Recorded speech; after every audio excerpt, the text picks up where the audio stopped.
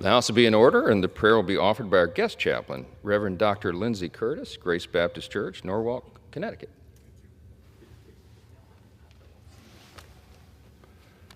Let us pray. Dear Jehovah God, our divine company keeper, it is with hearts full of passion and unwavering faith that we gather today, seeking your divine protection and wisdom. Envelop us in your safety as we pursue our daily task. Ever mindful of your promise to send angels to guard us, please, dear God, guide this deliberative body in every decision, trusting in your steadfastness and in your presence as our beacon of truth. Walk beside us, gently moving our hearts unto your intended path. Enter our lives, Lord, filling us with your wisdom to see our choices through your vision. Wrap us in the warmth of your love as we place all hopes and faith in you. Grateful for your protection, we surrender our worries, aligning our steps and our thoughts to your will and your way. We pray in the mighty name of your Son. Amen. The chair has examined the journal of the last day's proceedings and announces to the House the approval thereof. Pursuant to Clause 1 of Rule 1, the journal stands approved. The Pledge of Allegiance will be led by the gentlewoman from Pennsylvania, Ms. Dean.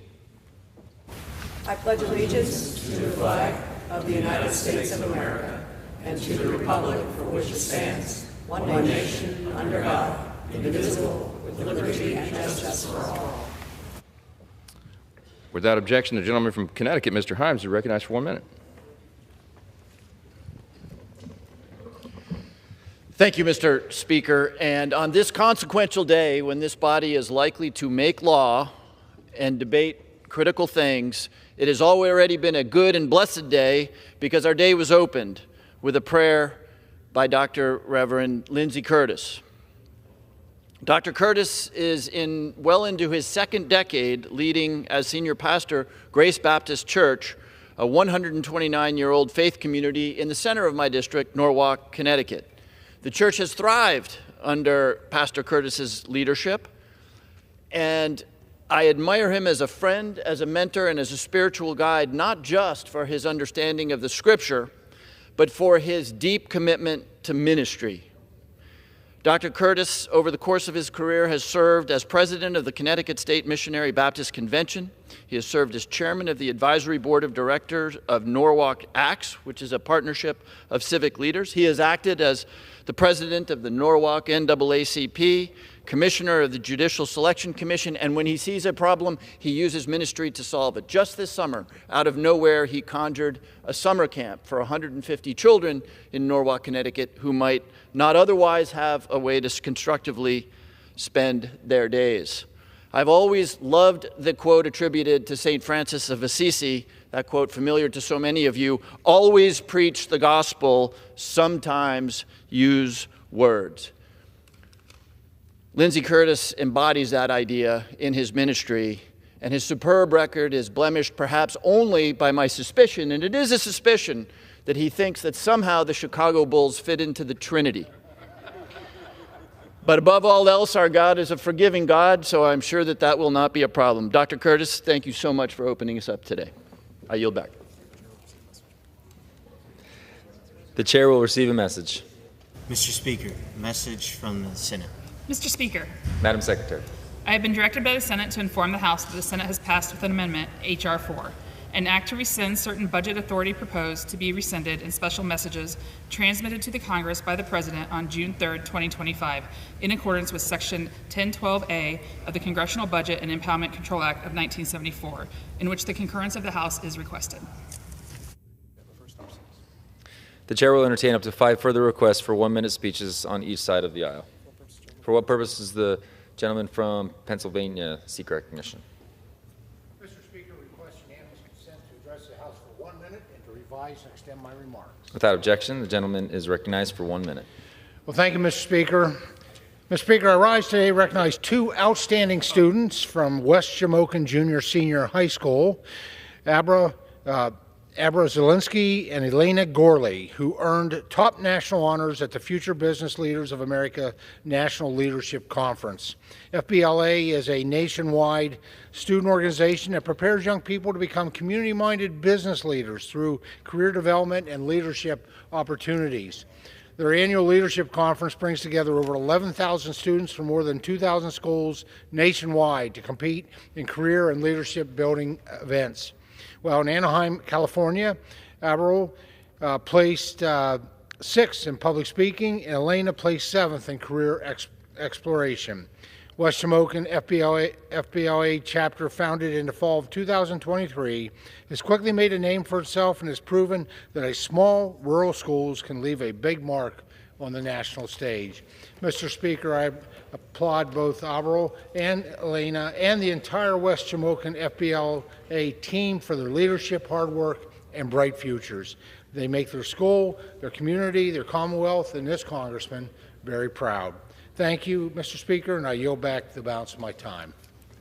For what purpose does the gentleman from North Carolina seek recognition?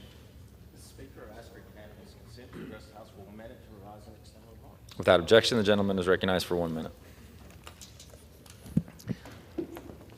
Mr. Speaker, I rise to recognize Pasquotank County Emergency Medical Services for earning the prestigious 2025 Best in Category Award for Health from the National Association of Counties. Out of 157 entries, Pasquotank County EMS was recognized as one of the best health programs in the country and the only winner from North Carolina. During the COVID-19 pandemic, Pasquotank County EMS, like many counties, faced a serious shortage of paramedics and emergency safety workers. In response, they developed an innovative tiered response system, allowing ambulances to quickly respond to emergencies while paramedics provide essential support when needed, improving their service, making it faster and more efficient. Pasquotank County EMS is a shining example of hard work, innovation, and dedication. Congratulations to each and every one on this remarkable honor. Thank you, Mr. Speaker. I yield back. For what purpose does the gentleman from East Texas seek recognition? I ask unanimous consent to address the House floor for 1 minute and to revise and extend my remarks. Without objection, the gentleman is recognized for 1 minute. Mr. Speaker, I rise today to recognize the Love Thy City event held in Tyler, Texas, a community-wide initiative that reminds us that service to our neighbors does not start in Washington, D.C. It starts in the heart and in the home, and it extends to every corner of this earth. Organized by local citizen leaders, churches, nonprofits, and volunteers of all ages, Love Thy City is a day of service to others rooted in the great command to love our neighbors. That's a principle that transcends politics and parties. It transcends race and gender and every other perceived difference between us. It is our shared responsibility to care for everyone around us, just as the Good Samaritan did, not because government would tell us to, but because the love of Christ propels us to. Whether it's cleaning up a park, helping a neighbor in need, or simply showing kindness to a stranger, Love Thy City challenges us to use our act of faith to lead by example and invest in our communities, not just with words, but with action. This is what makes East Texas strong: faith, service, and a deep love for God and for others. I'm proud to honor this effort today and to recognize all those who give their time to love their neighbor. Thank you, Mr. Speaker. I yield back. For what purpose does the gentlewoman from Pennsylvania seek recognition? Mr. Speaker, I ask unanimous consent to address the House for 1 minute and to revise and extend my remarks. Without objection, the gentlewoman is recognized for 1 minute. Thank you, Mr. Speaker. Mr. Speaker, our children are under attack. $6.8 billion in education funding, dollars appropriated by Democrats and Republicans. It's frozen. Funds that should have been available July the 1st. In Pennsylvania, that's $230 million. Resources, including summer programs and teacher training, hang in limbo. Abington School District, my alma mater, is missing more than $250,000. Some schools may be able to function, while the president's latest whims play out in court. But as is the case with most of his orders, Trump has stolen the most from those who have the least. Norristown School District, just 15 miles from my district of Abington, is owed 3 times as much, more than $750,000 in federal funds. This is not about government efficiency. It is about greed, incompetence, and cruelty. When Secretary McMahon testified before the Appropriations Committee, I asked her, "Why are you in this job?" Her response, "I want the best for my family." Not all families, her family. When Republicans tell us who they are, Mr. Speaker, we should believe them. I yield back.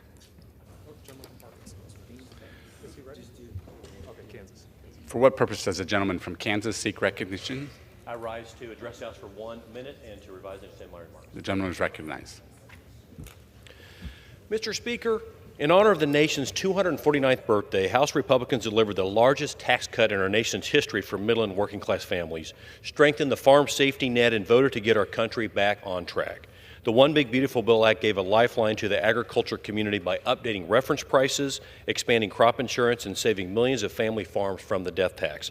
The relief was long overdue, and we're grateful, but the work doesn't stop there.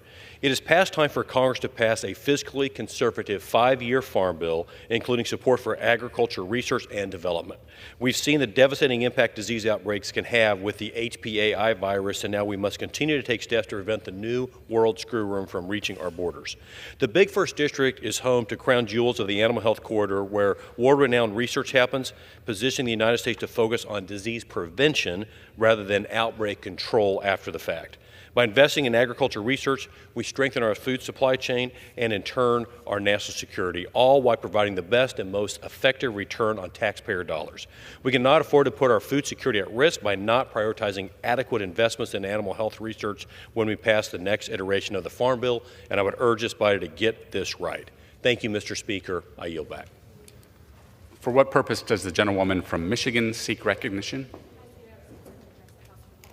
The gentlewoman is recognized. The Israeli government has deliberately blocked food, medicine, and fuel from entering Gaza. The entire population of Gaza is experiencing famine, and 500,000 Palestinians are facing catastrophic levels of starvation. At least 66 Palestinian children have already been starved to death. Maybe if my colleagues would close their eyes or pretend that they're not Palestinians, that they would care that Palestinians have been forced to eat grass, human beings, animal feed, while thousands of trucks carrying food sit blocked at the border. The Israeli government is using starvation as a weapon of war. Now the Israeli forces are deliberately shooting and killing starving Palestinians lined up for food, and the responses by the Israeli government doesn't add up. 875 murdered in 6 weeks alone.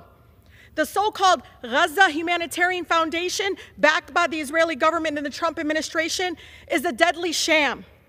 The United Nations calls it a death trap. The Israeli soldiers have even admitted it themselves that they were ordered to deliberately shoot unarmed Palestinians, many of them children, calling it a killing field. Time has expired. This is not a game, Mr. Speaker. These are human beings. And if colleagues need to close their eyes again and pretend they're not Palestinians to care, then maybe they should, and we would stop this madness and stop supporting the genocide in Gaza. Gentlewoman's time has expired. For what purpose does the gentleman from Arkansas seek recognition? Speaker, I ask unanimous consent to address the House for 1 minute and revise and extend my remarks. The gentleman is recognized.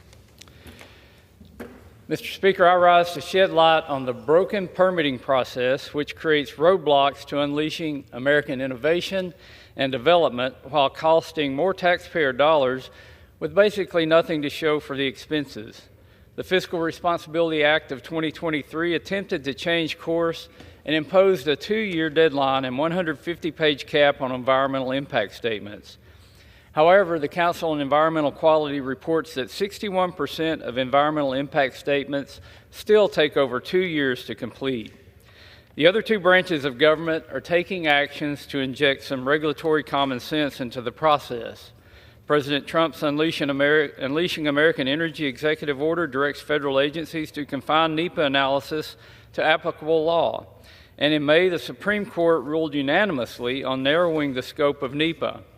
It's time for Congress to take a bipartisan, bicameral action to fix the broken permitting and regulatory laws so that America can thrive. I yield back. Gentleman yields back. For what purpose does the gentleman from California seek recognition? I ask unanimous consent to enter into the record the letter from the AFL-CIO House for 1 minute and to revise and extend my remarks. Without objection, the gentleman is recognized for 1 minute.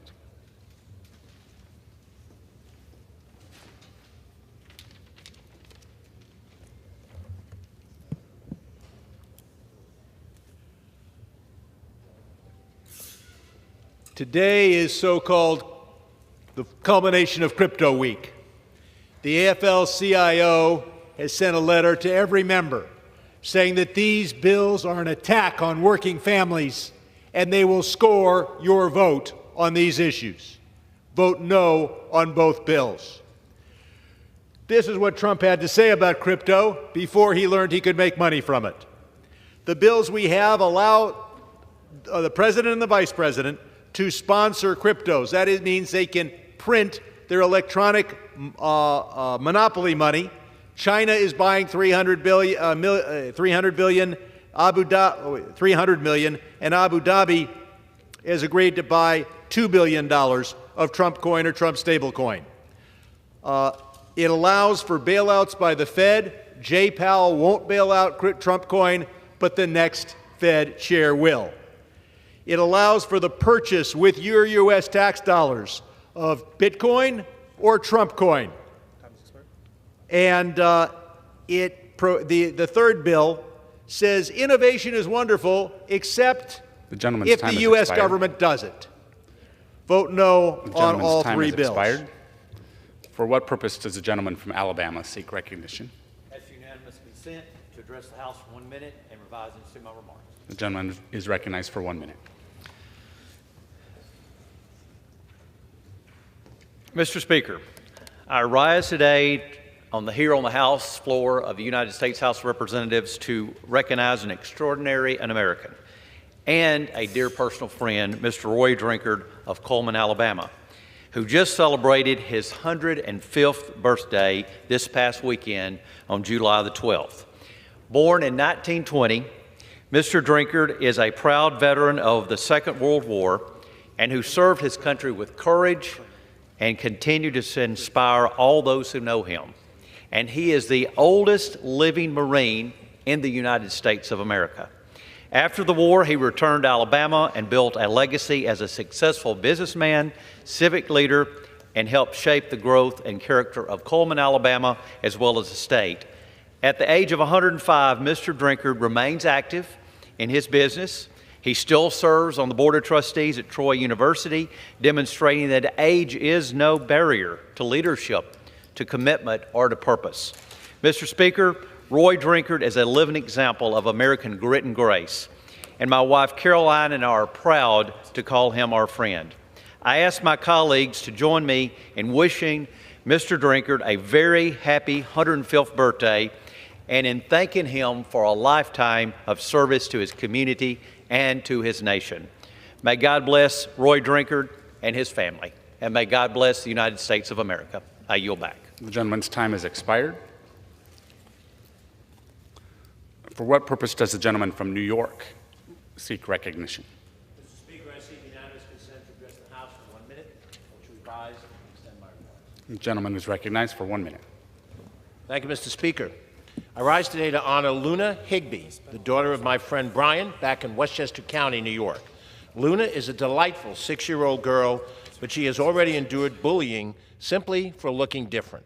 Luna wears an eye patch and glasses to treat her amblyopia. Mistreatment by a few peers has made Luna want to reject her treatment.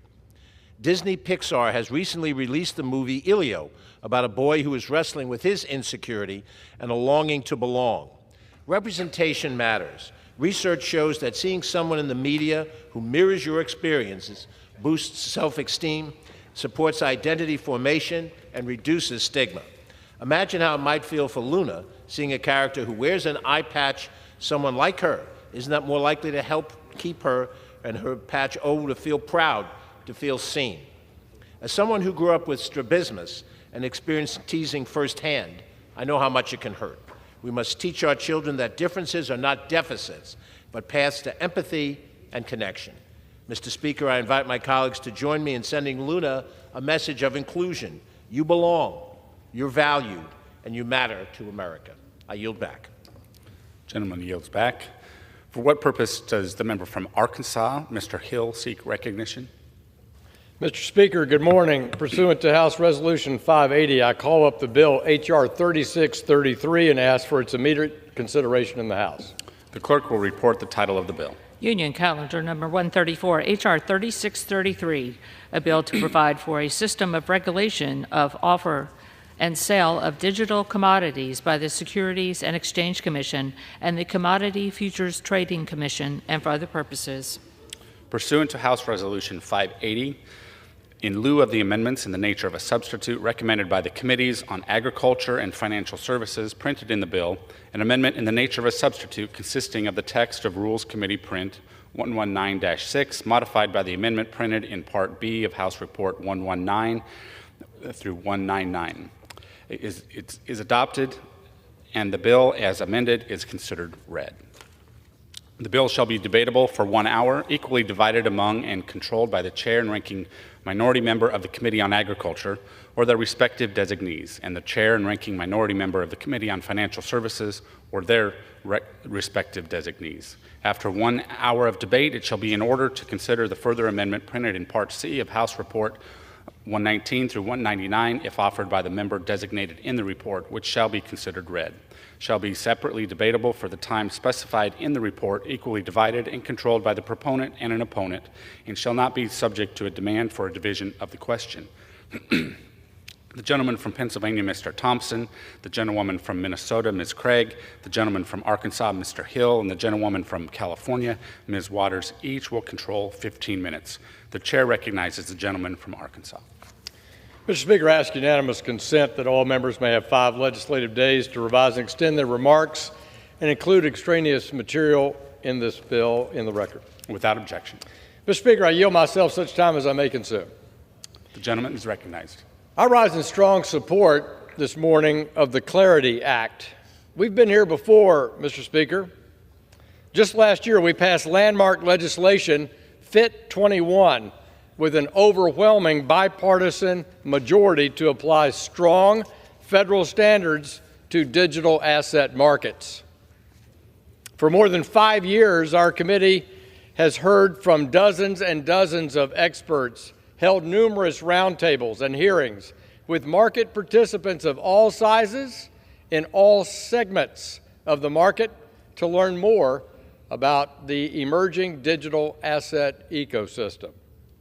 We learned about the value proposition and relevant risks associated with digital assets and the use of blockchain technology.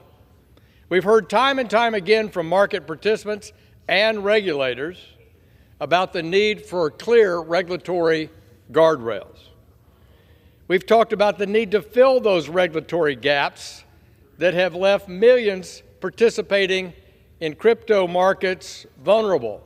In fact, Mr. Speaker, both President Biden in his Executive Order 14067 and President Trump in his Executive Order 14178 identified those market regulatory gaps, asking Congress to act to fill those gaps.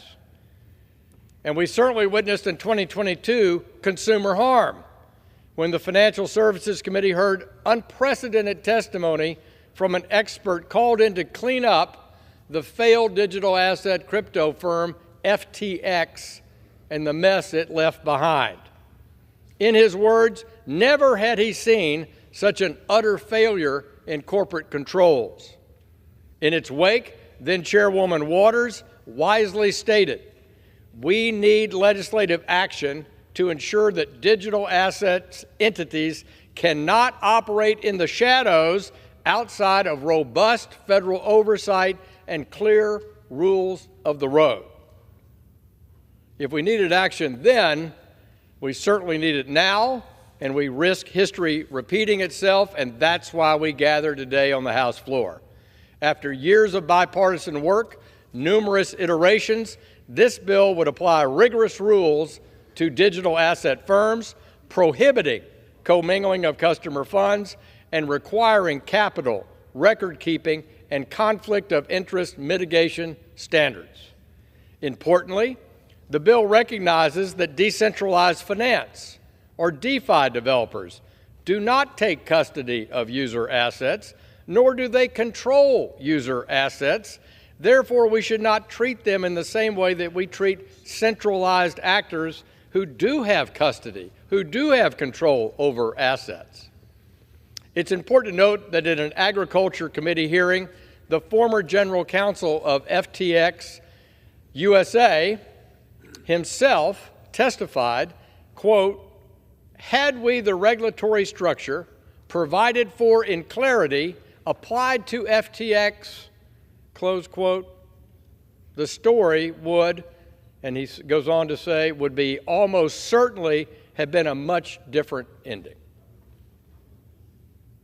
Let's ensure that we learn from the past, Mr. Speaker. The digital asset ecosystem is evolving at a remarkable pace, enabling real-time settlement of peer-to-peer transactions, initiating a renaissance in applied cryptography, laying the groundwork for the next generation of the use of the Internet.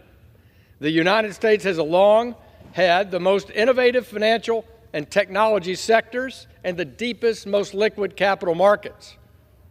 But while other jurisdictions are building frameworks for the future of finance to be on-chain and digitally native, our great country, with those great characteristics, is lagging.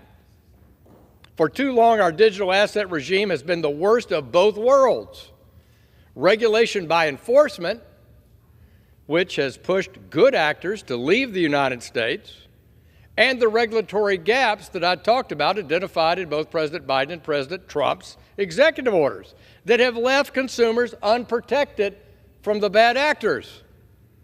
Now, today, we have an opportunity to reverse course and establish the United States as the global hub for digital innovation. To do so, we must close the regulatory gaps with common sense rules. The Clarity Act does just that. By leveraging the expertise of our two market regulators, the Securities and Exchange Commission and the Commodity Future Trading Commission, to ensure wrap-around oversight of digital asset markets from initial sales, raising capital, to daily trading, it provides clarity for banks also engaging in this ecosystem. And as we said in the last Congress, Mr. Speaker, these rules need to be fit for purpose for the digital ecosystem. Now, all of us on this House floor know that the status quo is simply unacceptable. We all know American consumers and innovators deserve this clarity, deserve better, deserve rules of the road. The choice before us is whether to lead in the financial markets of the future or watch the next FTX fail while we're left saying, once again, well, we've been here before. I urge all my colleagues to join me on both sides of the aisle and support the Clarity Act. Let's fill these regulatory gaps with the proper federal oversight. Let's create a competitive digital ecosystem. I support this bill. I urge my colleagues to, and I reserve. The gentleman reserves. The gentlewoman from California is recognized.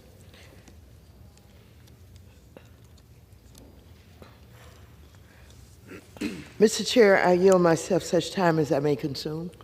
Gentlewoman is recognized. Crypto Week has been going so well, hasn't it? Mr. Speaker, that's because bailing out billionaires is hard work. I look how hard Republicans worked to strip health care from 17 million Americans, shutter rural hospitals, and take food assistance from 12 million people just to hand the richest 1% of Americans a tax break they don't need. No one should be surprised that the Republicans' next order of business is $1 billion handout to the president himself. In just 6 months, President Trump has enriched himself and his family to the tune of $1.2 billion, and that's just the beginning. President Trump used to call crypto a scam in 2021. Trump said, and I quote, "Bitcoin, it just seems like a scam. I don't like it because it's another currency competing against the dollar," end quote. Melania has was actually first to get involved in the crypto ecosystem. In January 2022, she announced an auction of her non-fungible token, or NFT, collection. Trump then followed suit in December 2022, launching his own NFT collection, ditching his concerns about crypto because he saw it as a way to pad his pockets. Now, during the campaign trail, Trump ramped up his crypto involvement. In September 2024, he and his family launched World Liberty Financial, a crypto trading platform. So days before the inauguration, Trump launched his meme coin, which he later used to offer access to the White House to the highest bidder, foreign or domestic. But his family's crypto empire hasn't stopped there. World Liberty Financial launched a stablecoin called USD1. And shortly after that, the Abu Dhabi-backed investment firm MDX bought $2 billion worth of Trump's coin to make an investment in Binance. Trump's family has also launched a Bitcoin mining operation and multiple crypto exchange traded funds, or ETFs. All of this comes at the same time that the Trump administration has taken away the independence of the financial regulators like the Securities and Exchange Commission. He issued Executive Order 14255, which now requires all rules written by the financial regulators to be reviewed and approved by, guess what? The White House Budget Office. This means this bill would hand over to the president the ability to write the rules he wants to advance his crypto operations. Not only that, but under the Trump administration, the SEC has said that meme coins, stable coins, and Bitcoins mining all do not fall under their oversight. Can you imagine that? Do these assets sound familiar? Oh, yes, they do, because these are all ventures that Trump and his family are pursuing. Now, with no oversight by Wall Street's comp on the beat, that is the SEC. Surely, each of you can see how this is a blatant conflict of interest, right? Well, Democrats do. It's why I introduced the Stop Trump and Crypto Act to ban the president, vice president, and all the members of Congress from crypto corruption. If we do not ban elected officials, including the president or vice president, from this crypto corruption in H.R. 3633, each of us will be complicit. And yet, even if we included language to stop the crypto con, this bill, which should be called the Calamity Act, is bad public policy. Plain and simple, the bill would lead to increased investor harm, plant the seeds for the next financial crisis, and endanger our national security. Just last week, the former chairman of the Commodity Futures Trading Commission warned that this bill would allow traditional companies like Apple or Google to evade securities laws. They could walk away from the disclosure, anti-fraud, liability, and corporate governance protections that investors have relied on for 90 years. And the bill blocks our state regulators from protecting seniors against fraud in crypto. Additionally, the Calamity Act does not address illicit finance and other crimes commonly seen in the crypto space. It does not provide nearly enough direction to agencies, which would be required to match the level of financial crimes and noncompliance seen in the industry. Nor does it provide sufficient funds for federal agencies to examine and enforce these laws. For all of these reasons, I strongly, strongly oppose this bill, and I reserve the balance of my time. Gentlewoman reserves. The gentleman from Arkansas is recognized. Mr. Speaker, I would like to include in the record the CBO estimate for this bill. Without objection, so ordered. Mr. Speaker, I want to yield 2 minutes to an essential leader in our committee, the chairman of our committee that handles financial technology, digital assets, and artificial intelligence. The gentleman from Wisconsin, Mr. Stahl, recognized for 2 minutes. Gentleman from Wisconsin is recognized for 2 minutes. I thank Chairman Hill for all of his hard work on that, Mr. Speaker. I rise in strong support of the Clarity Act. I think two things are clear. First, the digital asset and blockchain technology are leading the next wave of financial innovation, and we need to make sure that that innovation is occurring here in the United States of America. Second, under the previous administration, the United States failed to enact a regulatory framework that's aligned with the realities of the technology and adequately protects consumers. Today, the House has an opportunity to meaningfully improve the status quo that for too long has been marred by uncertainty and regulatory enforcement. The Clarity Act establishes a workable, forward-looking framework. The Clarity Act provides and ensures the markets operate with transparency, accountability, and strong consumer protections.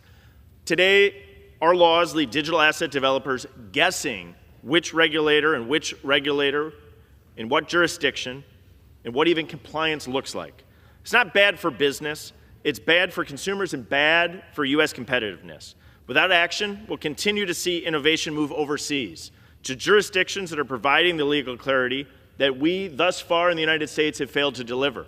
Mr. Speaker, what we want is innovation and developing not occurring in boardrooms and law firms in the United States. We want them occurring in basements and dorm rooms. Ensuring the United States leads the Web3 revolution isn't a partisan issue, it's an American issue.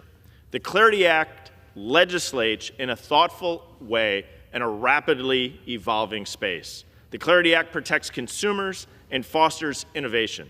Today we can lead not by accident, but by design. Let's send a message that America intends to lead in the golden age of digital assets. Mr. Speaker, I support the Clarity Act and encourage my colleagues to vote yes. I yield back. The gentleman yields back. The gentlewoman from California is recognized.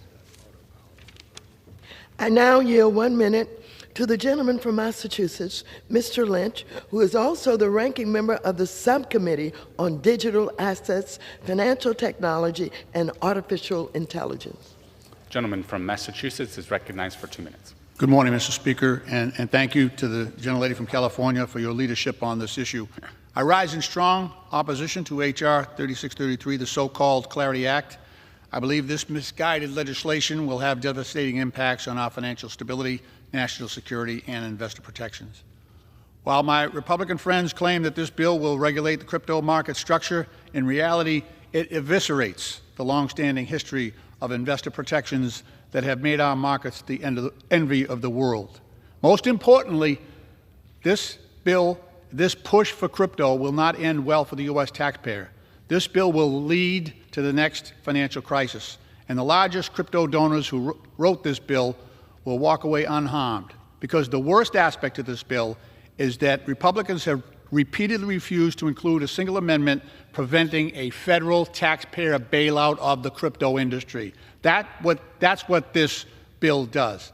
Additionally, this bill includes zero provisions to prevent the president, who has a $620 million conflict of interest, from continuing his ability to accept emoluments from foreign governments like Abu Dhabi, and I urge my colleagues to vote no and protect the American taxpayer. I yield back.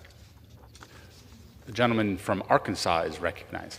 Thank you, Mr. Speaker. I want to yield 2 minutes to our majority whip, who has been an absolute essential, early, focused policymaker in the digital asset space. Mr. Emmer of Minnesota for 2 minutes, please. The gentleman from Minnesota is recognized for 2 minutes.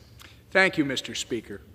The United States stands at the forefront of the next digital renaissance, a transformative shift towards a decentralized peer-to-peer digital economy. For many years, innovators and investors were forced to operate in a legal gray zone while agencies jostled for regulatory superiority over the digital asset ecosystem leading blockchain developers to pack up and move abroad.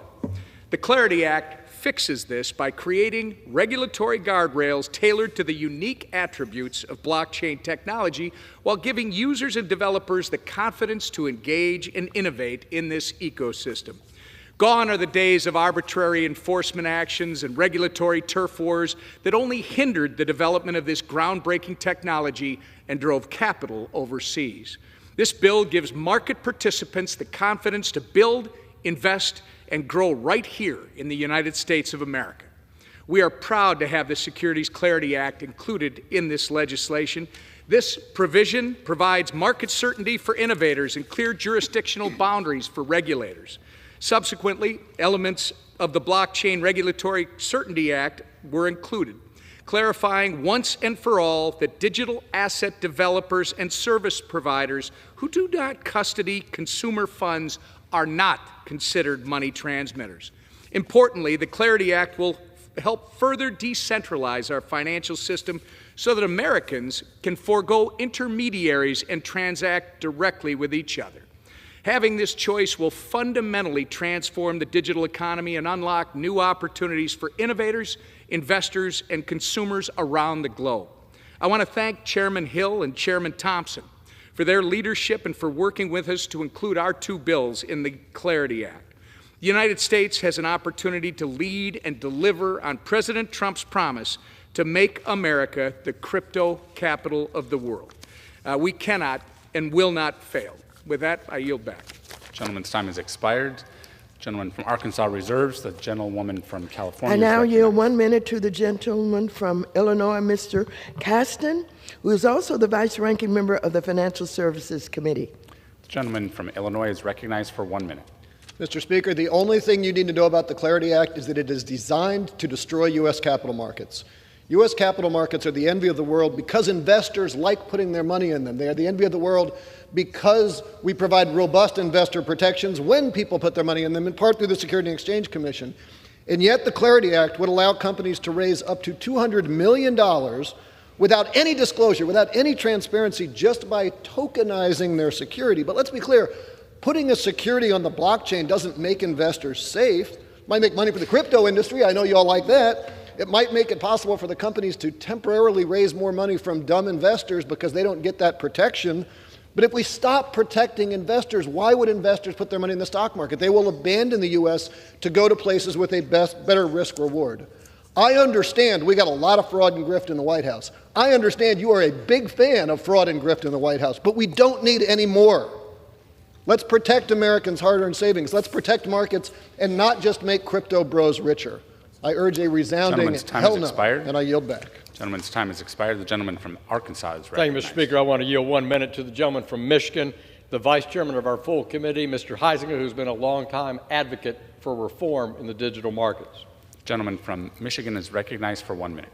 Thank you, Mr. Speaker, and I appreciate that. From the chair, the digital asset ecosystem currently operates in a fragmented regulatory environment that lends itself to significant challenges for both businesses and, more importantly, investors.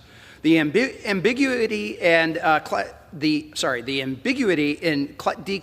classifying a digital asset either as a security or as a commodity has led to confusion, legal uncertainty, and ultimately consumer harm. American innovation is a critical element of job creation and economic opportunity here in the United States. Congress must look to preserve this competitive advantage and not let it leave our shores. By passing a comprehensive market structure framework, responsible actors will now have greater certainty and consumers greater protection from bad actors. This bill establishes a regulatory framework for digital assets that aligns with our existing financial markets while accounting for the unique characteristics of digital assets. Mr. Speaker, our markets are the envy of the world. American innovation is a critical element of job creation and economic opportunity here in the United States. Congress must not cede its responsibility. I urge all of my colleagues to support this important legislation and yield back the balance of my time. Gentleman's time has expired. The gentleman from Arkansas reserves. The gentlewoman from California is recognized. I now yield 1 minute and 15 seconds to the gentleman from California, Mr. Sherman, who is also the ranking member of the Subcommittee on Capital Markets. Gentleman from California is recognized for 1 minute and 15 seconds. I submitted many amendments to rules, as did other Democrats. They made only one in order. I will not be offering it because in the absence of the other amendments, it's really not useful. This bill is an attack on working families, which is why the AFL-CIO says no, and they are scoring it. This bill prohibits Congress members from sponsoring cryptocurrencies because of the obvious corruption and conflict of interest, but it allows the president to create electronic monopoly money. And who's buying? Abu Dhabi is buying $2 billion of Trump stablecoin, while the Chinese interests behind TikTok are buying $300 billion worth of Trump coin. And that's just what we know about. There's a lot we don't know about because cryptocurrency literally means hidden money. It allows for bailouts under Section 13.3 of the Federal Reserve Act. Jay Powell won't do it, but the next guy will. And Congress won't stop them because crypto spends more in super PACs than any other industry by far, 5 times more than the combination of big oil and big pharma. It allows for the purchase of Bitcoin and Trump coin, and Trump has announced that he's going to do just that with our tax dollars going into his crypto. And finally, this creates the perfect financial tool for drug dealers and for tax evaders. I yield to the gentleman an additional 15 seconds. The gentleman is recognized for 15 more seconds. It creates the perfect financial tool for drug dealers and tax evaders, because every time a billionaire cheats on his taxes, a member of the Freedom Caucus earns his wings. I yield back. Gentleman's time has expired. The gentleman from Arkansas is recognized. Mr. Speaker, I yield 1 minute to the gentleman from Ohio, the chairman of our subcommittee on national security and a longtime policy advocate for reform in our digital markets. Mr. Davidson. Thank you, Chairman. The ability to move payments or digital tokens that represent other assets, person to person without a third party, any intermediary, across any space, digitally at the speed of light, is part of the reason this industry was created.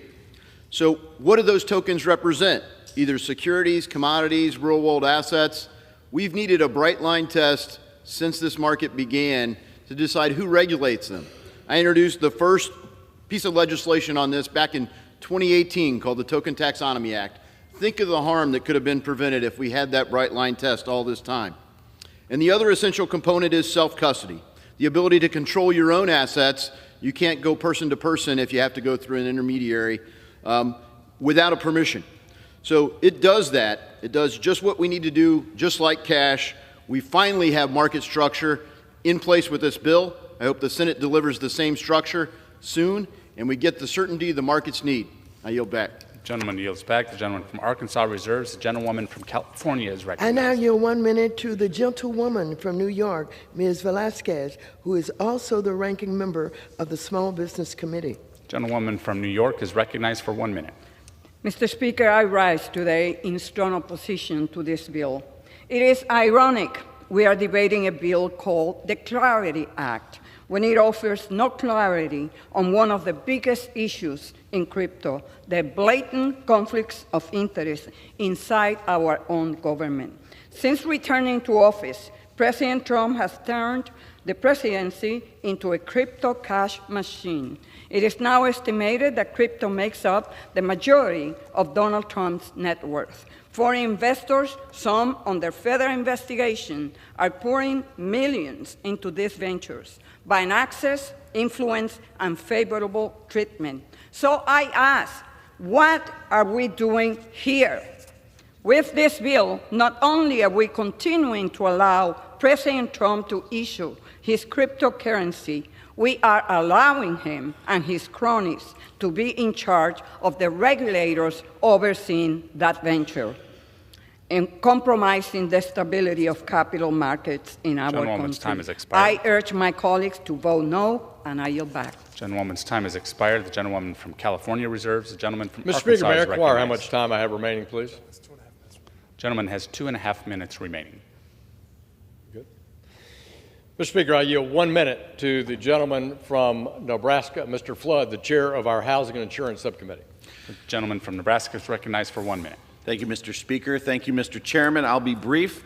It's been a longer wait than expected, but I am excited that the Clarity Act has finally made it to the House floor for debate. The Clarity Act is not just about digital assets like Bitcoin. This bill will usher in a new age of blockchain innovation that will go well beyond the tokens that we know well today.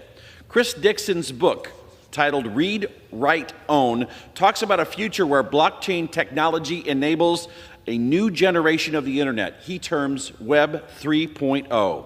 Technology like NFTs can be used as tickets to events, identity verification tools, and serve other real-world uses that will change our digital economy.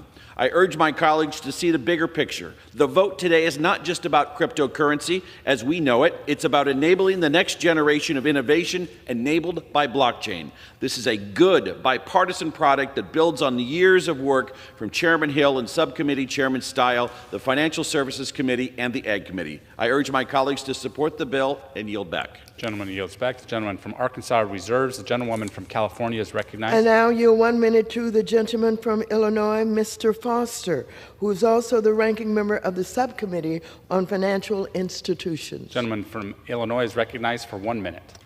Mr. Speaker, I rise in opposition to the Clarity Act, which claims to bring digital assets under a regulatory umbrella, but fails in two major areas. First, because it has no KYC, know your customer requirements for self-hosted wallets, it allows anonymous trading on DeFi exchanges and the dark web, which means there is no way to prevent wash trading, front-running, corruption, ransomware, extortion and kidnapping payoffs, and all the parade of horribles that unregulated crypto has unleashed upon the world. This legislation simply applies a patina of regulation while codifying loopholes that leave large parts of the industry, including the president's own meme coin schemes, completely unregulated. Secondly, the Clarity Act also lacks basic investor protection present in the securities laws. For example, firms are not required to serve the best interests of their investors or to separate critical market functions and many other basic protections. Now, I am not ideologically opposed to crypto, and both of these flaws are fixable, but in Clarity, they have not been fixed, and so I oppose this bill and urge my colleagues to vote no. Yield back. The gentleman yields back. The gentlewoman from California reserves. The gentleman from Arkansas is recognized. Thank you, Mr. Speaker. I yield 1 minute to the gentleman from Wisconsin, Mr. Fitzgerald. The gentleman from Wisconsin is recognized for 1 minute. Mr. Speaker, I rise today in support of the bipartisan Clarity Act, common sense legislation that finally gives digital asset markets the regulatory certainty they need to grow responsibly right here in the United States. For too long, innovators have been stuck in a regulatory gray zone, caught between agencies and overlapping authority, and subject to enforcement instead of clear rules. The uncertainty has driven jobs, investment, and innovation offshore while leaving American consumers exposed. The Clarity Act fixes this. It establishes clear, functional rules for digital assets, drawing a bright line between the SEC and the CFTC, and creating strong, enforceable protections for consumers. It ensures that digital assets developers and consumers facing firm play by the rules, disclosing who owns what, segregating customer funds, and avoiding conflicts of interest. It is long overdue, and I commend Chairman for bringing this bill to the floor today. Gentleman's time has expired. The gentleman from Arkansas reserves. The gentlewoman from California is recognized. Thank you very much. I now yield 1 minute to the gentlewoman from Massachusetts. She's an unapologetic leader for justice. She's from Massachusetts, Ms. Presley. The gentlewoman from Massachusetts is recognized for 1 minute. Thank you, Ranking Member Waters. Mr. Speaker, I rise in vigorous opposition to the Clarity Act. This bill gives a green light to self-enriching crypto schemes where officials at the highest levels of power, including in the White House, have generated hundreds of billions of dollars in personal profit. We need legislation that stops financial abuse, not encourages it, especially during a time when the SEC has dropped enforcement actions against major crypto firms and undermined investor safety. Across our country, millions of working families are battling rising costs. Our elders are targeted by financial scams, and investors are trying to recover from volatile markets. But Republicans are ignoring all of that to prioritize the crypto industry's wish list.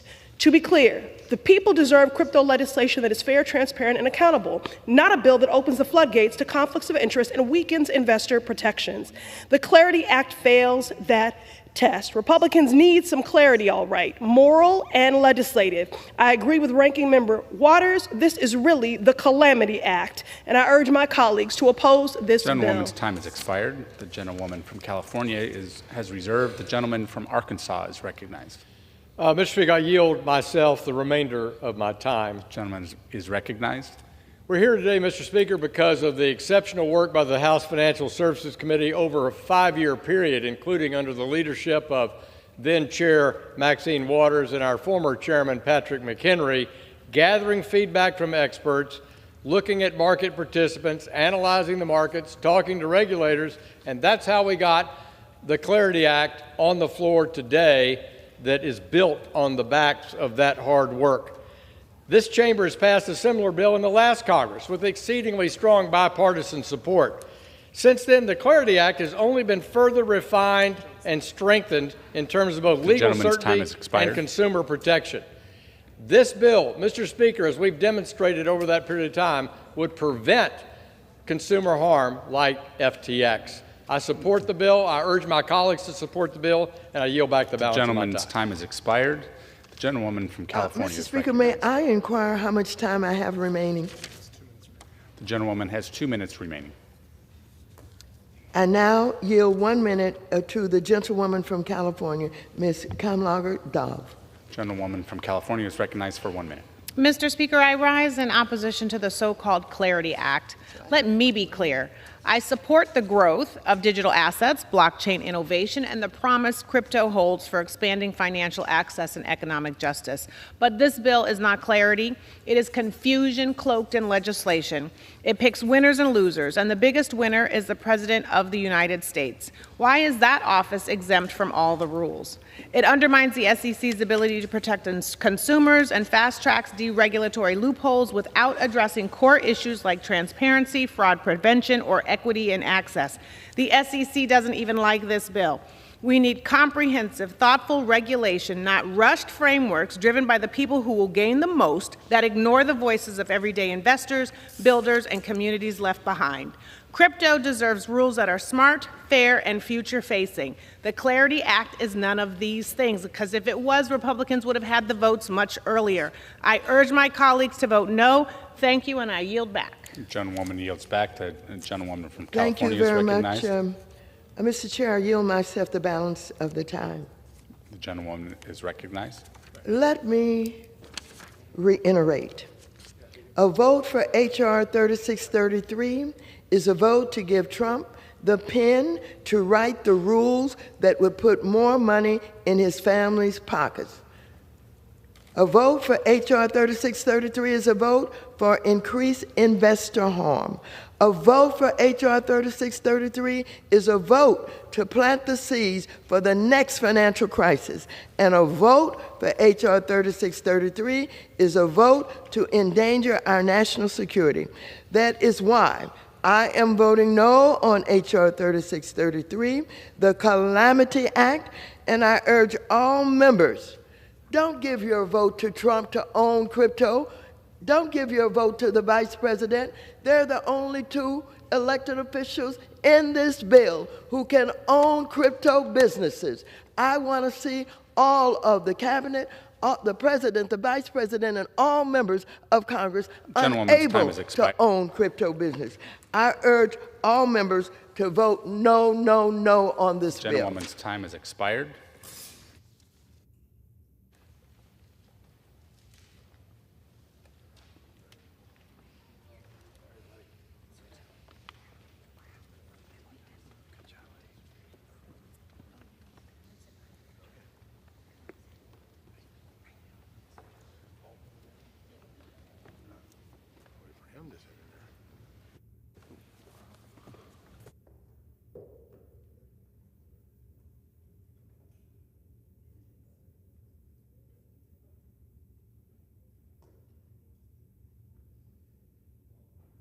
All time for financial services debate is expired, and the gentleman from Pennsylvania, Mr. Thompson, the gentlewoman from Minnesota, Ms. Craig, each will control 15 minutes.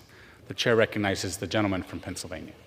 Well, Mr. Speaker, thank you so much. Mr. Speaker, I yield myself such time as I may consume. The gentleman is recognized. Thank you, Mr. Speaker. I'm incredibly proud today to stand before you to share my support for the Clarity Act. This is legislation we've been working on the Agriculture Committee for 7 years.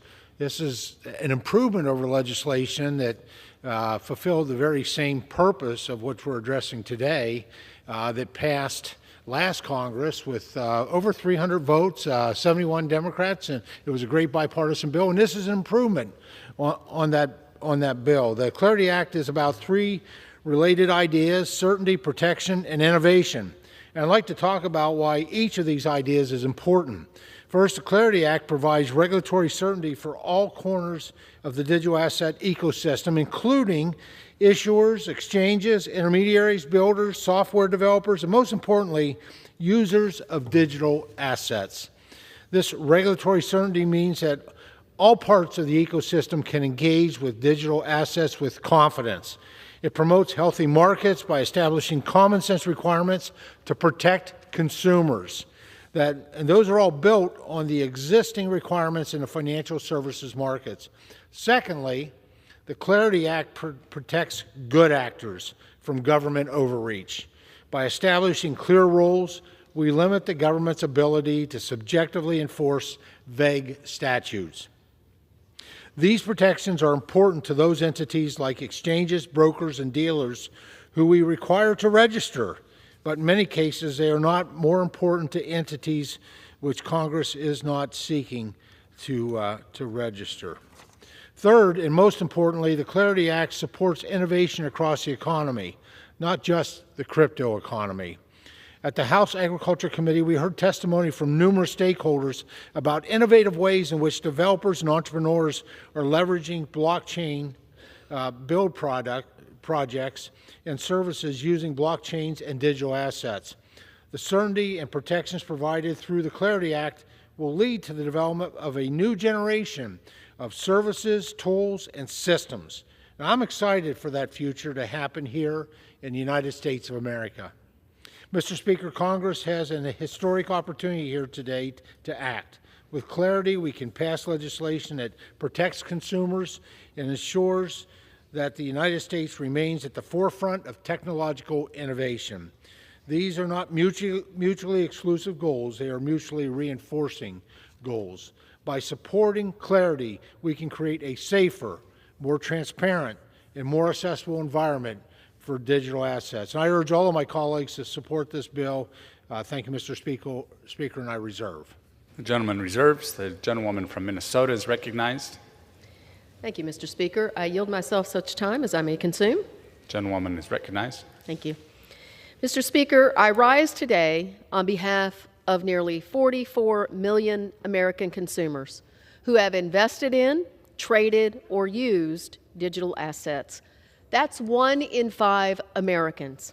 The public interest in these markets is already here, and it's not going away. Under the status quo, there is a gap in regulation for the digital commodity asset market. Our work here today could begin to provide the protections that American investors are accustomed to in traditional financial markets regulated by the CFTC. Regardless of whether Congress acts, these markets will continue to grow. The only question is whether we will begin the hard work of developing regulation or refuse to begin. The Clarity Act would put consumer protections in place for the first time for this industry. Consumers will finally be protected by the same sort of guardrails that protect investors in other sectors of the economy: segregation of customer deposits, consumer disclosures, mandatory record keeping, and examination by regulators. We do not want another FTX. The 2022 collapse of the world's third largest cryptocurrency exchange wiped out an estimated $8 to $10 billion in value, leaving American consumers holding the bag. The Clarity Act would have largely mitigated or avoided this crisis entirely. Former Biden administration CFTC Chairman Russ Benham yesterday testified before the Senate Agriculture Committee. Quote, what he said, Inaction will only result in greater risk to our financial markets and investors through lack of market transparency, fraud, market manipulation, corruption, and conflicts of interest. Lack of action. Now, let me address the elephant in the room. The first family's involvement with digital assets and personally profiting from them. It's rightfully raised questions of impropriety and alarmed government ethics watchdogs. The first family's personal financial involvement in other sectors, such as telecoms, should ring alarm bells as well, loud and clear as it comes to ethics in our country. There is a time and place for holding the powerful accountable, and that must happen.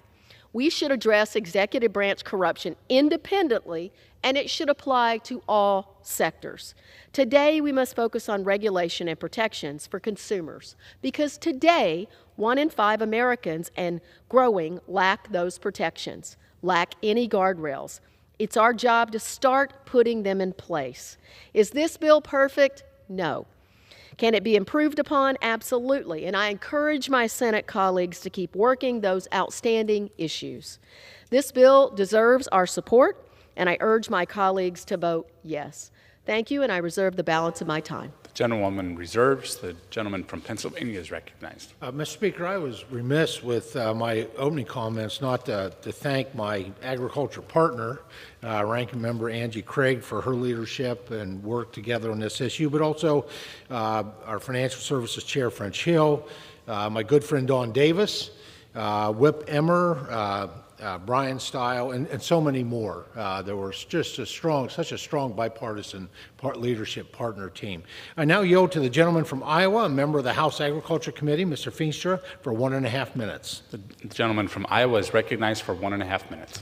Thank you, Mr. Speaker. I want to thank our Chairman Thompson for bringing this bill forward. It's an amazing bill. I rise today in strong support of the Clarity Act. The increasing adoption of digital assets and the use of blockchain technologies can grow our economy and provide American families with a new opportunity to grow wealth. However, under President Biden, digital assets were attacked, which crushed innovation and created uncertainty for businesses. Fortunately, President Trump is working to make America the crypto capital of the world. We want digital asset innovation to happen in America and crypto jobs to be created in America without ceding ground to foreign countries. That's why we must pass the Clarity Act to spur innovation and support economic growth by providing clear rules of the road for digital assets in the United States. This bill establishes clear roles for the SEC and CFTC, which prevents agencies from overreach and confusion, provides consumer protections through greater transparency and accountability in the marketplace, and fosters innovation by providing a pathway for digital asset firms to operate legally and work with confidence, encouraging digital asset innovation to remain in the U.S. The Clarity unlocks economic growth, global competitiveness, and financial opportunity for all. I urge my colleagues to support this bill and put America first in the race to lead global digital asset marketplace. Gentleman's time has expired. For our country. Thank you, and I yield back. Gentleman's time has expired. The gentleman from Pennsylvania reserves. The gentlewoman from Minnesota is recognized. I yield 3 minutes to my distinguished colleague from the state of North Carolina, Mr. Don Davis, the ranking member of the House Agriculture Subcommittee on Commodity Markets, Digital Assets, and Rural Development. The gentleman from North Carolina is recognized for 3 minutes. Mr. Speaker, I rise in support of H.R. 3633, known as the Clarity Act. I'm honored to serve as a co-lead on this legislation alongside Chairman Thompson, Chairman Hill, Ranking Member Craig, Subcommittee Chair Johnson, and so many others who came to the table in good faith to get this done. Let me also take a moment to thank the staff, both the majority and the minority staff. They put so many hours working on this. I know I was up late one night. It was probably midnight. So I really commend the team. And they help work on a very complex issue here that's before us, and to help shape a bipartisan product that reflects the seriousness of the moment. This bill reflects compromise, collaboration, and months of work to craft a regulatory framework that meets the moment. Because the truth is, we can't afford to fall behind. Right now, we are at a crossroads. The digital asset industry is growing, evolving, changing the way people around the world engage with financial markets and emerging technologies.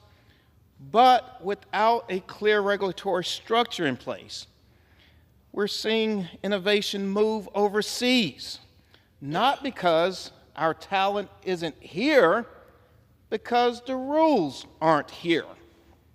The Clarity Act provides us with an opportunity then to change that, to lead, to establish thoughtful and balanced guardrails that support innovation, protect consumers, and foster confidence in our markets. You see disclosures, reports. You can't commingle funds. Dealing with so many provisions, anti-fraud, manipulation. But let me be clear. The bill isn't perfect. I've been vocal about that too. I remain concerned about the absence of meaningful conflict of interest provisions dealing with the executive branch. It doesn't matter who occupies the White House. Bottom line, whoever is in the White House, we need clear standards that ensure public trust is never compromised. I also remain concerned about adequate resources for the CFTC. Yes, this bill, and I'm acknowledging, provides more flexibility to deal with hiring, but we also need to see more resources because we're asking the CFTC to take on a major role here in this. Thank you. The gentleman is recognized for an additional 30 seconds. Thank you, Mr. Speaker. In the 118th Congress, we passed FIT 21 with overwhelming bipartisan support. The Clarity Act builds on this work. Let's pass the Clarity Act and send a strong message to the American people and the world that the United States will lead in building a forward-looking digital economy. I urge my colleagues to support this legislation. Thank you. I yield back. Gentleman's time has expired. The gentlewoman from Minnesota has reserved. The gentleman from Pennsylvania is recognized. Mr. Speaker, I yield to the gentleman from Iowa, a member of the Commodity Markets, Digital Assets, and Rural Development Subcommittee, Mr. Nunn, for 1 minute. The gentleman from Iowa is recognized for 1 minute. Thank you, Mr. Speaker, and thank you, Chairman Thompson, as well as Ranking Member Craig. This is truly a bipartisan opportunity to help America deliver as a crypto capital for the entire planet. As a member of both the Ag Committee and the Financial Services Committee, I've been able to see this issue on both sides. Commodities versus securities, CFTC versus the SEC. And in my home state of rural Iowa, we know commodities. Corn, soybeans, hogs. The CFTC does this very well. And in downtown Des Moines and on the main streets of hometowns across Iowa, our banks handle stocks and bonds. Securities, those handled by the SEC. That level of clarity works. But when it comes to digital assets, the lines become blurred, confused, and overly burdensome. That regulatory uncertainty doesn't just cost dollars, it costs jobs, innovation, and America's global leadership. This act, this clarity, is exactly what America needs now to drive towards the future. To ensure the next generation of financial, internet technology, and blockchain success is built in America, that our innovators come from the U.S., and that we have a future going forward. With that, Mr. Chair, I endorse Clarity Act. General yields. Gentlelady from Minnesota is recognized. Mr. Speaker, I yield 2 minutes to my distinguished colleague from the state of Michigan, Ms. McDonald-Rivet, who serves on the House Agriculture Committee's Subcommittee on Commodity Markets, Digital Assets, and Rural Development. Gentlelady is recognized. Thank you, Mr. Speaker. I rise today to voice support for the Clarity Act. While there is still work to be done, it's an important step in providing crucial and clear regulatory framework to the crypto industry. But let's break it down. Today, 1 in 6 U.S. adults, 17% of the population, are invested in or use cryptocurrency. That's 55 million Americans. There are more than $3 trillion US invested in the industry. It is dangerous and irresponsible that a market of this size and scope is currently operating without a clear regulatory framework. For consumers, innovators, and the stability of our nation's economy, the Clarity Act is an important first step forward. It protects consumers and equips assigned agencies with the appropriate authority to provide efficient and thorough oversight over digital asset markets. It also provides desperately needed certainty so that businesses can grow and evolve. I want to be clear, if clarity had been in place, the FTX market crash that caused their customers to lose $8 billion would not have happened. This bill strengthens our national security by giving regulators the tools they need to track cross-border transactions and stop digital assets from being used to evade sanctions or fund our adversaries. The bill is not perfect, and it does not resolve every issue. Like many of my colleagues, I am deeply concerned about the Trump family's potential conflicts of interest in using crypto to profit from the office of the presidency. That's why I voted for amendments to impose guardrails to stop elected officials from improperly profiting off the trades, and I will continue to push strongly for solutions to this problem. However, we cannot let the perfect be the enemy of the good. We stand at a critical moment where market structure is critical for our consumers, economy, and security, and the Clarity Act moves us meaningfully forward. Thank you, and I yield back. Gentlelady yields. Gentleman from Pennsylvania is recognized. Well, Mr. Speaker, I'd like to expand for a minute on the important protections included in Clarity. The Clarity Act includes strong protections for the developers of software. Section 309 and 409 make it clear that neither the CFTC nor the SEC have the authority to require a person to register just because that person is developing, publishing, or distributing software. This is a critical protection rooted in our First Amendment that should be read expansively by the commissions. The creation of new decentralized finance protocols is also an important development that the Clarity Act seeks to protect. Both the CFTC and the SEC must carefully examine and understand DeFi, which is why we're requiring both commissions to undertake a robust study on the unique benefits and risks of DeFi. Through Clarity, Congress is making an unambiguous statement that DeFi is different and it should be treated differently from the centralized custodial intermediaries. Protecting this emerging technology is an essential purpose of the Clarity Act. Now, Mr. Speaker, I'm very pleased to recognize and yield to the gentleman from Indiana, a member of the Agriculture Committee, a member of the Commodity Markets, Digital Asset, and Rural Development Subcommittee, Mr. Mesmer, for 1 minute. Gentleman is recognized. Thank you, Mr. Speaker. I rise today in support of the Clarity Act. America's innovative ecosystem has made our nation an investment magnet and development hub, but thus far our regulatory system has failed the digital assets industry. Under current framework, fraudsters go unpunished, consumers remain unprotected, and the best and brightest minds in the industry have picked up and left for other countries. The Clarity Act finally establishes distinct jurisdictional boundaries between the Securities Exchange Commission and the Commodity Futures Trading Commission, while also creating guardrails to incentivize and safeguard investment. The bill not only expands opportunities for Wall Street and Silicon Valley, it also provides great opportunities for Hoosier farmers by opening a new frontier for rural innovators and expanding access to capital in agricultural communities. The digital asset markets are in dire need of regulation, and the Clarity Act is the solution. I look forward to witnessing a new era of economic prosperity and technological advancement this bill will bring to America, and I yield back the remainder of my time. Gentleman yields. Gentleman reserves. The gentlelady from Minnesota is recognized. Mr. Speaker, I yield 2 minutes of my time to the distinguished colleague from the state of Alabama, Mr. Figures. Gentleman is recognized. Thank you, Mr. Speaker. I have listened to many of my colleagues' views on the issues before us today, and I respect them all, and I respect their views. And I don't disagree with many of the points that my colleagues that are in opposition that they're making, especially as it relates to executive conflict of interest concerns. But here's what I know. I know that the United States is lagging behind the rest of the world in regulating this industry.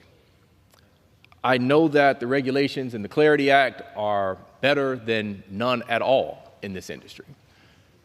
And I know that consumers will be better protected the day after this goes into effect than they were the day before. Now, is there more work to be done? Absolutely. And we should do that.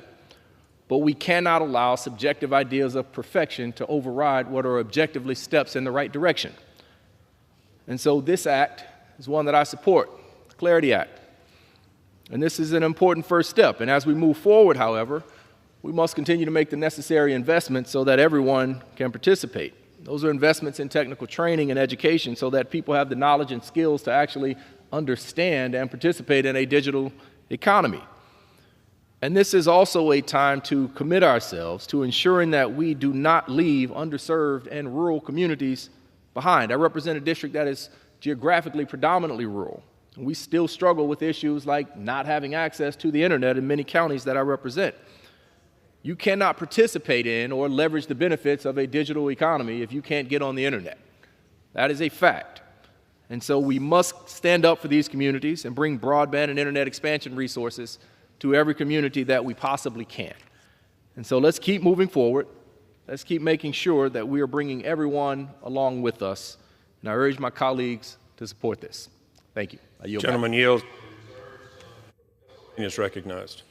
Well, Mr. Speaker, I want to thank the gentleman that just spoke for his remarks concerning the need for broadband, high-speed broadband. And my pledge as the chairman of the House Agriculture Committee, we're back in September, we've got Farm Bill 2.0, which includes rural economic development and rural broadband. And we have to get that done. I'm pleased to yield to the gentleman from Georgia, a co-sponsor of the Clarity Act, Mr. Carter, for 1 minute. Gentleman from Georgia is recognized. I thank the gentleman for yielding. Mr. Speaker, I rise today to voice my support for the Clarity Act. The Clarity Act is a bill that will make clear laws to help better regulate digital assets and blockchain technology. This bill will ensure that future innovations in the financial world will happen here in the United States and not in foreign countries. We cannot allow our adversaries, such as China, to control the digital economy. The Clarity Act will help modernize financial laws to make innovation possible and clear up many opaque and sometimes contradictory laws. This bill delivers on President Trump's commitment to make the United States the crypto capital of the world, and I'm proud that we are paving the path towards American dominance in the digital future. Today, I again would like to give my support for the Clarity Act as it cements America as a hub for the world's financial innovation. Thank you, Mr. Speaker, and I yield back. Gentleman yields. Gentleman from Pennsylvania reserves. Gentlelady from Minnesota is recognized. Thank you. I yield 2 minutes to my distinguished colleague from the state of New Jersey, Mr. Josh Gottheimer, who serves on the House Financial Services Committee. Gentleman is recognized. Thank you, Mr. Speaker, and thank you, Chairwoman Craig, for your excellent leadership. I rise in support of the bipartisan Clarity Act. This bill was made possible through a bipartisan effort that I was very proud to help lead with Chairman Hill and Congressman Stile. And it's an important one, because 1/5 of Americans own crypto. My state, New Jersey, proportionally ranks second nationwide in ownership of cryptocurrency. But while cryptocurrency has tremendous economic potential, we desperately need rules of the road to protect consumers and to ensure the success of American entrepreneurs and ensure that America leads the way, not other nations around the world, but that America leads the way in this growing space. The Clarity Act takes common sense steps to make crypto work for everyday users, including measures to stop snake oil salesmen and fraudsters and hucksters, and puts Trump's family's coin under regulation. This legislation supports American-led innovation by encouraging developers and entrepreneurs to build, invest, and create jobs in our country. Finally, this bill gives clarity to the SEC and the CFTC's role in crypto to work together efficiently to crack down on scammers and criminal activity.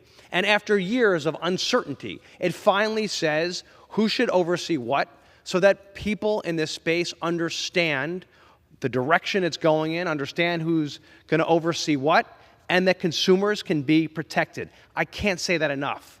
Do you want this to be the Wild West and continue to be with uncertainty, or do we want to have clear rules of the road to protect consumers?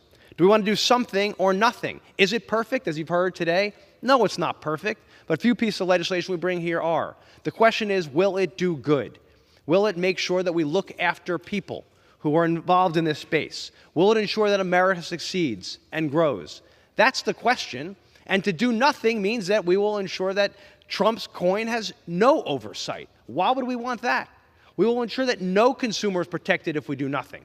We want to protect American consumers. That's our job. This legislation does that. I urge my colleague to support this critical, common sense, bipartisan legislation. Thank you. I yield back. Gentlelady reserves. Gentleman from Pennsylvania is recognized. Mr. Speaker, may I require how much time I have remaining? Gentleman has 5.5 minutes. Mr. Speaker, Gentlewoman from Minnesota actually has 2. 2.5. Mr. Speaker, We'll get rid of pleased to yield to the gentleman from Tennessee, the Vice Chair of the Commodity Markets, Digital Assets, and Rural Development Subcommittee, also a member of the House Financial Services Committee, a very busy man, Mr. Rose, for 1 minute. The gentleman's recognized. Thank you, Chairman Thompson. Mr. Speaker, I rise in support of the Clarity Act, which provides long overdue updates aimed at protecting the future of digital assets, encouraging growth, and protecting American consumers. The days of stifling this emerging industry through litigation and rogue rulemaking must end. The Securities and Exchange Commission, under former Chair Gary Gensler, went far outside the agency's statutory mandate in many ways, especially with cryptocurrencies. The Clarity Act will strengthen transparency and accountability for consumers. It will require developers to provide accurate disclosures with details about the asset project's operation, ownership, and structure. It requires brokers and dealers to disclose important information to investors, to hold their own funds separate from their customers' funds, and to report any conflicts of interest. This bill ensures Americans know where they're putting their money, and it gets government out of the way of growth and innovation. Let's pass the Clarity Act for the good of this country. I yield back. Gentleman reserves. Gentlelady from Minnesota is recognized. Mr. Speaker, I have no other speakers at the moment, and I continue to reserve the balance of my time. Gentlelady reserves. Gentleman Pennsylvania is recognized. Well, Mr. Speaker, I yield to the gentleman from South Dakota, the chairman of the Commodity Markets, Digital Assets, and Rural Development Subcommittee, Mr. Johnson, for 3 minutes. Gentleman is recognized. Mr. Speaker, it's been such an honor to work with GT, French, Angie, Don, Brian, and so many others on something that's real. It's sometimes hard to separate the real from the fake in this town. That's certainly true for digital assets. NFTs, meme coins, these generate tremendous attention, and they can pull our gaze away from what really matters. Here's what matters.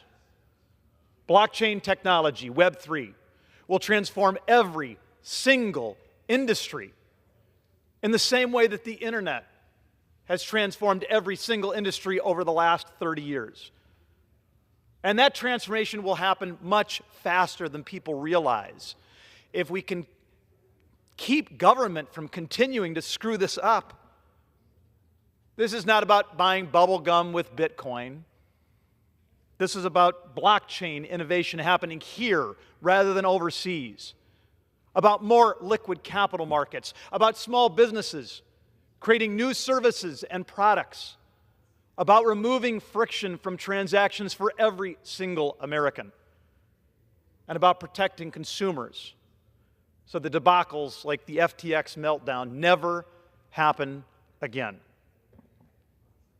We tend to overstate the impact of what we do in this town. Everything is historic, even when it's not. But this is different. This is huge. Before I came to Congress, I was in the broadband industry, and the 1996 Telecom Act provided the regulatory certainty needed to launch the internet era. That was a watershed victory for this country, and my friends, we are here again. The regulatory certainty provided by this incredible bipartisan work product will launch a golden age of innovation and the golden age of digital assets. Today, now, this moment, this is a watershed victory for this country. Today, we do something real. And with that, I would yield back. Gentleman yields. Gentleman from Pennsylvania reserves. Gentlelady from Minnesota is recognized. Mr. Speaker, I'm prepared to close. Gentlelady reserves. Gentleman from Pennsylvania recognized.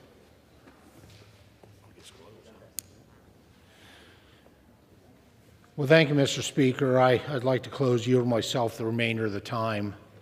I want to thank the gentleman from South Dakota for his remarks, and quite frankly, couldn't agree more. I also want to thank, again, my agriculture partner, Ranking Member Angie Craig with the Agriculture Committee, and Don Davis, and our leadership, and all those who are have the foresight to see that this is about the future. Well, it's about today, because there's companies that are struggling with this, but it's about more importantly the future of both the financial sector and the technological sector. And so a vote for clarity is a vote for America's future and America's leadership. And with that, I urge all my colleagues to vote yes on clarity. Thank you, and I yield back. Gentleman yields. Gentlelady is recognized. Thank you, Mr. Speaker. I, too, would like to thank the gentleman from Pennsylvania, Chairman G.T. Thompson, and his team for working on this consumer protection legislation in a bipartisan manner.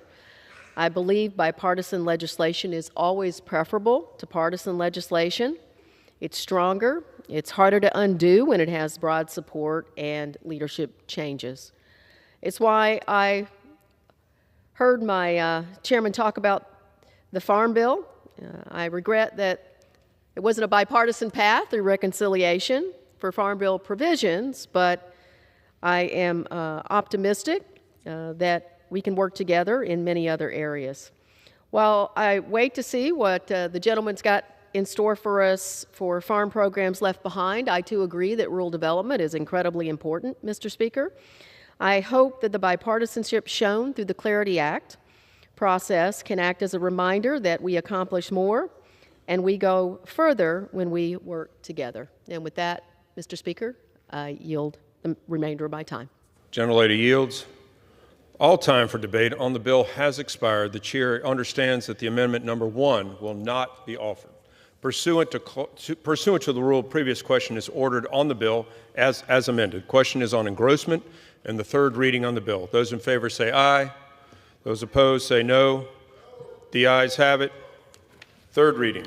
A bill to provide for a system of regulation of the offer and sale of digital commodities by the Securities and Exchange Commission and the Commodity Futures Trading Commission, and for other purposes.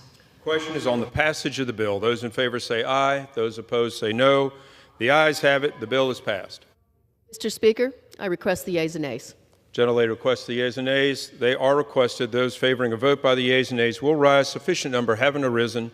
Yeas and nays are ordered pursuant to Clause 8 of Rule 20. Further proceedings of this question will be postponed.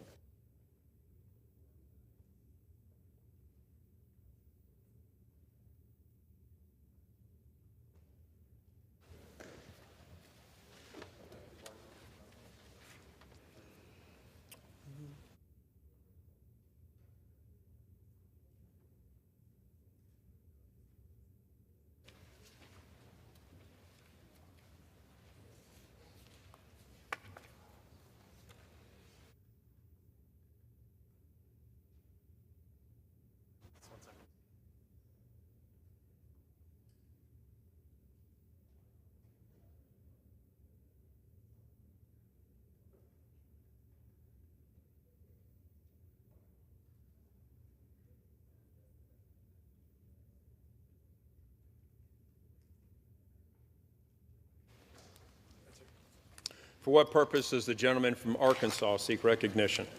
Mr. Speaker, good morning. Pursuant to House Resolution 580, I call up the bill S-1582 and ask for its immediate consideration in the House. Clerk will report the title. Senate 1582, an act to provide for the regulation of payment stablecoins and for other purposes. Pursuant to House Resolution 580, the bill is considered read. The bill shall be debatable for 1 hour, equally divided and controlled by the chair and ranking minority member of the Committee on Financial Services or their respective designees. The gentleman from Arkansas and the gentlewoman from California, Ms. Waters, each will control 30 minutes. The chair recognizes the gentleman from Arkansas, Mr. Hill. Thank you, Mr. Speaker. I ask unanimous consent that all members may have 5 legislative days to revise and extend their remarks and include extraneous material on this bill. Without objection. Mr. Speaker, I yield myself such time as I may consume. Gentleman is recognized. Mr. Speaker, I rise in strong support of the Senate Genius Act, and I thank my colleague and longtime friend, Senator Bill Hagerty of Tennessee, for his leadership in ushering this bipartisan bill through the United States Senate. Around the world, payment systems are undergoing an evolution. New technologies are modernizing legacy infrastructure and unlocking innovative solutions to improve efficiency, reduce costs, and expand access to financial services. Members of this House Financial Services Committee have long recognized the promise of payment stablecoins and have worked since 2022 to establish a legislative framework. Last Congress, under the leadership of former Chairman Patrick McHenry of North Carolina, the committee passed the Clarity for Payment Stablecoins Act of 2023. This bill provided for bank and non-bank pathways for issuers to obtain regulatory approval, preserve state-level oversight, and set standards for reserve composition, audits, and sound risk management. When the 119th Congress started in January, we picked up this effort. In close coordination with the Senate Banking Committee and our base legislation and our legislative work over the past 2 years has laid that foundation for the progress made in both the House and the Senate. Today we have an opportunity to send stablecoin legislation to President Trump's desk. This is a multi-Congress priority item, and it ensures American competitiveness, strong guardrails for our consumers. We should not, Mr. Speaker, squander that opportunity. This priority has been agreed to by both President Biden with his executive order and President Trump in his executive order 14178. Through multiple versions of stablecoin legislation, the House and Senate have shared ideas and crafted workable approaches, and our joint efforts before us helped enhance the legislation on the floor this morning. I want to recognize the hard work of my friends in the Senate to get the core fundamentals of what payment stablecoin legislation demand. I also want to recognize the diligence and thoughtful work of my colleagues here in the House, including the chairman of our Digital Assets, Financial Technology, and Artificial Subcommittee, Brian Stile, who championed and worked through our committee through markup in successfully designing, writing, and passing in committee the STABLE Act. I thank my House colleagues for their principled approach to key policies that guided and distinguished our effort, particularly around state regime oversight, the reserve composition, the anti-money laundering and territorial integrity issues around stablecoins, and finally, the corporate structure of issuers.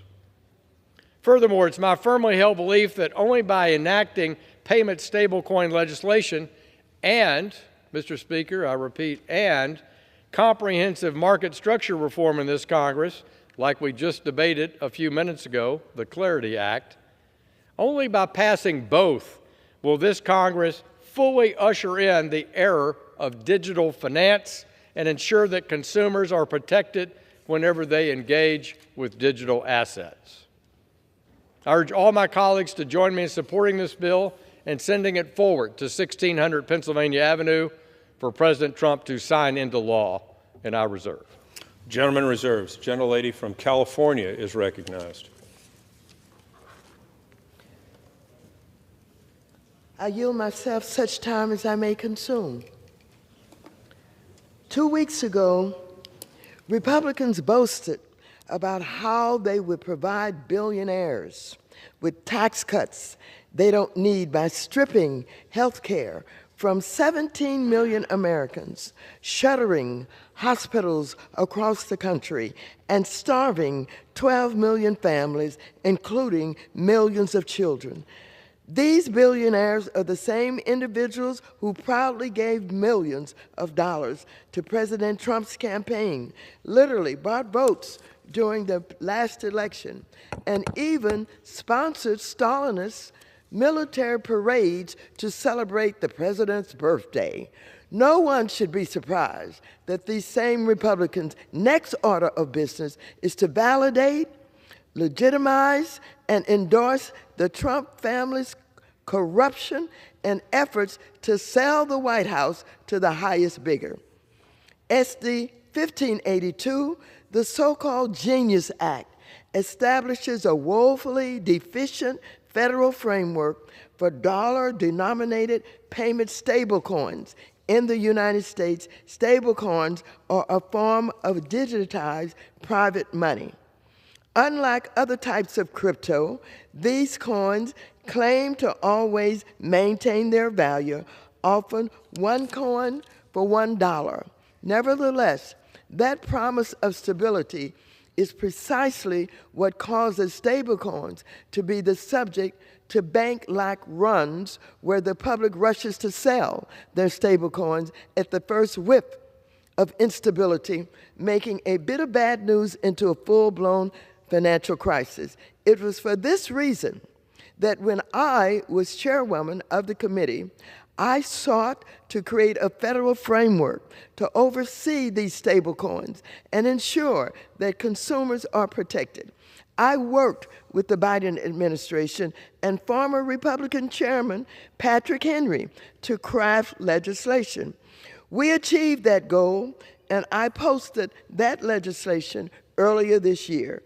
We wanted to create a strong federal system to oversee this type of crypto market that protected consumers, our national security, and financial stability.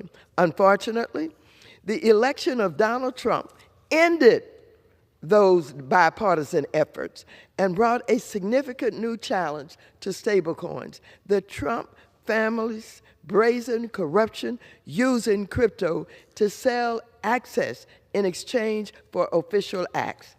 And it just so happens that those stablecoins are one of the main vehicles Trump is using to make his corrupt crypto billions.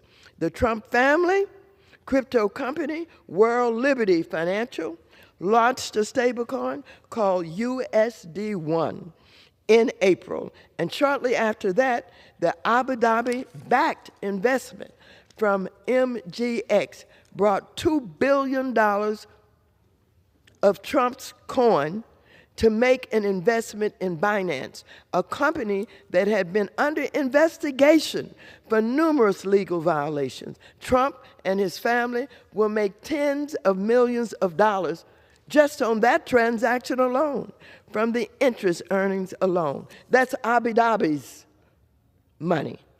More concerningly, by passing this bill, Congress will be telling the world that Congress is okay with corruption, okay with foreign companies buying influence, okay with criminals buying Trump coins to seek pardons and beneficial treatment.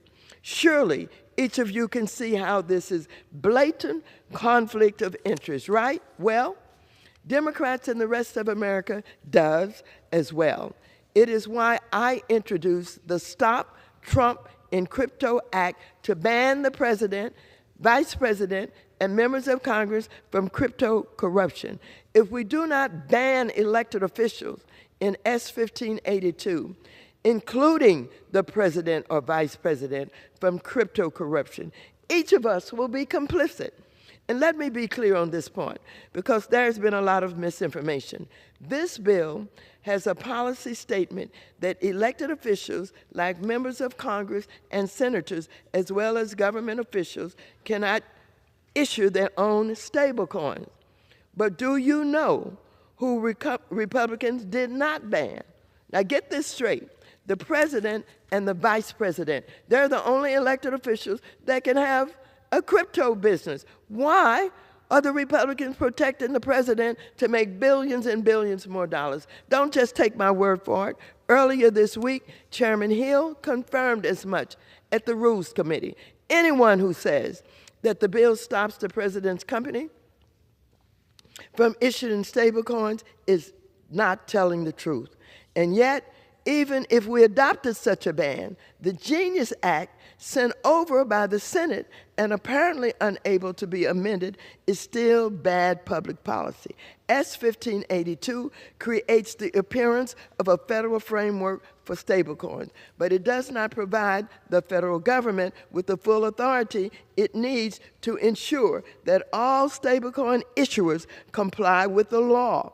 The bill also creates risk for consumers who will be stuck in a lengthy bankruptcy process if a stablecoin ever fails. Additionally, it leaves the door open for foreign firms that present a major national security threat, including targets of sanctions, all to appease those in the Trump family's inner circle, which has ties to those shady entities. Yes, I'm talking about Tether, the foreign stablecoin issuer everyone knows has been used in terrorist financing, organized crime schemes, and other horrible acts, but which the Commerce Secretary, has close ties with. But let me give you one more example why this bill is just bad for America. The very heart of this bill is that stablecoins will, in fact, be stable because they will be backed one-to-one with solid, safe assets. But I invite anyone to read the bill. While some of the reserves are cash and short-term Treasury securities, this bill allows for uninsured deposits. We already know how dangerous these deposits are. When Silicon Valley Bank failed, Circle, the largest stablecoin today, had $3 billion locked up in uninsured deposits and needed the federal government to rescue it. But that isn't all. A stablecoin issuer is also permitted to hold Bitcoin as reserves. That's because someone added language in this bill late in the night in the process that added new definitions and language to the bill. The language allows for a stablecoin issuer to use any money received under repurchase agreements that are, quote, a means of exchange currently authorized or adopted by a foreign government. Do you know what Trump's favorite strongman, the dictator of El Salvador, adopted as a legal currency? Bitcoin. So this highly volatile cryptocurrency will now be eligible to be a reserve backing on your stablecoins. It is truly absurd and dangerous and will lead to consumers losing their money and the taxpayers being called on to bail out the financial system. It is for all of these reasons that I submitted several amendments to this bill, none of which were made in order by Republicans because the president has rejected any conflict of interest language that binds him. One interesting point is that even Chairman Hill himself inserted language at the end of the so-called Clarity Act that the House is separately considering this week that actually amends the Genius Act. You heard me right. Rather than amend the Genius Act, which our own chairman saw had problems, he put his changes at the end of the Clarity Act. You may be asking why he would do that.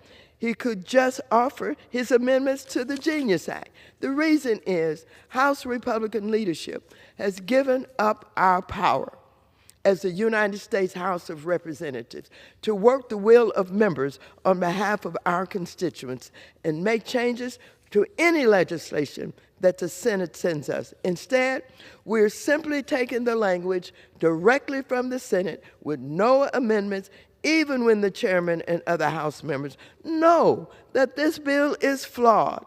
Unfortunately, because President Trump demanded the bill be passed without any changes, that's what the Republican Congress will do. One of Chairman Hill's changes to the Genius Act addresses a key concern I've had from the beginning, which is that Facebook and any other big tech company should not be allowed to issue their own stablecoin.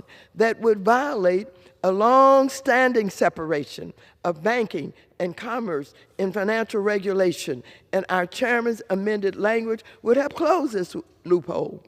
Unfortunately, the Genius Act allows Elon Musk, X, to issue its own stablecoin and creates a pathway for Facebook to do the same.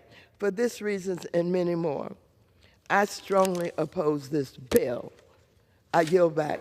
I reserve the balance of my time. Members are reminded to refrain from engaging in personalities towards the president. Yep. The gentleman from Arkansas is recognized. Mr. Speaker, I would like to address a few of those points. One, I'm so delighted to hear it sounds as if my friend, the ranking member from California, in fact, will now vote for clarity this afternoon on the House floor, since she highlights some of my suggested changes to Genius. I appreciate her remarks on that. But here's the big picture, Mr. Speaker. These bills, Clarity and Genius, are about protecting American consumers, protecting investments, bringing capital back to the United States, making the U.S. a fintech leader in payments and in digital assets. Consumers are protected. The rules are straightforward. All issuers of a payment stablecoin are treated the same with high standards, high regulatory oversight.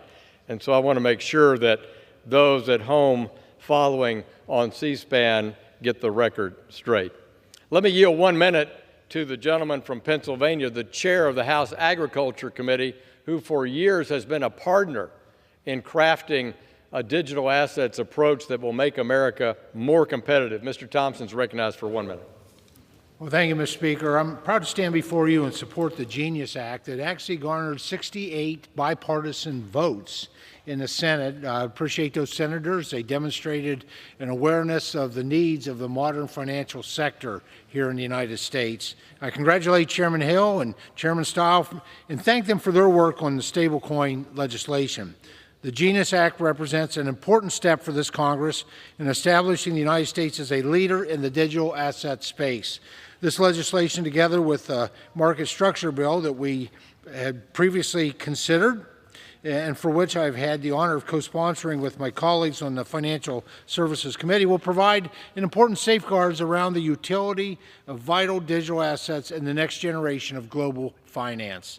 Furthermore, Mr. Speaker, I request unanimous consent to submit additional remarks for the record and to clarify congressional intent on the effect the bill may have on the ability to list certain derivatives products.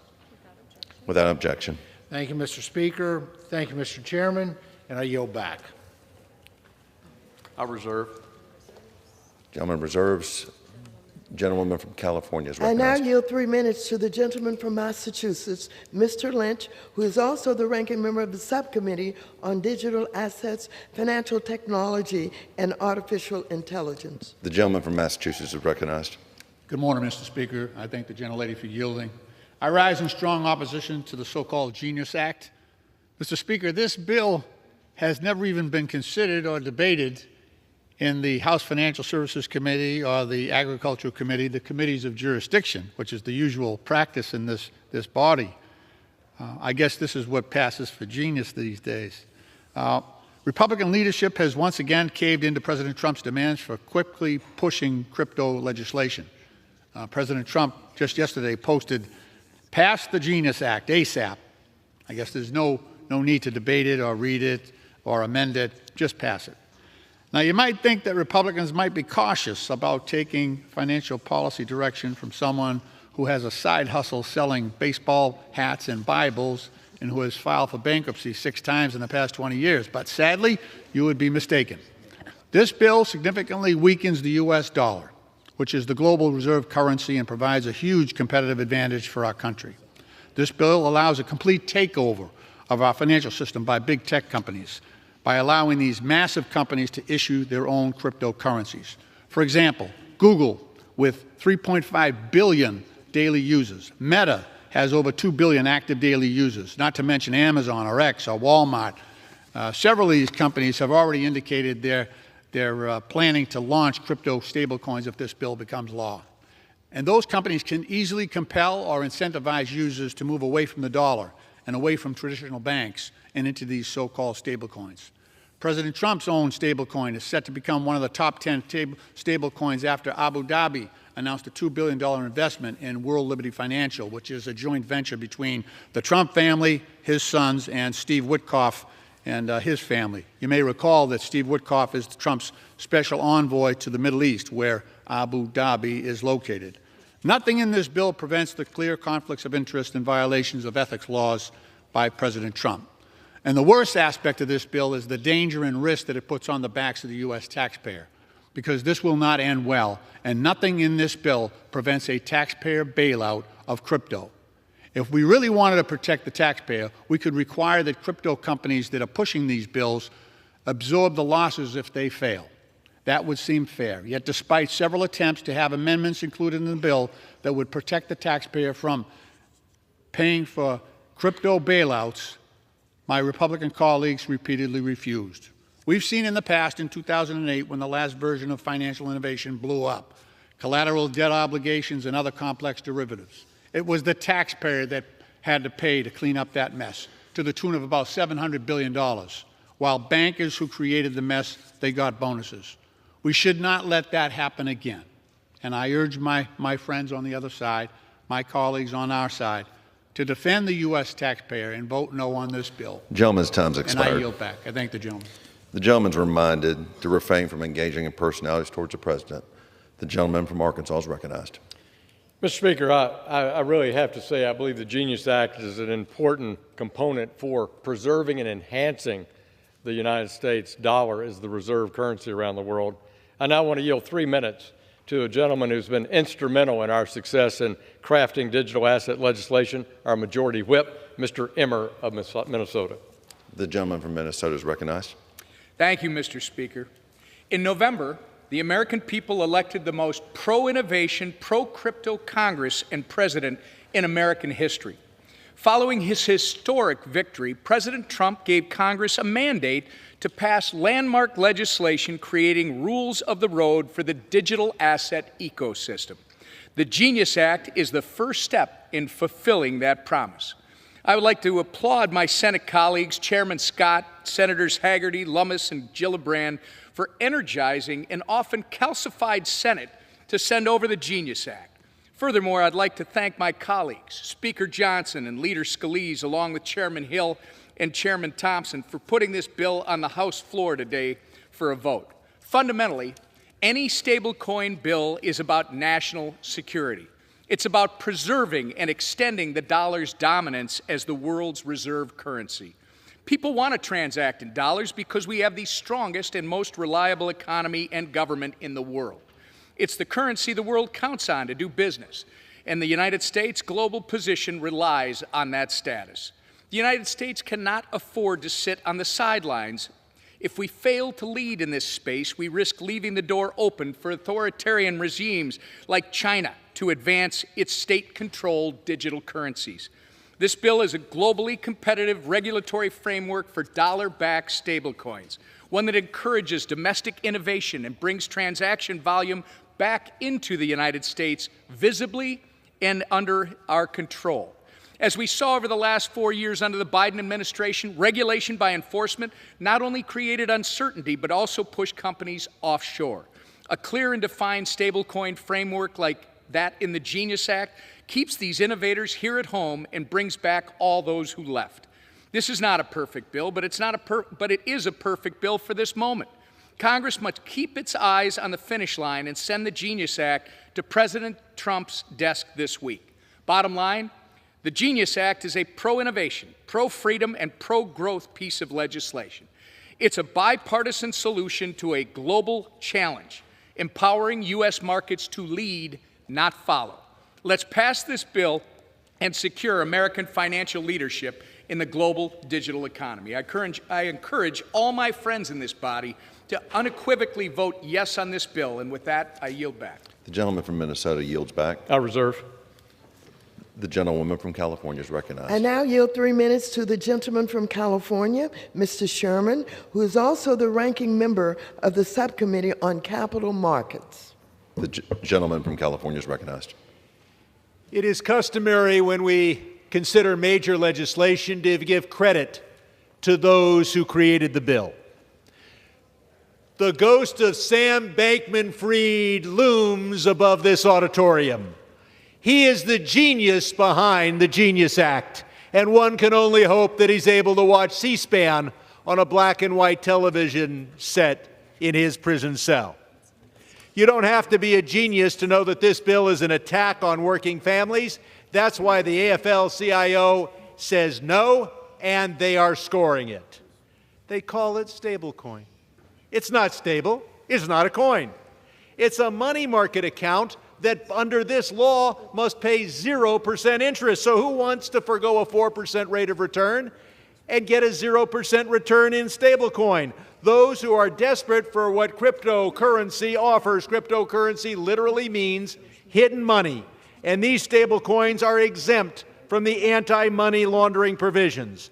Thus, it meets the needs perfectly of drug dealers, human traffickers, sanctions evaders, those who are hiding assets from their former spouses, and tax evaders. And just to be clear, the Republicans rejected unanimously in committee a provision to prevent mixers. Mixers are devices whose sole purpose is to defeat even top law enforcement efforts pursuant to a warrant.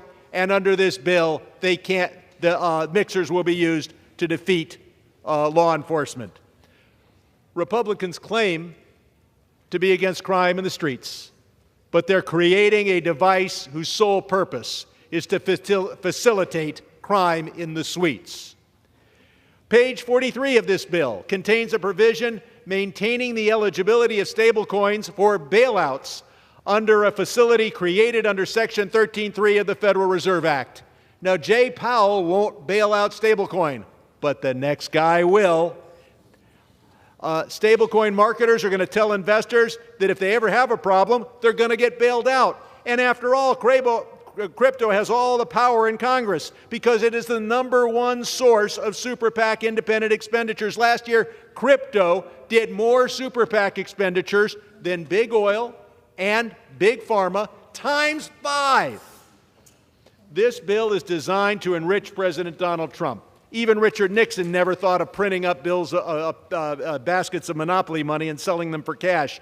Trump thought of it, and he's doing it electronically. Abu Dhabi has announced they're investing $2 billion in Trump's stablecoin.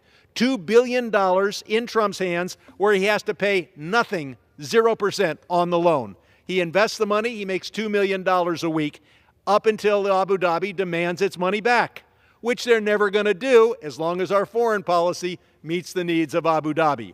Republicans rejected unanimously an amendment to prevent taxpayer money from being used to buy Gentleman's crypto. time has expired. If you're voting for this bill, you're voting for taxpayer money to go into buying Trump coin. I yield back. Members are reminded to refrain from engaging in personalities towards the president. The gentleman from Arkansas is recognized.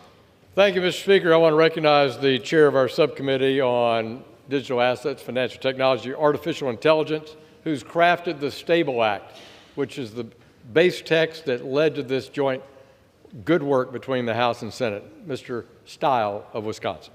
The gentleman from 3 minutes. Wisconsin is recognized. I thank my good friend, the chairman of the full committee, Mr. Hill. I rise in support of the Genius Act. The legislation brings clarity, consumer protections, and American leadership to the evolving world of payment stablecoins. Stablecoin legislation has been in the works for over 4 years and has been called for by Democratic and Republican administrations. The status quo fails to protect consumers from fraud. That's an untenable situation in a market growing by the billions. For too long, the United States has operated without a clear federal framework for dollar-backed payment stablecoins, leaving consumers vulnerable to fraud, innovators in limbo, and our global competitiveness at risk. That's why I'm proud to have introduced stablecoin legislation in the House and worked alongside my colleagues in the Senate to make the legislation reaching the President's desk as strong as possible. That's why I'm urging a yes vote on the Genius Act. The bipartisan, bicameral legislation creates a robust framework for payment stablecoin issuance in the United States. It encourages the innovation and development of Web3 businesses here in the United States. It establishes clear rules to ensure that consumers are protected and businesses have clear regulations to responsibly participate in the digital asset ecosystem. By requiring issuers to maintain a one-to-one reserve in cash and high-quality liquid assets like U.S. Treasuries, consumers know what they're getting and are protected. Genius has strong anti-money laundering, operational risk, and governance standards in place to prevent abuse, reinforce market integrity, and create an even playing field with other financial institutions. By passing the Genius Act, the House will be sending it to the President's desk. Congress will be sending a clear message. The United States will dominate the future of financial innovation. We'll protect consumers, support innovation, and defend the central role of the U.S. dollar in global commerce. This bill, we're not just responding to a moment. We're building a foundation for the future of finance in the Web3 world. Payment stablecoin legislation is critical to this foundation. If we want to become the digital asset hub of the world, we must enact a comprehensive framework for the digital asset ecosystem. I urge my colleagues to support both Genius and Clarity and send a message that America leads in financial innovation and does so with integrity, strength, and a firm commitment to protecting the people we serve. I yield back. Gentleman from Wisconsin yields back.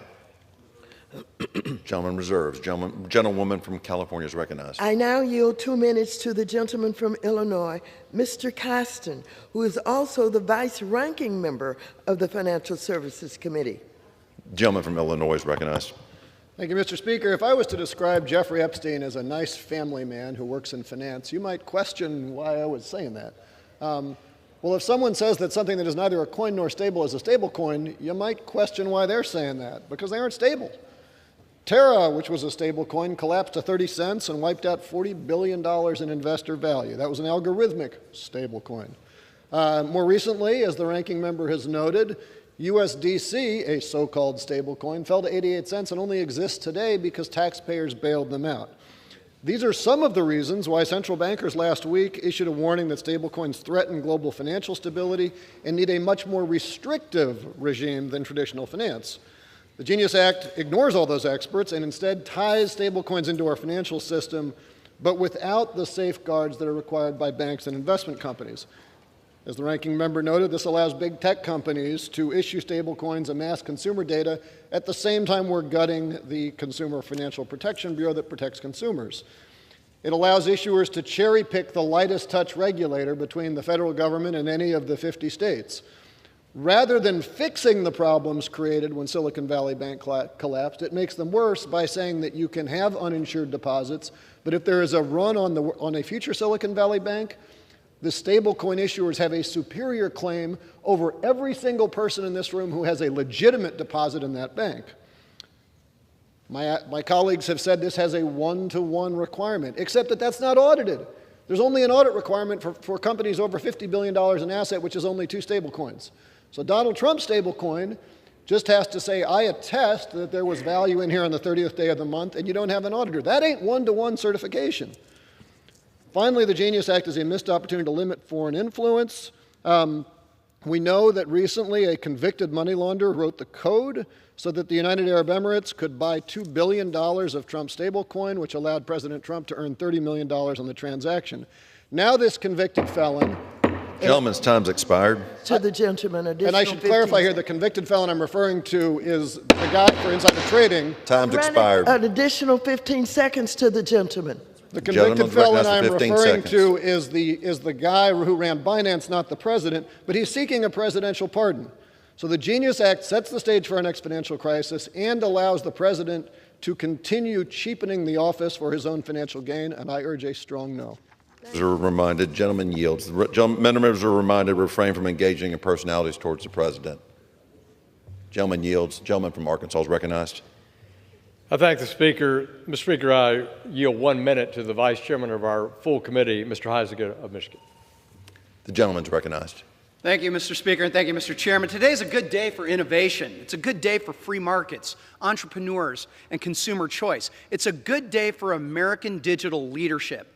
And Mr. Speaker, after years of debate, and frankly, as I was chair of the Capital Markets Subcommittee in 2017 and 2018, holding hearings on crypto assets, Congress has finally recognized the unique nature of stablecoin products. Under this bill, we established a regulatory framework that targets the activity, not the technology. And after years of indecision, Americans finally have an administration that is ready to embrace those products. The time to reassert American leadership in the digital asset space is now. The Genius Act acknowledges that stablecoins can address inefficiencies in the U.S. payment system. It acknowledges that maintaining the U.S. dollar as the world's reserve currency should always be at the forefront of any decision that we have. And it acknowledges that the private sector must lead the way, fostering innovation and competition. And finally, it acknowledges that a clear regulatory... I yield the gentleman 15 more seconds. Gentleman's got 50 more seconds. Thank you, Mr. Chairman. Obviously, at the end of this, finally, it acknowledges that a clear regulatory framework led by the United States is needed to usher in this modern technology. We're at an inflection point, folks. And when it comes to digital assets, I urge my colleagues to seize this moment by supporting this important legislation. Gentleman's I yield expired. back. Gentleman from Michigan yields back. Gentlewoman from California is recognized. I now yield 2 minutes to the gentlewoman from New York, Ms. Velasquez, who is also the ranking member of the Small Business Committee. The gentlewoman from New York is recognized. Thank you, gentlelady, for yielding. Mr. Speaker, I rise today in opposition to the Genius Act. From the beginning, I have said Congress needs to tackle stablecoin legislation. But we cannot pretend this is happening in a vacuum. We are debating a framework for stablecoins while the President, his family, and members of his administration are personally invested in this market and directly profiting from it. 3 days before taking office, President Trump launched his own meme coin. When the coin's value collapsed, his insiders cashed out.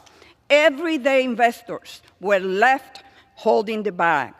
It is estimated they lost over $2 billion, while the Trump circle walked away with more than $350 million. And now his family firm, World Liberty Financial, has launched its own stablecoin, once again netting the president's family tens of millions of dollars. The administration is rolling back enforcement and reshaping family policy to give this business interest a leg up. These are such clear-cut conflict of interest, and yet this bill does nothing to address them. It doesn't bar the president or cabinet officials from holding financial stakes in stablecoin issuers. It doesn't address the foreign investors piling into these ventures. It doesn't even try to draw a line between public office and private gain. This isn't a framework for innovation. It's a framework for more corruption. If we are serious about protecting consumers, about protecting our markets, we have to start with ethics. This bill fails that basic The gentlewoman's test. time has I urge expired. my colleagues to vote no. The gentlewoman yields back. The gentleman from Arkansas is recognized. Mr. Speaker, this bill, the Genius Act, and the bill we debated a few minutes ago, the Clarity Act, are all about consumer protection. There are no rules federally across the board in the digital asset space at all now. That's why we've seen consumers hurt by the lack of a regulatory framework. And so I have to say, Mr. Speaker, in total contrast to my friends on the other side of the aisle, that's what we're all here for today. Now, Mr. Speaker, I appreciate your continuing reminder to the members in the chamber from engaging in personalities. But it has become a part of our morning routinely. So I have to inquire how long we're going to let this go on, Mr. Speaker. I want to make sure this chamber, all the members of the chamber, adhere to Rule 17. Mr. Speaker, I now call on the gentleman, our distinguished chairman of our subcommittee from Kentucky, Mr. Barr, who leads our subcommittee on financial institutions from Kentucky. Mr. Barr is recognized for 4 minutes. Thank you. Mr. Barr, the gentleman from Kentucky is recognized. Mr. Speaker, thank you. I rise today in strong support of the passage of the Genius Act, and I want to thank Chairman Hill for his extraordinary leadership, not just in this Congress, but for a long time advocating for this moment. He deserves a tremendous amount of credit for persevering and working and marshaling bipartisan, bicameral support. And I want to thank him for his terrific leadership. I want to thank the gentleman from Wisconsin, Mr. Stile, for being a subject matter expert and working in a bipartisan way to build a bipartisan coalition for this moment. And there's been a lot, Mr. Speaker, made in this term of Congress about the one big, beautiful bill. And it's a historic piece of legislation, no doubt, and it's going to supercharge our economy. It's jet fuel for our economy. It's tax cuts, the biggest tax cuts we've ever seen in this country's history. But I would argue, with all respect, that arguably the most important, most transformational piece of legislation in this Congress are these bills we're talking about here today, the Genius Act and the Clarity Act. It is paramount that we send this historic piece of legislation, the Genius Act, to the President's desk, because this bill is the first of its kind in creating a regulatory framework for the future for stablecoin issuance in the United States to revolutionize finance and payments in this country and around the globe. Not only will this cement us, the United States, for decades to come as leaders and innovators in the digital asset space, but it will protect, importantly, protect the U.S. dollar's dominance and increase demand in our Treasury market. In the Genius Act, stablecoins become pegged to the U.S. dollar and backed by high-quality liquid assets. So, in stark contrast to what my friend, the gentleman from Illinois, was arguing, this actually prevents these other so-called stable coins from actually thriving in the marketplace. That you're going to have stable coins that actually are stable. That's why we need the bill. The gentleman is actually making the argument for us. The gentleman from Illinois. He's making the argument for why he should support the Genius Act because of non-stable stable coins that are out there.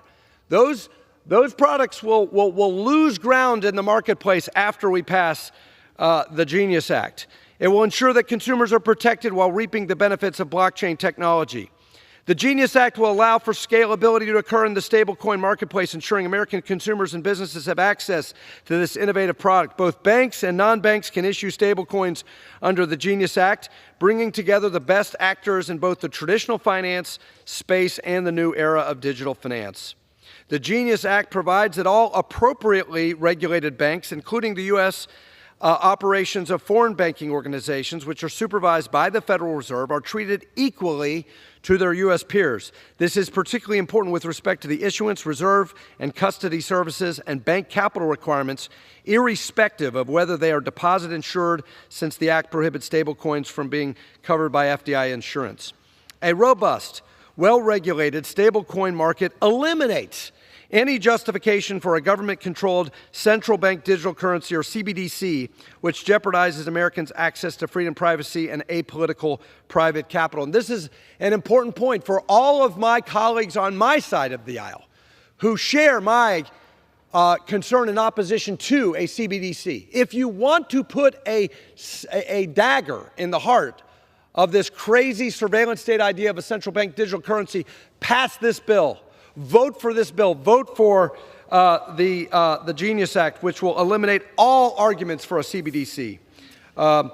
So with the Genius Act, we will increase the speed and decrease the cost of payments. We will decrease and eliminate friction from our payment system.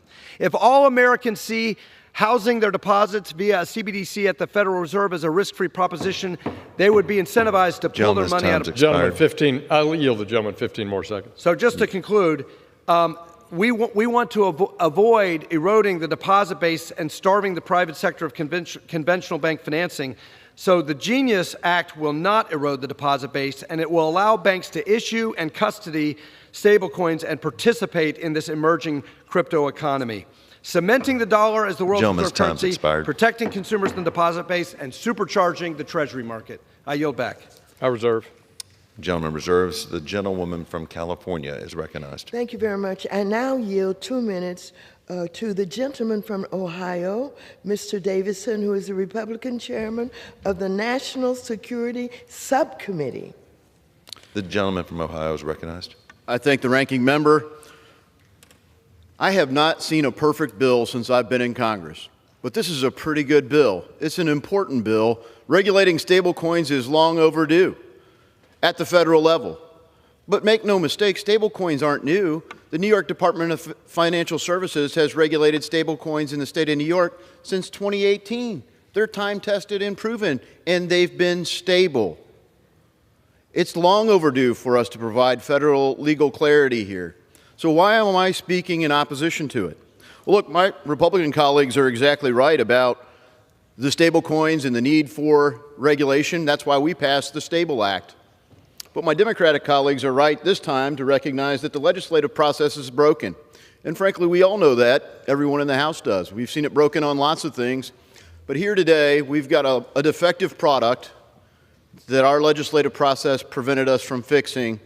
On the product, the Genius Act, we agree. We've got 5 amendments that we want to do to the Genius Act that we're doing in clarity, and they're important. And frankly, while the Genius Act does address retail CBDC, and it's an important concession because Democrats want a surveillance state central bank digital currency. You're going to see that when we vote later on Tom Emmer's bill. They want that. Republicans are thankfully united in opposing central bank digital currency, but we should deal with that fully here. On March 8th of 2023, in a dialogue with Chairman Hill, Federal Reserve Chairman Jerome Powell said that they would need congressional approval for a retail CBDC.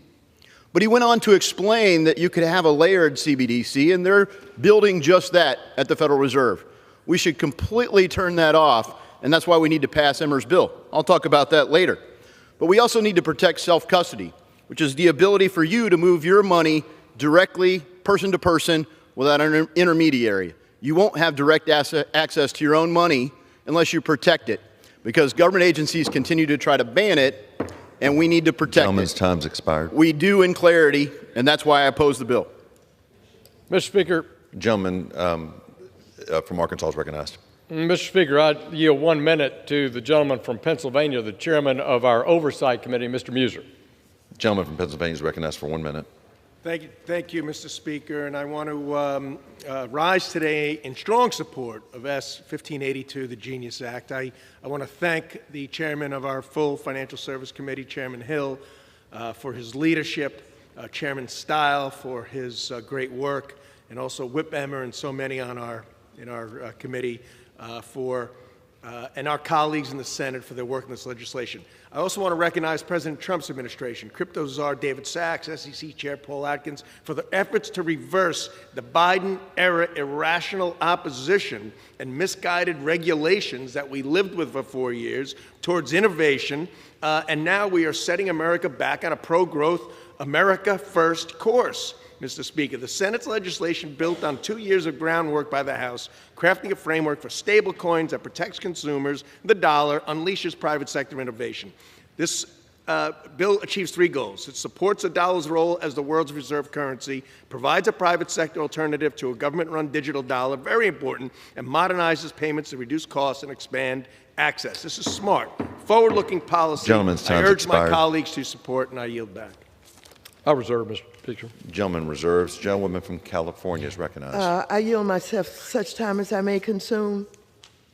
Since assuming office, President Trump has been making himself richer and richer while working-class Americans are struggling just to stay afloat. President Trump has earned $1.2 billion since he entered office. The Trump family has been using the office of the presidency, and the way that they're doing this is extremely alarming to me and my fellow Democrats. Now, let me go through this timeline once more. In September of 2024, on the campaign trail, the Trump family launched World Liberty Financial, which they have described as a decentralized finance or DeFi company. On January 17th, 2 days before the presidential inauguration, President Donald Trump launched his Trump meme coin, and days later, Melania Trump launched her meme coin. On March 25th, 2025, World Liberty Financial launched a dollar-pegged stablecoin just 1 week before the House Financial Services Committee marked up stablecoin legislation, and 2 weeks after Senate colleagues held their markup. On March 31st, Eric Trump and Donald Trump Jr.'s American data centers merged with American Bitcoin, a Bitcoin mining operation. On July 8th, Trump Media and Technology Group, the company that operates the Truth social media platform, announced that it had filed paperwork with the SEC to launch the crypto blue chip ETF later this year. Now let's add all of this up. Since January of this year, President Trump and his family have launched or planning to launch 6 different crypto ventures. 6. Congressional Republicans and the crypto industry will state that these conflicts of interest take away from the discussion on other parts of the bill. They claim that this bill is good for consumers and investors. Well, let me tell you, it is not. It is good for Trump's family and wealthy crypto investors. They can afford to see themselves through an FTX-type collapse. No one, not a Republican or a Democrat, should be using their office to make themselves richer while everyday Americans are struggling to buy groceries and pay for their health care. Everyday Americans are simply trying to survive thanks to Republican policies while President Trump and his billionaire boys club thrive in the economy. It's simple. If people want to know why members of Congress can't simply exclude the president and the vice president, why do they keep them in both of the bills as owners of crypto? Why did they avoid my amendment that would take them out? I don't believe that the president, the vice president, his cabinet, his family, or any members of Congress should be owners of crypto. And I certainly don't believe that the office of the presidency should be used by anybody, any president, now or in the future, to be the owners of crypto. With that, I reserve the balance of my time. The gentlewoman reserves. The gentleman from Arkansas is recognized. Thank you, Mr. Speaker. I want to yield 2 minutes to the gentleman from Nebraska, Mr. Flood, who chairs our subcommittee on housing and insurance. The gentleman from Nebraska is recognized. Thank you, Mr. Speaker, and thank you, Chairman Hill. I've been working on this since I was in the Nebraska legislature. Back in 2021, I passed the Nebraska Financial Innovation Act, making our state the second state to allow state-chartered banks to custody digital assets, mostly stablecoins.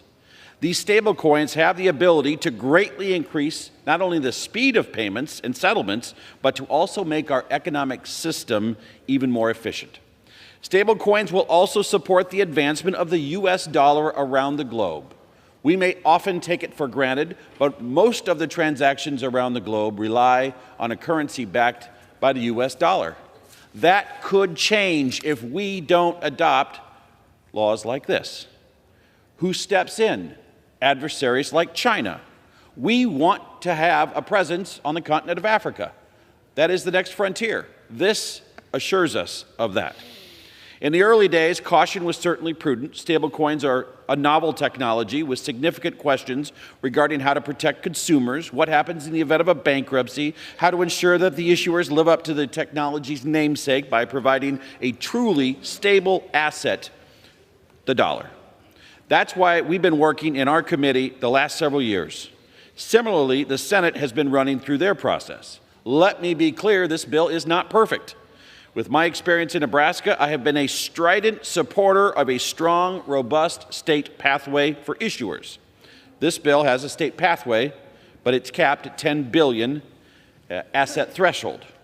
I personally much prefer Congressman Brian Stiles' Stable Act to this Senate product. However, despite my personal preferences, this bill absolutely provides a comprehensive and safe federal framework for stablecoin regulation. In order to usher in a new era of blockchain innovation, we need to pass the Genius Act so our regulators can get to work implementing a comprehensive stablecoin framework. With that, I yield back. The gentleman yields back. I reserve, Mr. Speaker. The gentleman reserves. The gentlewoman from California is recognized. I request unanimous consent to enter the following letters from organizations who oppose this terrible bill. The AFL-CIO, who is scoring this vote. Americans for Financial Reform, who is leading 78 investor, consumer, religious, and civil rights groups and public citizens. With that, I reserve the balance of my time. Without objection, the gentleman from Arkansas. Thank you, Mr. Speaker. I yield 1 minute to the gentleman from New Jersey, a distinguished member on the House Financial Services Committee, Mr. Gottheimer. The gentleman from New Jersey is recognized. Thank you, Mr. Speaker, and I rise in support of the Bipartisan Genius Act. This legislation builds on the bicameral negotiations that Chairman Hill, former Chairman McHenry, Chairman Stile, and I, and so many others have worked so hard on for the past years. The Genius Act is smart bipartisan legislation that backs stablecoins through U.S. dollar on a one-to-one basis and allows states to make future safeguards to further protect consumers. The Genius Act, as I said, protects consumers and gives clear rules of the road to allow America to lead the way in a space that is key to our economy. It cracks down on illicit finance, helps counter bad actors, and reinforces the global strength of the dollar, all while lowering the cost of payments and making transactions happen in just seconds. The bill has already passed the Senate in a strong bipartisan way. Now it's time for us to clarify rules for stablecoins, protect consumers, and promote American innovation. As I said before when we were talking about the Clarity Act, the question is, do you want some rules of the road or no rules of the road? To vote against this bill and to vote against the Clarity Act, it's irresponsible if you want to make sure that the Trump coin has oversight, that you want to make sure that the consumers are protected. I don't know, will the gentleman yield 15 more seconds? 15 more seconds. And I just think it's critical to not pass this legislation is deeply irresponsible because it'll allow the Wild West to continue. This will protect consumers, ensure that the Trump coin and others have protection, are overseen with protection and oversight from the CFTC, from the SEC. Expired. It's critically important to protecting consumers and to protecting our country. I reserve. The gentleman reserves. Gentleman from California, you're recognized. Actually, let me just reiterate, it's irresponsible to turn this bill over to the President of the United States, and I continue to reserve the balance of my time. The gentlewoman reserves. The gentleman from Arkansas is recognized.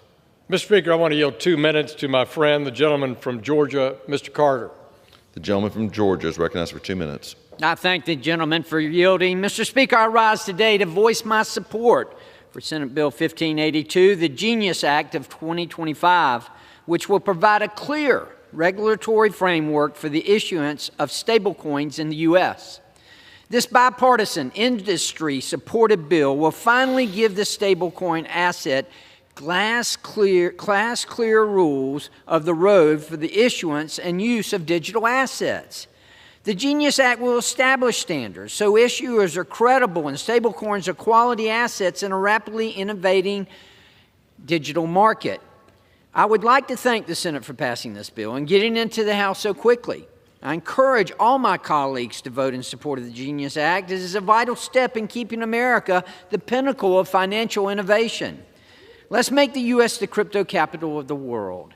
Thank you, Mr. Speaker, and I yield back. The gentleman yields back. The gentleman from Arkansas is recognized. The gentleman from Arkansas reserves. The gentlewoman from California is recognized. I continue to reserve the balance of my time. Gentlewoman reserves. Thank you, Mr. Gentleman Speaker. from Arkansas. I yield 1 minute to the gentleman from Virginia, Mr. Vindman. The gentleman from Virginia is recognized for 1 minute. As Vice Ranking Member of the Commodity Markets, Digital Assets, and Rural Development Subcommittee of the House Agriculture Committee, I rise today in support of both the Clarity and Genius Act. These bills aren't perfect, but digital innovation in our economy is critical to our economy, and I support a regulatory framework that protects consumers and the financial system. However, I am concerned the ability for certain officials to use these assets for self-enrichment at the highest levels of our government. These bills ensure members of Congress and many other government officials must abide by ethics rules that we expect from government officials, allowing the industry to innovate as it should. But two individuals are exempted, the President and Vice President. This is incredibly dangerous and undermines confidence in this important industry. It also further degrades the public trust in our government, especially at a time when that trust is already eroded by the President's refusal to release the Epstein files. We need to take important steps to establish a regulatory framework for digital assets to thrive and to restore public trust. We need action now, and I hope we can close these loopholes. Thank you. I yield back. The gentleman yields back. Gentleman from Arkansas is recognized. I reserve. Gentleman from Arkansas reserves. Gentleman from California is I recognized. continue to reserve the balance of my time. Gentlewoman continues to reserve her balance of her time. Mr. Speaker, I yield 1 minute to the gentleman from Florida, Mr. Herodopoulos, our majority whip of the House Financial Services Committee. The gentleman from the state of Florida is recognized. Thank you, Mr. Chairman. Once again, we are showing that we can lead here in Washington, D.C., getting things done with the leadership of our president and our leadership here in the House, working together with the United States Senate. And it shows that we are offering that certainty and stability once again for our economy to make America first. We're going to make the dollar dominant once again, and we're going to lead on digital currency payments. So it will increase, of course, the demand for U.S. treasuries and move us towards that dominant position we need to have in the financial markets. And I applaud our chairman. As a new member of this committee, it has been wonderful to watch a person in action attempting to work with the other side, pushing through bipartisan legislation, and once again proving that Washington can work if we have leadership at the helm. Thank you, and I yield back. Gentleman yields back. Gentleman from Arkansas is recognized. Thank you, Mr. Speaker. I am prepared to close, and I yield to the ranking member if she's prepared for her closing remarks. From California is recognized. Thank you. I have no further speakers, and I'm prepared to close if the gentleman from Arkansas has no further speakers. I yield to you. All right. I yield myself the California's balance of the time. Let me again reiterate. A vote for SB 1582 is a vote to give Trump the pen to write the rules that would put more money in his family's pocket. A vote to S 1582 is a vote for consumer harm. A vote for S 1582 is a vote to plant the seeds for the next financial crisis. A vote for S 1582 is a vote to endanger our national security. That is why I will be voting no on S 1582, the Genius Act, and I urge all other members to also vote no. I yield back the balance of my time. The gentlewoman yields back. The gentleman from Arkansas is recognized. Thank you, Mr. Speaker. I yield myself such time as I may consume in my closing, and I yield myself the remainder of my time. The gentleman's recognized.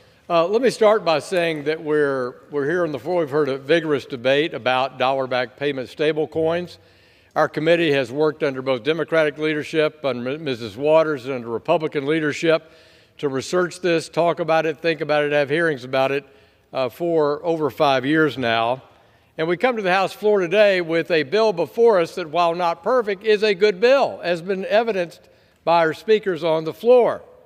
S 1582, the Genius Act, is a simple bipartisan bill that's long overdue and is based on that bipartisan work in both chambers. Wow, we're actually legislating. We're seeing bills passed in both chambers. It's exciting for me to see the good work of my friend Chairman Tim Scott of the Banking Committee in leading a policy-driven effort to put America's financial leadership first. S 1582, as written by Bill Hagerty, does exactly that. And Mr. Speaker, 68 senators voted for this bill in the United States Senate. 68. A quote, cloture-proof margin is only 60. 68 senators came together, including 18 Democrats, who vigorously debated this bill, worked on this bill, improved this bill, modified it, and sent it to us in the House.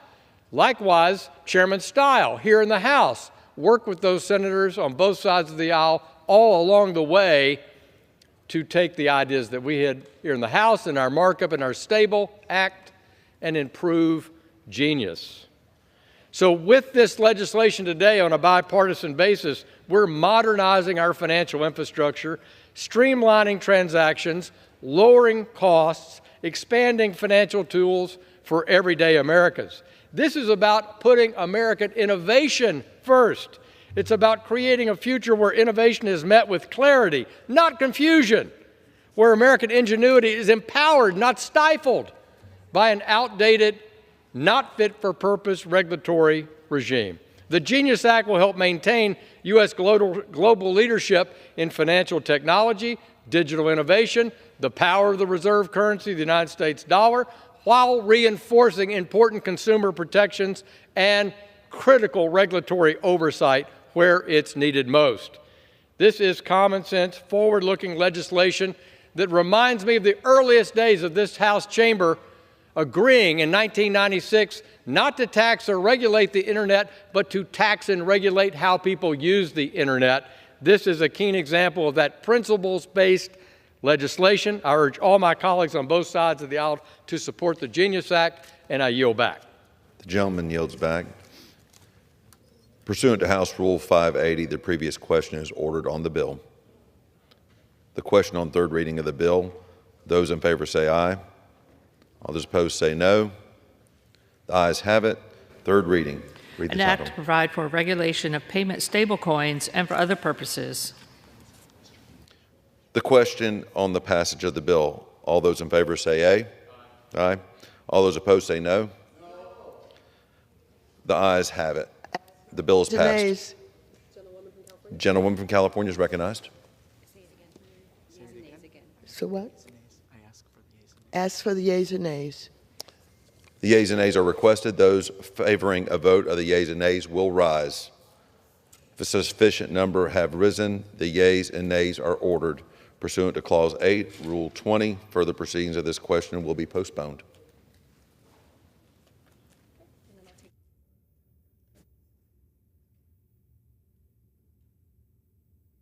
For what purpose does the gentleman from Arkansas rise? Mr. Speaker, pursuant to House Resolution 580, I now call up H.R. 1919 and ask for its immediate consideration in the House. The clerk will read the title of the bill. Union Calendar Number 66, H.R. 1919, a bill to amend the Federal Reserve Act to prohibit the Federal Reserve banks from offering certain products or services directly to an individual, to prohibit the use of central bank digital currency for monetary policy and for other purposes. Pursuant to House Resolution 580, the amendment and the nature of the substitute recommended by the Committee of Financial Services is printed in the bill, is adopted, and the bill as amended is considered read. The bill as amended shall be debated for 1 hour, equally divided by the chair and the ranking minority member of the Committee on Financial Services or their respective designees. The gentleman from Arkansas, Mr. Hill, and the gentlewoman from California, Ms. Walters, will each control 30 minutes. The chair recognizes the gentleman from Arkansas, Mr. Hill. I thank the Speaker. I ask unanimous consent that all members have 5 legislative days to revise and extend their remarks and include extraneous material on this bill. Without objection. Mr. Speaker, I now rise and yield myself such time as I may consume in support of H.R. 1919.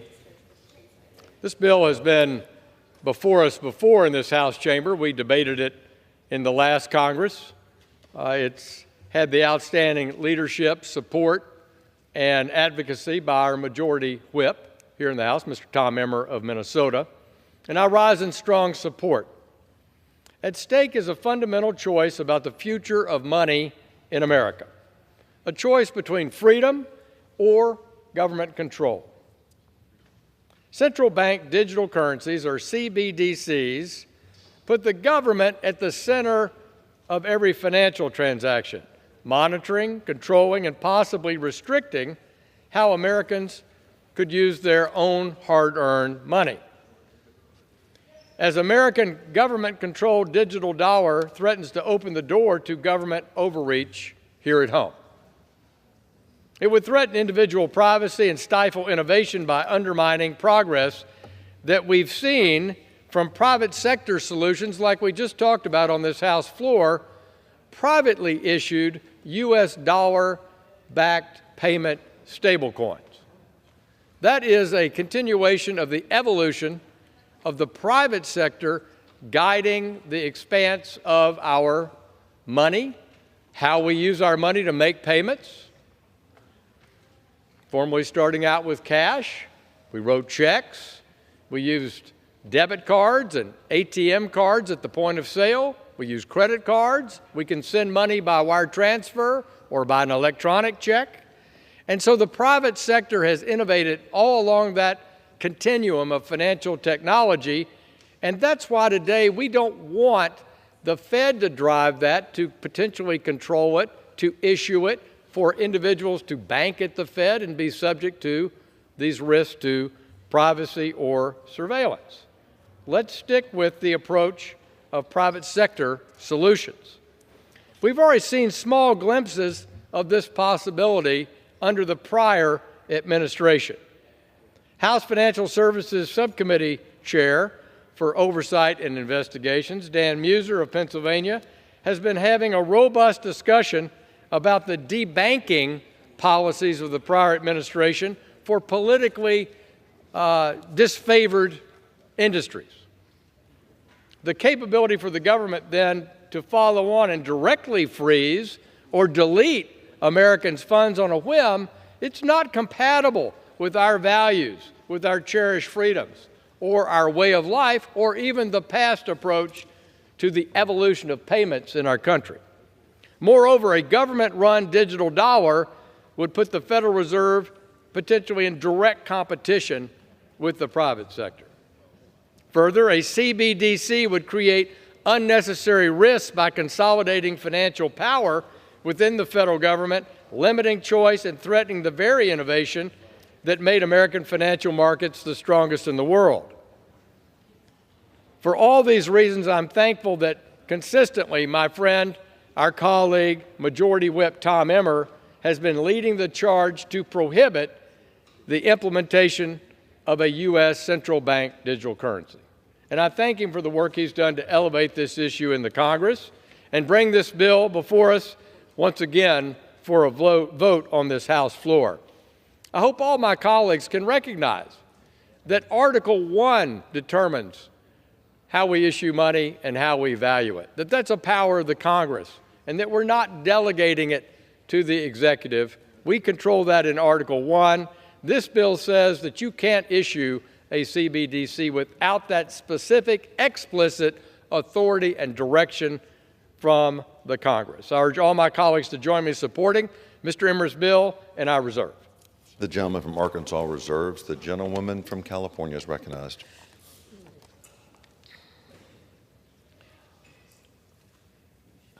I yield myself such time as I may consume. Over the last hours, we heard arguments from the other side of the aisle that the United States must prioritize innovation.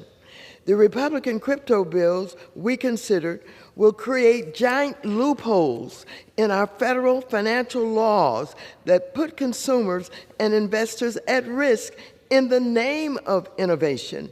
These bills would increase the chance of another costly financial crisis like the one in 2008 that led to trillions of dollars of wealth being wiped out in the name of innovation. So it comes as no surprise to me. So if it comes as a surprise to me that the last bill we will debate would block any research, pilots, or consideration about how to digitize the U.S. dollar, it is the reason that I call H.R. 1919 the Anti-Innovation Act. Now, we've been discussing a lot about cryptocurrency.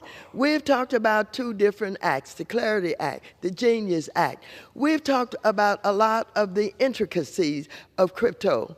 But the general public does not understand all of this because the big issuers, the big boys, literally kind of own all of the information. They're the issuers, et cetera, et cetera. It's time for the United States government to take charge. And our central bank must be involved in the study and the research so that we don't have issuing crypto or anything else without the federal government knowing and being in control. H.R. 1919 would immediately halt and prohibit the United States from any research and exploring the potential benefits of a central bank currency, or CBDC.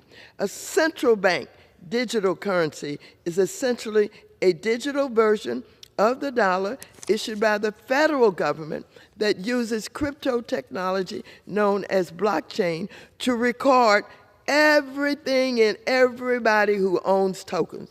Open it up, let's know who the big issuers are. There are two types of CBDCs, and this bill bans both of them. A retail CBDC is made available to consumers directly from the Federal Reserve or from a bank or other financial institutions. A wholesale CBDC is not available to the public, but only to the banks and other financial institutions. This bill would ban both this kind of CBDC. Now, when Republicans raise concerns about CBDCs, they're talking about retail CBDCs. But because they're so adverse to knowledge, adverse to studying things, they have no idea that their bill blocks research into other forms of digitizing the dollar that would truly cut costs for the people. For example, J.P. Morgan Chase has estimated that $100 billion could be saved in cross-border transactions every year if a wholesale CBDC is adopted. Now, earlier this week, in the Rules Committee, we heard Republicans claim that we need to weaken oversight of private crypto because doing so will help cross-border payments. So I would ask my colleagues across the aisle, why abandon any research into making the greenback ready for the future? The thing is, if this bill passes, the United States would be the only country in the world to ban any research in the world on CBDCs. What are you afraid of? Why don't you want the knowledge to be held and explained? 137 countries are racing ahead, some studying, others issuing their own CBDCs. The foreign currency markets are evolving, but Republicans want to stick their heads in the sand. Those 137 countries and currency unions represent 98% of the global GDP, and China is one of the front runners in the global race to implement a viable CBDC. And do you know why China is quickly rolling out its digital currency? It desperately wants to create an alternative to the U.S. dollar to determine the dominance of our currency. Mr. Speaker, America reaps great riches because our currency, the dollar, is the primacy currency used around the world for all sorts of trade, from sales of oil to commodities to financial contracts. One of those benefits is that when we take out a loan to buy a car, or use our credit cards, our interest rates are much lower than in other countries. Another benefit is that the United States can pressure bad actors from Iran to Russia to China by cutting off access to our financial system and the dollar using sanctions. But those same countries would love to replace the dollar with their currency or something else. One way China hopes to do this is to show that the dollar is an antiquated currency, whereas the Chinese currency is the future. It is so short-sighted to not even study how the dollar could be digitized, especially during the same week that Republicans want to let private companies create their own currency.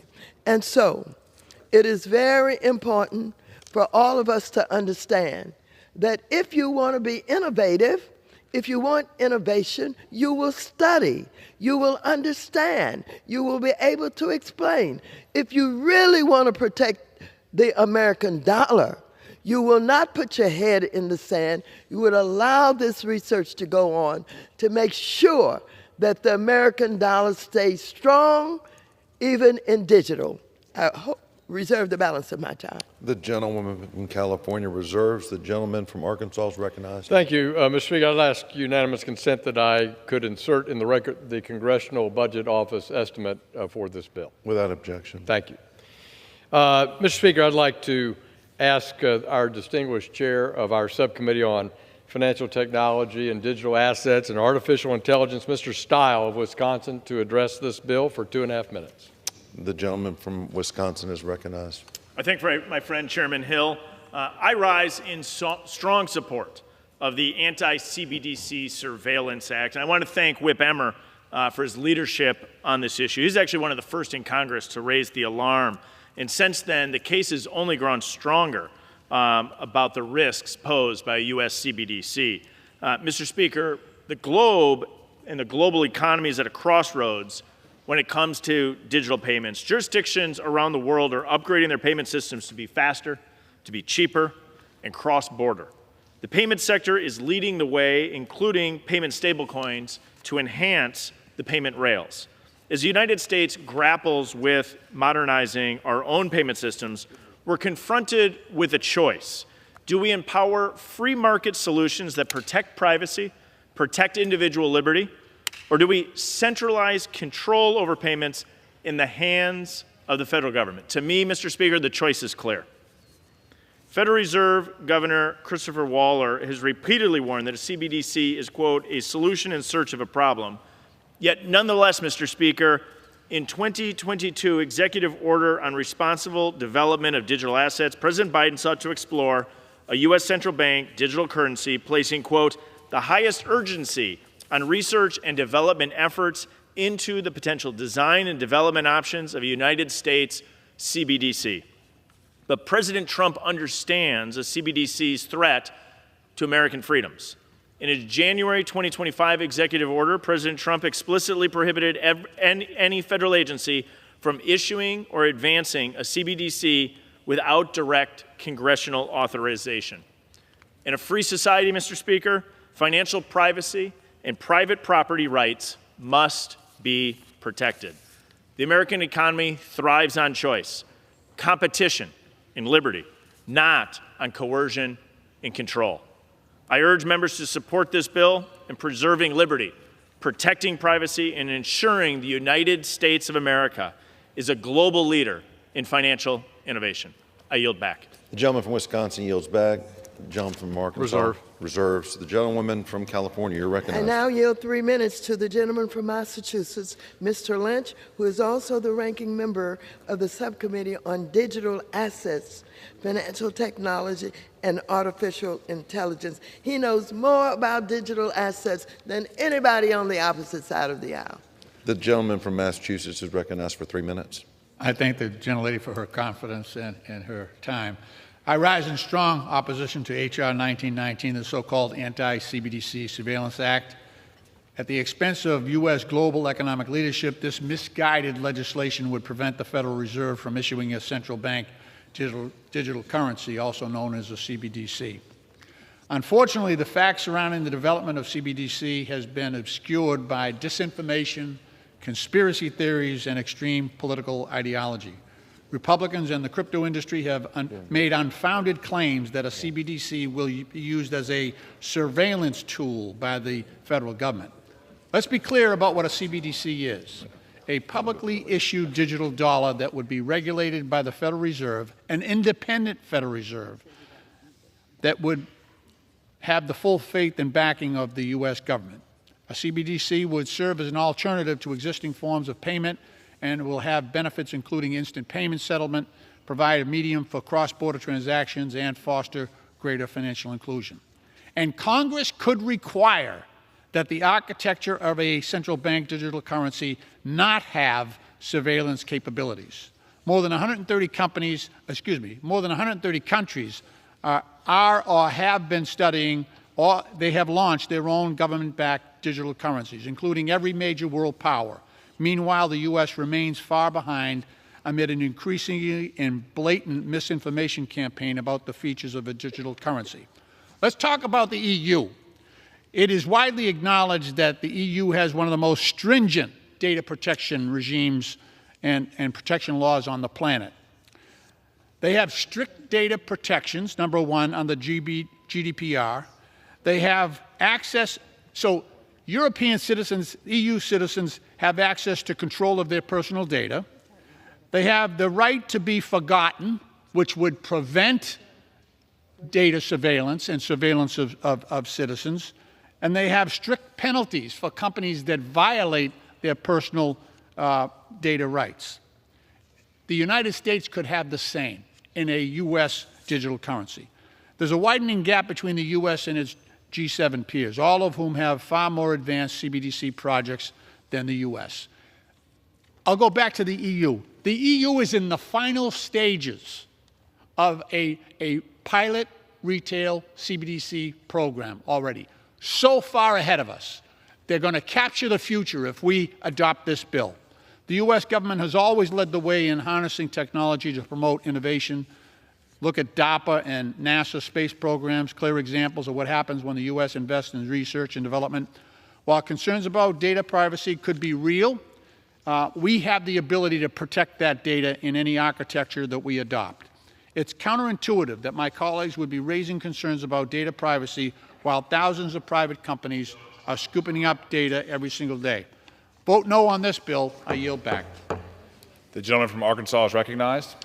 Thank you, Mr. Speaker. I'd like to yield 4 minutes to the gentleman from Kentucky, the chair of our House Financial Institutions Subcommittee, Mr. Barr. Absolutely. The gentleman from Kentucky is recognized. Thank you, Mr. Speaker. I rise in strong support of my friend from Minnesota, Whip Emmer's bill, the Anti-CBDC Surveillance State Act, a bill I'm proud to co-sponsor. This bill would prohibit the Federal Reserve from issuing a central bank digital currency or a CBDC to anyone. Now, I don't think the Federal Reserve has the authority to do this. In fact, a cursory, simple review of the Federal Reserve Act shows that the Federal Reserve does not have the legal authority to issue a CBDC to individuals absent explicit authorizing legislation from Congress. The Supreme Court has also recognized Congress's power to coin money and regulate the value thereof, implicitly denying to the executive branch or to the Fed the ability to do this without congressional authority. That said, I think it's prudent to explicitly deprive the Fed of the authority to do this for a variety of reasons. As has been said, Americans' financial privacy is at stake here. And we should not try to compete with China by becoming more like China. The argument for a CBDC that, oh no, Beijing is doing this, we should do it too. Why on earth would we want to imitate, emulate, or copy Beijing's surveillance state authoritarianism? And to my friend on the other side of the aisle who just made the argument, oh, we're behind. The European Central Bank is doing this. When have we in this country, the United States of America, wanted to emulate Europe? This is America. We do it the American way, not the European way, not the Chinese way, not the communist socialist way. We do it the free enterprise way. We do it the limited government way. We do it the way to honor Americans' privacy through the Genius Act, through private stable coins. That's the way we should do it. That's the way we should lead in innovation. And so, yes, personal privacy is at stake. Surveillance of Americans' individual financial transactions through a CBDC does raise serious privacy concerns and concerns about government control and politicization of loans, online payments, credit scores, tax compliance, federal contracts, monetary policy, and the like. But in addition to these privacy concerns, a central bank digital currency would centralize Americans' finances, eroding the banking deposit base. That would decrease competition and choice. And this is a big concern that I have, that a CBDC would substantially decrease the availability of credit and increase the cost of financial services and products for consumers, destroying our conventional traditional banking system. Our banking system, in contrast to Europe, in contrast to China, is the envy of the world. Due to its free market principles, its dynamism, and its diversity, banks of all different sizes serve customers, communities, businesses with all different needs. And capitalism promotes market demand, which incentivizes banks to offer products that fit the needs of their consumers at the best price possible. We don't want to eliminate that. We don't want to erode the deposit base with a CBDC. So I ask you, Mr. Speaker, would we truly want to lose the benefits of a diverse banking system that makes the U.S. the global leader in the financial system? Do we want to take actions to be more like China or Europe and decrease Americans' right to privacy? I went to the European Central Bank. I heard them lecture us about a CBDC, and it made me more convinced than ever that we don't want to be like Europe. The answer is we do not want to be like Europe. We do not want to be like the communists in Beijing. We must not disintermediate our banking system and allow for a creation of a CBDC. We must not threaten Americans' access to privacy. That's why I support this legislation and urge all my colleagues to do so as well. And if you really don't like a CBDC, to my Republican colleagues, vote for the Genius Act, which takes away all the arguments for it. I yield back. Time's expired. Mr. Speaker, I reserve. Gentleman reserves. The gentlelady from California is recognized. Thank you. I now yield 3 minutes to the gentleman from Connecticut, Mr. Himes, who is also the ranking member of the Permanent Select Committee on Intelligence. Thank you, ma'am. The gentleman from Connecticut is recognized. Thank you, Mr. Speaker, and I thank the gentle lady from California for this opportunity to speak, because this is one of the most ignorant things I have seen this House produce in a very, very long time. And it stuns me, frankly, that my good friends, Congressman Hill and Stile and Barr, are associating themselves with this bill. Let's be super clear about this. Nobody knows whether a CBDC is a good idea. A couple years ago, I wrote a white paper on CBDC, and I concluded that it's not clear. And the arguments for and against are being mooted today. Yes, it could be abused by an overwhelming executive. If we had a president that, for example, showed disdain for the Constitution, that was comfortable acting illegally, that wasn't comfortable with judicial rulings. It's hard for us to imagine that president, but this could be abused. It could be used for monetary policy, bad idea. It could be used for taxation, bad idea. It could also, by the way, be a trusted electronic currency for an unbanked population. It could be a way of supporting the primacy of the American dollar. I don't know. And the truth is that nobody on that side of the aisle or this side of the aisle knows either. But we're going to forbid any inquiry around this to figure out whether it's a good idea or a bad idea. We're going to say you can't even research it. Stunning definition of ignorance. Imagine if we had said electricity is scary 100 years ago. It can kill you. It's produced by burning coal, which is dangerous. So we're going to not research electricity or atomic power or the automobile. Tens of thousands of Americans die every year because of the automobile. We don't know, and the majority says, let's not learn, because they have some ideological fixation that, frankly, I don't understand. 200 years ago, the private sector, which my friends on the other side of the aisle hold up, had issued currency. It was called scrip.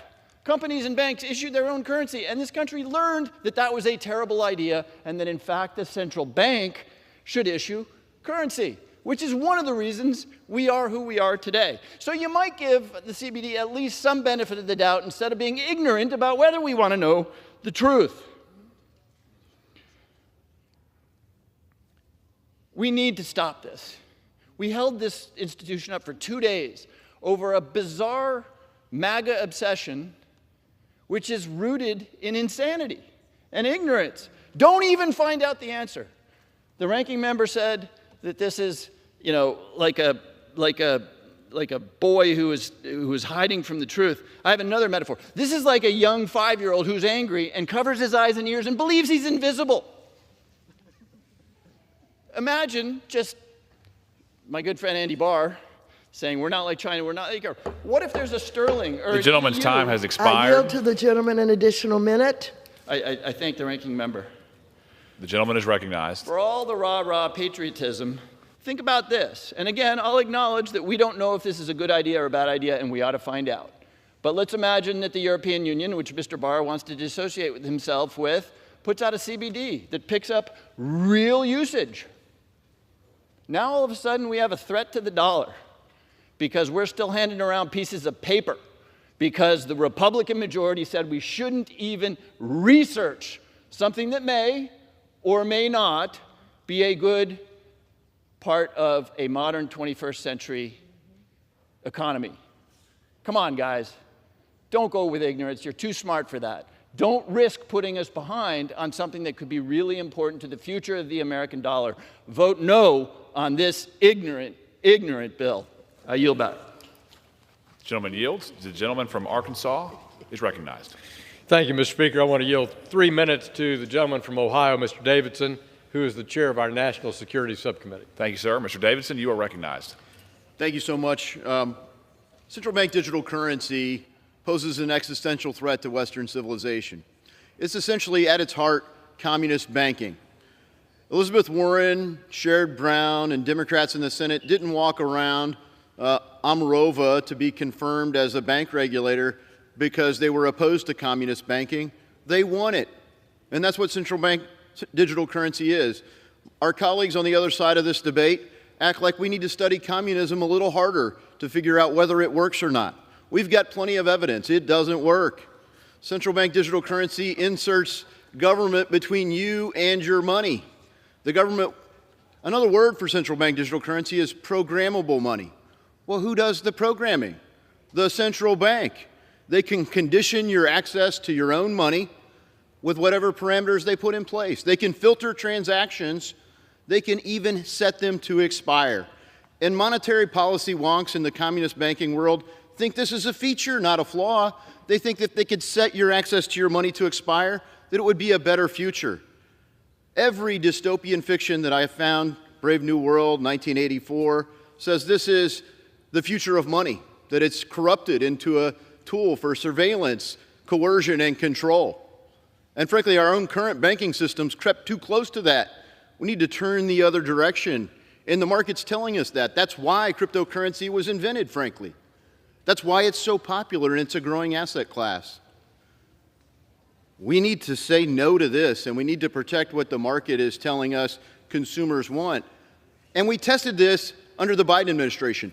They decided that they were going to spy on your bank accounts if you had $600 in your bank. And the public said, whoa, what? Why are you spying on my bank account? And in a communist world, they say, well, if you have nothing to hide, then why should you have anything to fear? But that's not our way of life in this country. The Fourth Amendment doesn't say that. It says if you have probable cause, and only then you get a warrant. Here, you build in the surveillance into the program. And look, I get it. If all men were angels, this would never be abused, but we know they're not. We've seen massive abuse in our own country, but in Canada, we saw Trudeau, a fellow traveler on the communist Long March, want to ban people's access to their own bank accounts because they were protesting his COVID policies at trucker rallies. This is very easy to do when you have programmable money. We need to say no to this. It is an existential threat to our way of life, and ideally we would do it at every opportunity. I urge all our colleagues to vote for Mr. Emmer's bill and stop this threat to our way of life. I yield back. Gentleman yields. I reserve, Mr. Speaker. Gentleman reserves. The gentlelady from California is recognized. Thank you. I now yield 3 minutes to the gentleman from California, Mr. Sherman, who is also the ranking member of the Subcommittee on Capital Markets. The gentleman from California is recognized.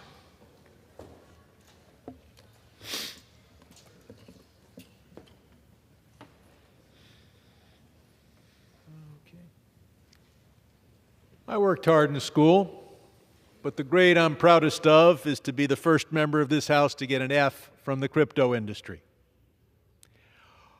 Article 1, Section 8 of the U.S. Constitution says that it's the federal government and Congress who should coin money and determine the value thereof. But our Republican friends tell us that that means that the federal government should be stuck with 1776 technology while the competitors of the dollar race forward in the 21st century. The largest super PAC expenditures in history occurred last year. The crypto industry spent more on independent expenditures. Take a look at this. You combine all of the expenditures from big oil plus big pharma, put them together, multiply by 5, and you still don't have what the crypto industry did last year. And so it's not surprising that we hear words like freedom, innovation, choice, and competitiveness used to justify making money for the crypto bros. And now we have a bill designed to prevent freedom, innovation, choice, and competitiveness when it poses a risk to their profits. This bill not only prevents us from ever having a digital dollar, it prevents us from even studying a digital dollar.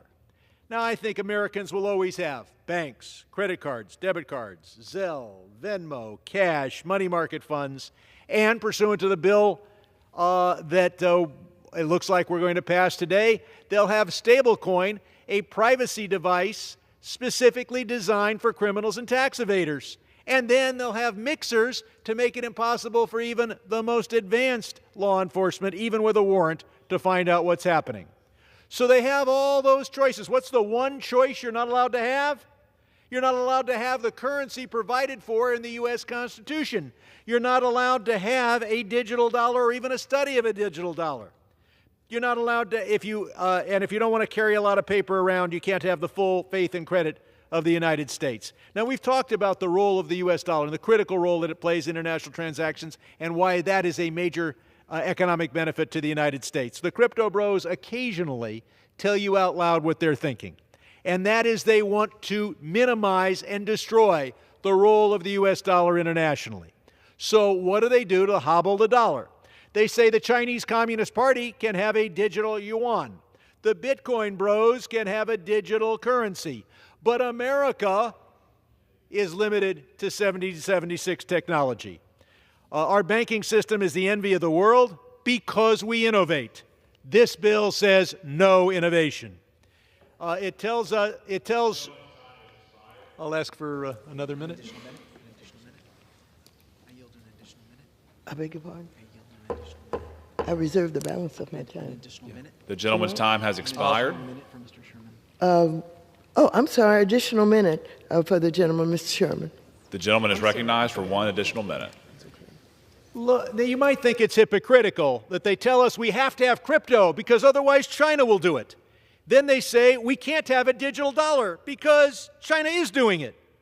That's not inconsistent. They are consistent.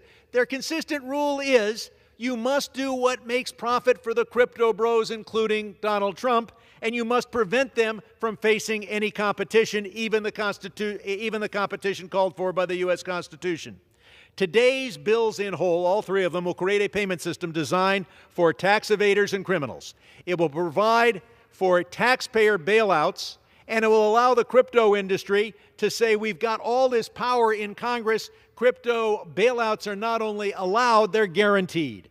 It'll provide an avenue for foreign interests to provide hidden money. Cryptocurrency literally means hidden money, into Trump's personal pocket, and is designed to allow taxpayer money to be used to buy Bitcoin and Trump coin. And finally, it takes our freedom, and it says you can have freedom to have a digital currency only if you do it in a way that enriches the crypto bros. Expired. No the choice gentleman's time for Americans has expired. who want a digital dollar. I yield back. The gentleman yields. The gentleman from Arkansas is recognized. Thank the Speaker. I want to have the pleasure to introduce the author of this important legislation and yield 4.5 minutes to the Majority Whip of the U.S. House of Representatives, Mr. Emmer of Minnesota. Thank you, sir. The whip is recognized. Thank you, Mr. Speaker. After much debate, we can now codify President Trump's effort to prevent the development of a central bank digital currency, or CBDC, and ensure that the United States digital currency policy remains in the hands of the American people and not the administrative state. I'm proud to have my legislation, the Anti-CBDC Surveillance State Act, being considered on the House floor for a vote today. This bill is straightforward. It prevents unelected Washington bureaucrats from creating a financial surveillance tool that, if not done correctly, will fundamentally alter the lives of every American. Unlike decentralized digital assets, a CBDC is a digital form of sovereign currency that is designed, issued, and monitored by the federal government. It is government-controlled, programmable money that, if designed without the privacy protections of cash, this could give the federal government the ability to surveil and restrict Americans' transactions and monitor every aspect of our daily lives. In other words, every dollar you spend, where you spend it, who you spend it with, would all be visible to and tracked by the watchful eyes of Washington. There would be no cash, no anonymity, no space for private financial decision-making. This isn't an inconceivable concept. We have already seen examples of governments developing these types of tools and using them to weaponize their financial systems against their citizens. The Chinese Communist Party employs a CBDC that is being used to monitor and restrict citizens' spending. The data is being used to develop a social credit system that rewards or punishes individuals based on their spending behavior. In Canada, the former Trudeau administration demonstrated the power of federal financial surveillance and control when it froze the bank accounts of hundreds of truckers protesting the COVID vaccine mandate in 2022. Surely, this totalitarian surveillance tool would never take root in the United States. However, that assumption would be wrong. This is not a theoretical risk. It is a very real and very dangerous precedent. Under the Biden administration, financial surveillance was a core tenet of President Biden's policy agenda.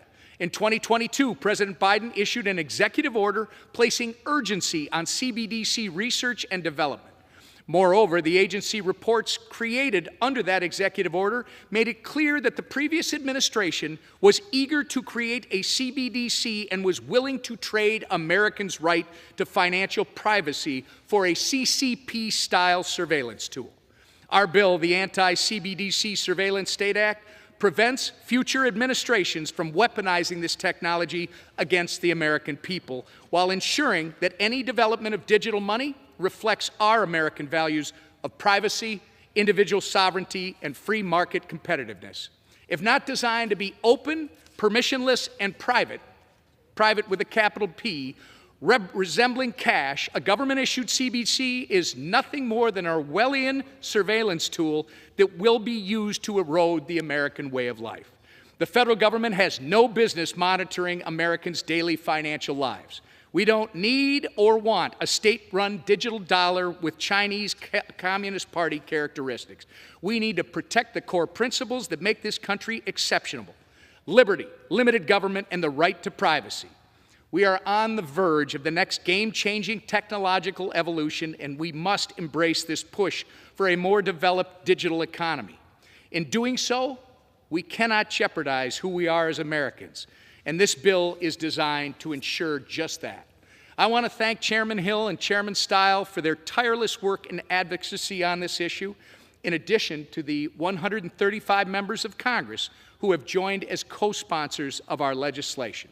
I urge all my colleagues to support this bill, and I yield back the balance of my time. Gentleman yields. Gentleman reserves. The gentleman reserves. The gentlelady from I California reserve is the balance recognized. of my time. The gentlelady reserves. Do what? The gentleman from Arkansas is recognized. Thanks, Mr. Speaker. I would like to yield 2 minutes to the chairman of our subcommittee on oversight, Mr. Muser of Pennsylvania. Gentleman's recognized. Thank you, Mr. Speaker, and I do thank the chairman of our full committee, Chairman Hill, for his leadership. I do rise in support of H.R. 1919, the Anti-CBDC Surveillance State Act, led by Whip Emmer.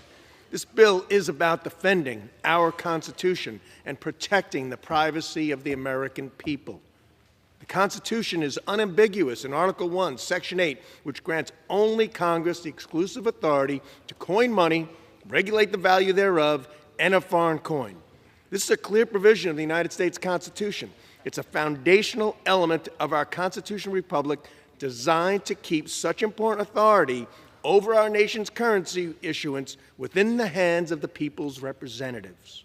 A central bank digital currency would centralize unprecedented power in the federal government and could open the door to real-time surveillance of every financial transaction in America.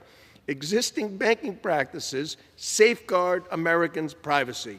A CBDC could undo that protection overnight, creating a tool ripe for abuse.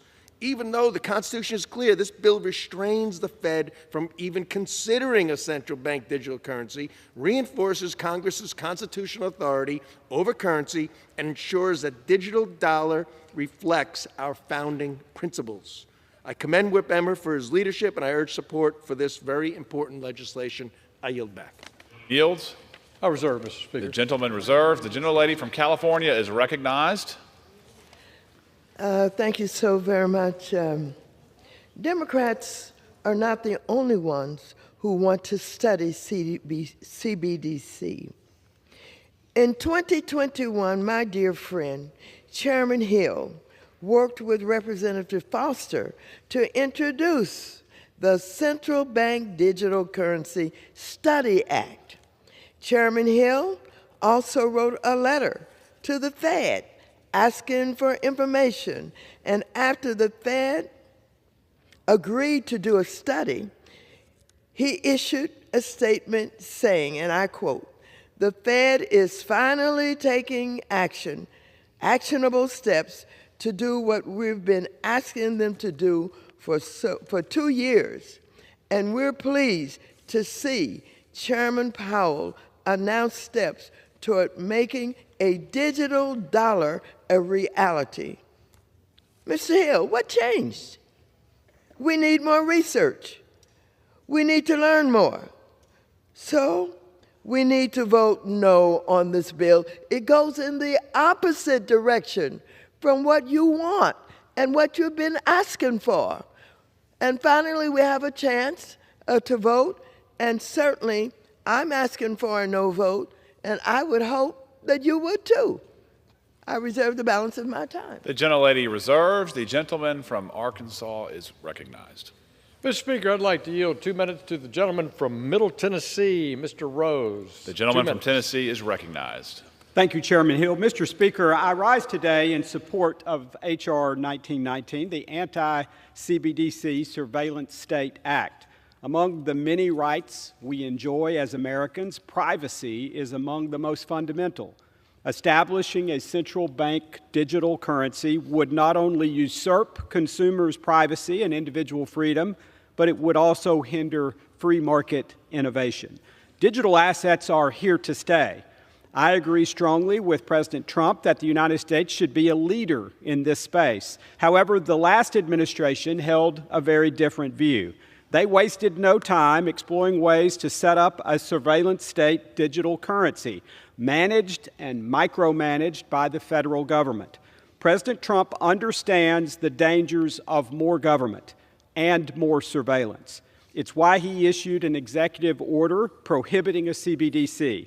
The vote before the House would make that ban permanent, and I urge my colleagues to support this bill. Mr. Speaker, today the House will vote on the Genius Act, short for Guiding and Establishing National Innovation for U.S. Stablecoins Act. The bill, which was introduced in the Senate by my friend and fellow Tennessean, Senator Bill Hagerty, provides a clear regulatory framework for the issuance of payment stablecoins.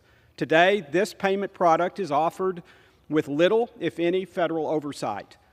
By establishing this regulatory clarity, this bill will drive significant demand for stablecoins. This bill will ensure issuers back stablecoins with high-quality liquid assets, a major win for the American consumer.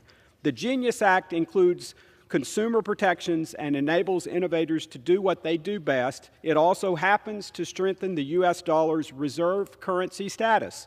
This will result in the ability to make near-instant payments anywhere in the world, which is good for consumers, it's good for companies, and it's good for Americans. Thank you, and I yield. Gentleman yields. Mr. Speaker, I reserve. The gentleman reserves. The gentlelady from California is recognized. Yet again, my colleague confuses retail and wholesale CBDC. Banning wholesale CBDC is nonsensical.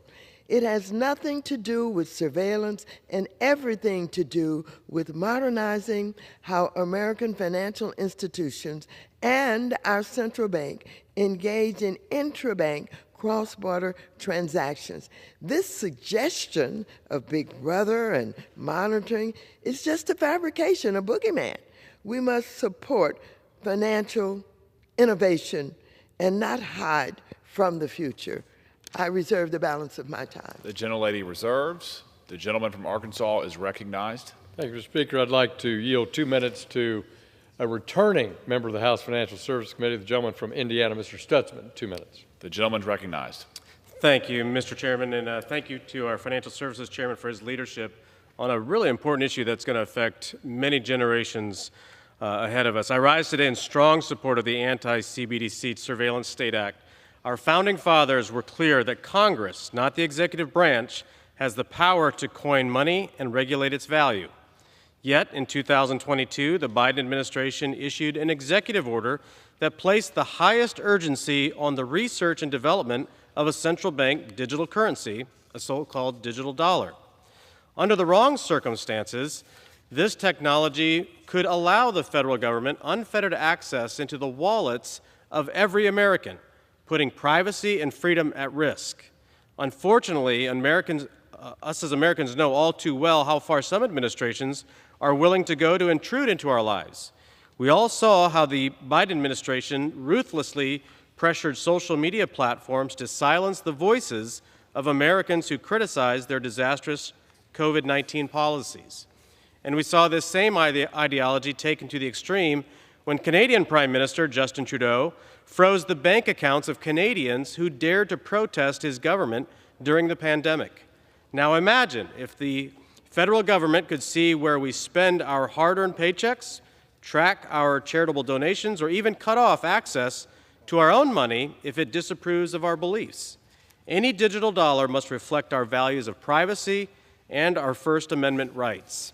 This bill ensures our digital assets policy is in the hands of the American people, not the administrative state.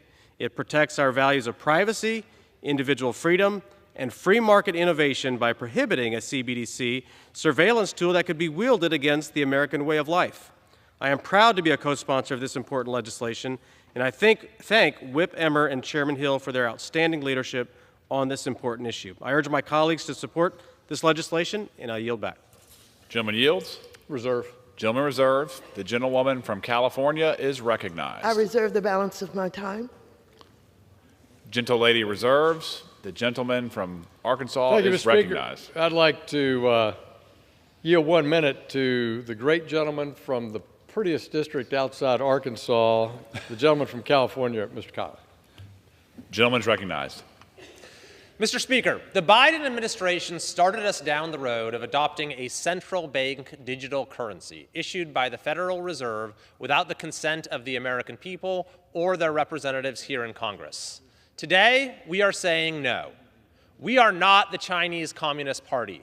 We are not going to turn the central bank of the United States into a giant panopticon capable of tracking and surveilling every American citizen, keeping a watchful eye on each and every one of your financial transactions, crediting or discrediting or punishing you based on your personal behavior, restricting that behavior with the tap of a button. Nothing could be more inimical to the liberty and privacy on which American greatness depends. I am proud to be a sponsor of this critical legislation and look forward to its passage on the House floor today. I yield back. Gentleman yields. I'll reserve, Mr. The gentleman reserves. Speaker. The gentlelady from California is recognized. I reserve the balance of my time. The gentlelady reserves. The gentleman from Arkansas is recognized. Mr. Speaker, I'd like to yield 1 minute to the gentleman, our new member from including the Speaker, our new member from North Carolina, Mr. McDowell, for 1 minute, please. The gentleman from the great state of North Carolina is recognized for 1 minute. Thank you, Mr. Speaker, and thank you, Mr. Chairman. America is not a surveillance state, and under Republican leadership, it never will be, because today, this Congress has the opportunity to lay the foundation for a digital future that protects freedom and financial privacy. At the center of that effort is the Anti-CBDC Surveillance State Act. This bill ensures that no central bank digital currency will be created under the Federal Reserve. We've seen what that looks like in communist China, where the CCP uses it to track, monitor, and control their people. Not here, Mr. Speaker, not in the land of the free, because together with the Clarity Act and the Genius Act, we will protect Americans' financial liberty and make the United States the crypto capital of the world. I urge my colleagues to support this legislation, and I yield back. The gentleman yields. Mr. Speaker, I'm prepared to close. I'd like to inquire of my friend, the ranking member, if she's prepared to close. The gentlelady is recognized. I have no more. I'm not prepared to close at this time. Earlier, my colleagues praised our wonderful private sector, and we know now my friends do not like studies, but I would encourage him to read the study from our biggest bank, J.P. Morgan Chase, explaining how CBDCs can save $120 billion in cross-border payments. Please read this study. Even if you don't like studies, read it anyway. Thank you very much. I reserve the balance of my time. The gentlelady reserves. The gentleman from Arkansas is recognized. I reserve. Gentleman reserves. The gentlelady from California is recognized. Thank you. I have no further speakers, and I'm prepared to close. The gentlelady is recognized for closing remarks. No more speakers. Thank you. I yield myself the balance of the time. The bottom line is that we fall further and further behind global economic stage with congressional Republicans' policies. We are already seeing inflation rise on consumer goods as Trump's tariffs take place. And now Republicans want to raise the cost of auto loans, credit, card fees, and mortgages for Americans by forcing the dollar to become a relic of the past. That is why I will vote no. And of course, Mr. Himes made a great argument and a great point about ignorance. And he believes that this is an ignorant bill, and it just does not speak well for the members of Congress not wanting to do research and study to determine what is in the best interest of the dollar and our country. I yield back the balance of my time. The gentlelady yields back. The gentleman from Arkansas is recognized. Thank you, Mr. Speaker. I yield myself the remainder of my time. First, I want to say thank you to the members of the House Financial Services Committee and the members of the House Agriculture Committee for all the work that they've put in on both sides of the aisle. Significant hours for multiple years, basically the last three Congresses, in thinking through what is the future of digital assets, how are they best regulated, what's the role of the United States government in oversight, what's the future of money in terms of the use of a blockchain. And so members in these committees have worked extensively. Likewise, over in the Energy and Commerce Committee, the idea of blockchain technology at large outside financial institutions has garnered a tremendous amount of bipartisan work. This House wants to make sure that we prepare this country for a prosperous, free, open Web3 technology as we go into seeing the benefits of writing applications on a blockchain. We'll see competition in blockchains just as we saw competition in operating systems in computing. And I think that breeds a lot of excitement. But no one can actually do that if we don't have clear rules of the road. We've spent this morning debating those rules of the road, that the Clarity Act that we debated on this House floor provides that market framework for the use of digital assets, custodying digital assets, investing in digital assets, or dealing or raising capital around them. It clearly defines what should be treated as a commodity versus what should be treated as a security. We talked about that important payment device on a blockchain for use in that marketplace that's outlined in Clarity. and that's a dollar-backed stablecoin. We want the U.S. to dominate in financial technology and payments, just as we do for the vast majority of payments around the world in dollars, and that is delivered by the bipartisan work in the Senate on the Genius Act. So I want to start by thanking those members, and I also want to recognize the incredibly hardworking staff members on the House Agriculture Committee and the House Financial Services Committee who've worked together unbelievably, capably, cooperatively, effectively over these last two Congresses, just as they did at the height of the cleanup from the financial crisis in 2008, when House Financial Services and the Ag Committee came together to write rules about the swap market. But I particularly want to thank Nick, Jack, Jackson, Lindsay, and Paul on the staff at House Ag. You did great. I want to thank Nick and Allison and our team on House Financial Services for their staff leadership. Mr. Speaker, this bill we're debating today is essential, and the ranking member seems to think that I'm interested in the subject of a central bank digital currency, and I am. And I've spent the better part of the last 5 years studying central bank digital currencies outside the United States, talking to officials inside the United States about whether that's a good idea or a bad idea. And over those years, it's not out of ignorance that I've come to the conclusion that it's a bad idea. And one of the contributing factors to me determining that I don't believe it's an idea whose time has come to supplement private sector innovation in this nation is actually Congressman Jim Himes' white paper that he shared with me years ago.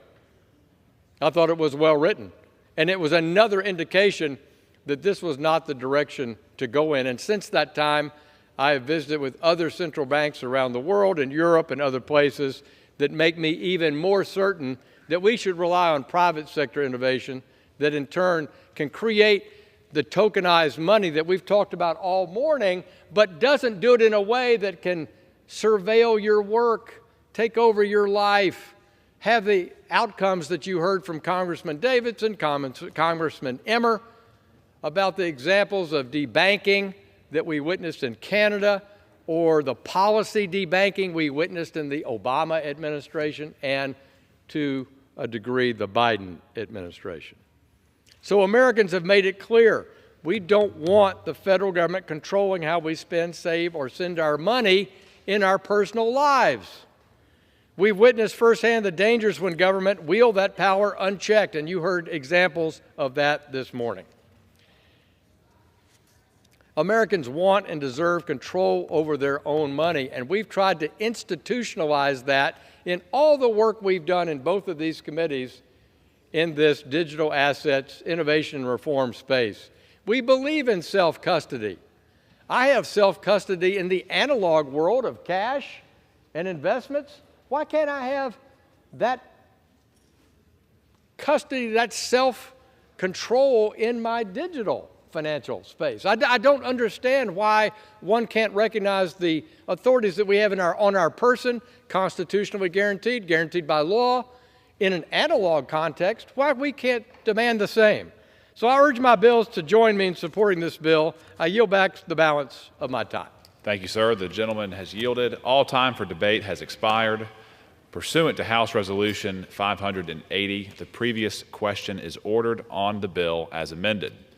The question is on engrossment and third reading of the bill.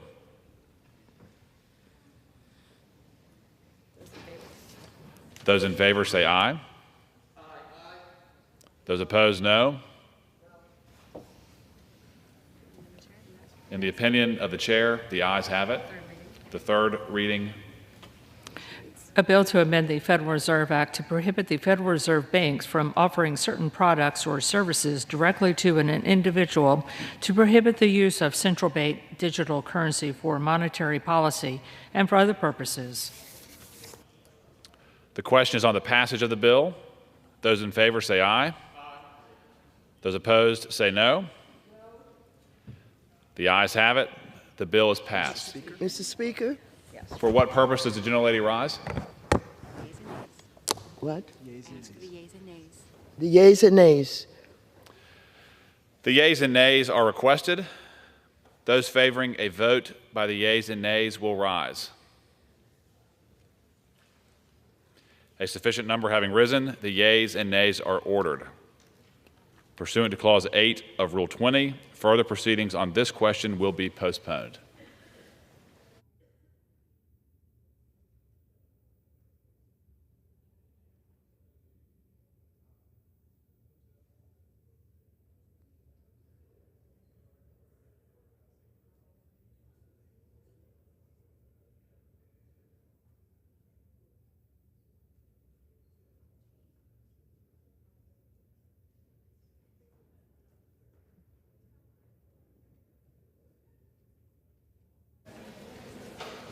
I'm always the guy that asks me.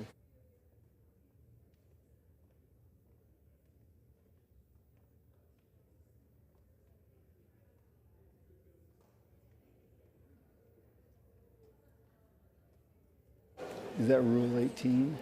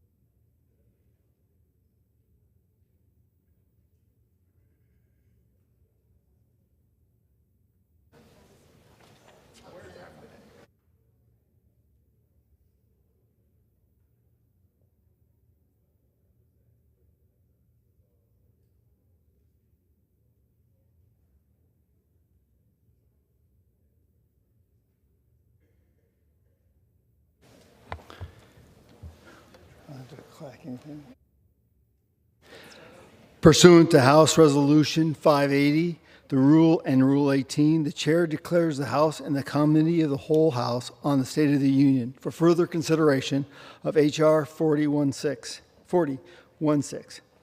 Will the gentleman from North Carolina, Mr. Knott, kindly take the chair?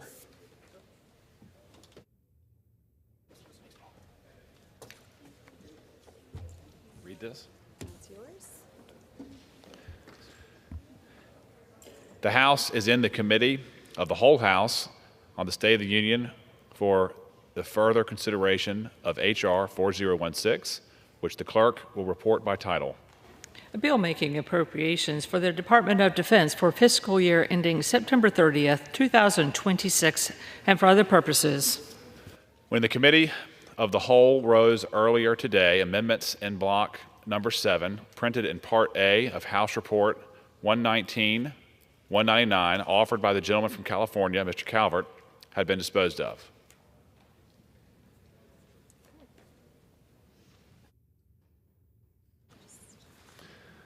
The Chair understands that amendment number 48 will not be offered. For what purpose does the gentlewoman from Minnesota rise? Thank you, Mr. Chair. I rise as his designee of the gentlewoman from Connecticut, and I move to strike the last word. The gentlewoman is recognized for 5 minutes. Mr. Chair, I yield to the gentlewoman from Ohio, the distinguished ranking member of the Energy and Water Subcommittee, Ms. Capter. The gentlelady is recognized. Thank you. Thank you, Mr. Chair. Thanking also Ranking Member McCullough and Chair Calvert. As a senior member on the Defense Appropriations Subcommittee, I'm deeply concerned and disappointed by this legislation. This bill was written before the Department of Defense submitted its budgetary needs for fiscal year 2026. Shamefully, the department still has not provided Congress with a complete request. Thus, we have been brought to the floor to vote on an incomplete bill with no complete executive branch submission. This is not only out of order, it is dangerous. Their procrastination yields uncertainty for those who risk their lives in defense of this nation. America deserves better than uncertainty in a Defense Department that is missing in action. Our troops can't train on promises. Our allies can't fight with doubt. Our factories can't build American strength without steady support, and this bill fails liberty on all counts. This bill misses crucial opportunities to strengthen America's defense industrial base. Shipbuilding is backed up over 2 years. The Great Lakes region, a cornerstone of American industrial manufacturing, can play a major role in relieving that backup. But all of America is put on hold due to the DoD's damaging budget delays. We must prioritize investments that rebuild our domestic manufacturing capabilities. Our military should never have to fight with or depend on foreign sources for materials, critical minerals, or key military components. Furthermore, by cutting all funding for Ukraine, this bill dangerously ignores history at our own peril. At our founding, Patrick Henry heroically proclaimed, "Give me liberty or give me death." He knew liberty's cost and our new nation's responsibility to uphold the values that our European forebears bequeathed to us, ones that focused on representative government. Thomas Jefferson knew America does not exist alone in the globe when he wrote the words, quote, "Our laws, language, religion, politics, and manners are so deeply laid in European foundations that we shall never cease to consider their history as part of ours." And more recently, on January 20th, 1961, President John F. Kennedy, in his inaugural address, recognized America's fierce dedication to liberty when he said, "We shall pay any price, bear any burden, meet any hardship, support any friend, oppose any foe, to assure the success of liberty." And then he warned, those who ride the back of the tiger would end up inside it. He warned against that, and I hope our nation never goes down that lonely, dark path. In a contemporary era, on June 6, 1984, President Ronald Reagan stood in Normandy, France, commemorating the day in history when the Allied armies joined in battle to reclaim the European continent to liberty. They stood and fought against tyranny in a giant undertaking unparalleled in human history, and they did it together. Mr. Speaker, these quotes and sacrificial deeds of our forebears explain why I rise to express my deep opposition to this bill's irresponsible and short-sighted exclusion of any funding for the Ukraine Security Initiative. Throughout generations, the fundamental purpose of our nation is to guarantee liberty, to develop the kinds of relationships with our democratic allies who stand with us against tyranny in any form, and to fill our constitutional duty to provide for our nation's common defense. Common defense, the Constitution says. Ensuring that the Ukraine Security Assistance Initiative is properly funded is essential to fulfilling our charge in defense of liberty on our watch. If you haven't noticed Ukraine's struggle against the spiderweb of tyranny fostered by Russia, China, Iran, Belarus, and North Korea, it is real and it is lethal. Ukraine is in a historic fight now, not of her own choosing, but for her very survival. And the poorest nation in Europe has fought back mightily against the third largest military in the world after Putin's murderous aggression that began in 2014. Russia and its spiderweb of tyranny are a threat to liberty everywhere, and Ukraine stands on the front line. If support for Ukraine is withdrawn, Russia and its allies' assault on fundamental freedoms will spread. May no one in this generation become swallowed by the tiger, and those that do not know and study history are doomed to repeat it. Proper funding in this bill will boost our domestic defense industrial base and affirm critical security and mineral alliances. It supports our NATO partners, and it is our privilege and, yes, duty to support our allies and the brave people of Ukraine by appropriating funds for the Ukraine Security Initiative. May I request an additional minute?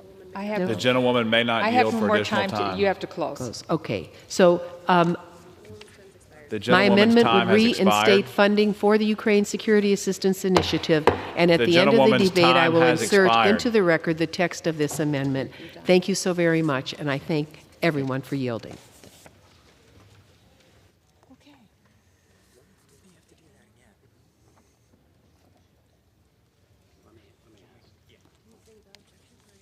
Hang on, don't move, don't move. It is now in order to consider amendment number 49, printed in Part A, House Report 119-199.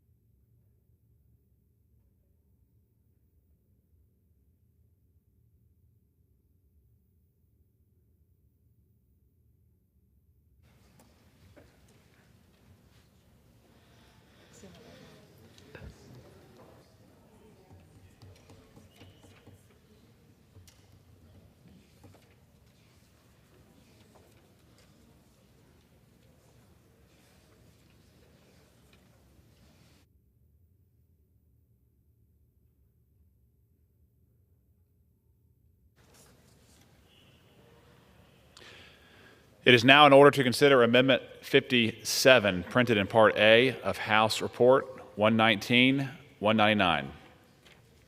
For what purpose does the gentleman from Ohio seek recognition?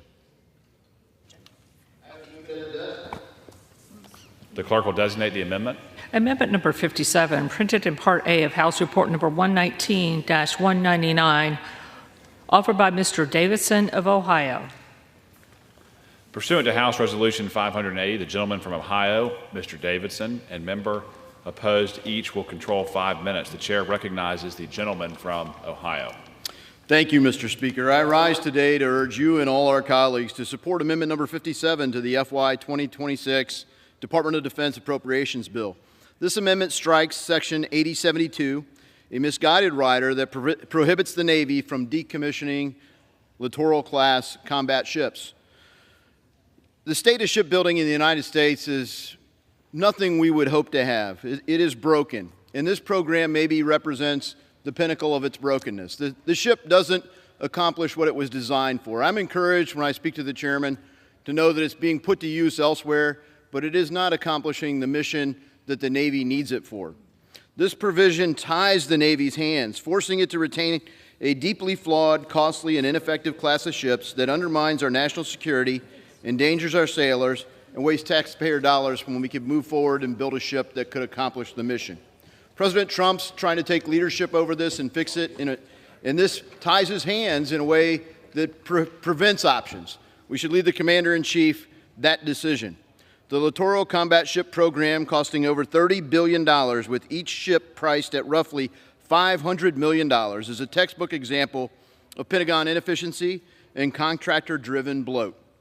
Designed as a light, fast, customizable vessel for near-shore warfare, the LCS has instead become a symbol of our flawed procurement system. Since its inception, the program has been plagued by persistent propulsion system failures, weapon system integration issues, hull problems, and rampant cost overruns. A 2022 GAO report exposed the LCS's shortcomings.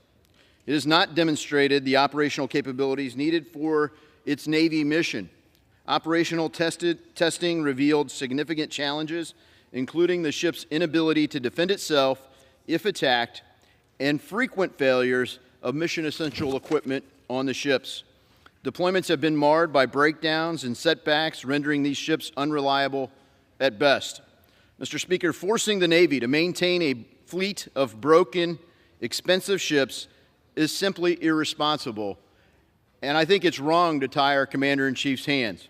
Our sailors deserve the best, most reliable vessels to defend our nation. Every dollar spent on the LCS is a dollar diverted from building a stronger, more capable fleet. Retaining these ships compromises readiness, squanders limited resources, and puts lives at risk. My amendment restores the Navy's authority to make strategic decisions about its fleet and frees up resources for platforms that actually enhance our national security. I urge our colleagues to put the safety of our sailors and the strength of our Navy first. Vote yes on Amendment 57. I yield back. The gentleman yields. Does any member claim time in opposition? For what purpose does the gentleman from Florida rise? Mr. Speaker, I rise today in opposition to the Davidson Amendment that would decommission littoral combat ships. The gentleman is recognized for 5 minutes.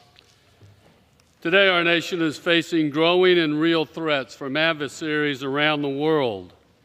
China, who continues to rapidly grow their naval capacity at an alarming rate, Iran and its proxies, terrorist proxies who are threatening our allies and disrupting free trade in the Red Sea, and then finally, South American cartels and drug smugglers who harm the health and well-being of American citizens. To face these growing threats, our Navy must rise to the occasion. That means projecting strength throughout the world while bolstering our naval fleet. The LCS supports America's maritime security, sea control, and deterrence, and importantly, President Trump's agenda. Just this past April, the USS Minneapolis-St. Paul helped the U.S. Coast Guard stop 2 alleged drug smuggling operations in the Caribbean Sea. These ships assist in stopping narcotics, protecting the homeland from illicit maritime drug trafficking, and securing our border. Also, sea mines are actually responsible for more damage to U.S. naval warships than any other weapon since World War II. Although it is 10 years after originally planned, the LCS platform is now providing support for detecting, localizing, neutralizing surface, near-surface, moored, and bottom mines, helping our sailors to stay safe around the world. The Navy has emphasized the need for a mixed naval fleet in the past, consisting of both blue water and littoral combat ships that act as fast-moving surface warfare vessels. They continue to undergo upgrades to improve their lethality and survivability in littoral waters so they can intercept drug and human traffickers in the Caribbean, sweep for deadly mines, and most importantly, support U.S. naval efforts to end Houthi attacks on commercial vessels in the Red Sea.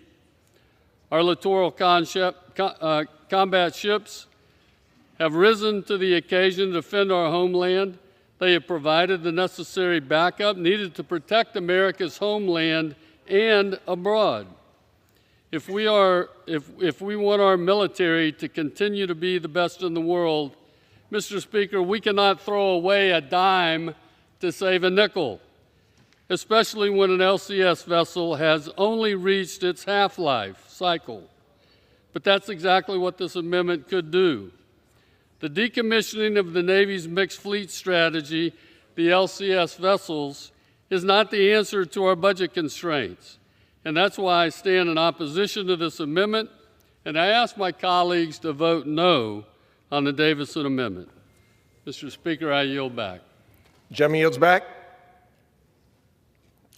The question is on the amendment offered by the gentleman from Ohio. Those in favor say yea. Those opposed say no. In the opinion of the chair, the noes have it. The amendment is not agreed to.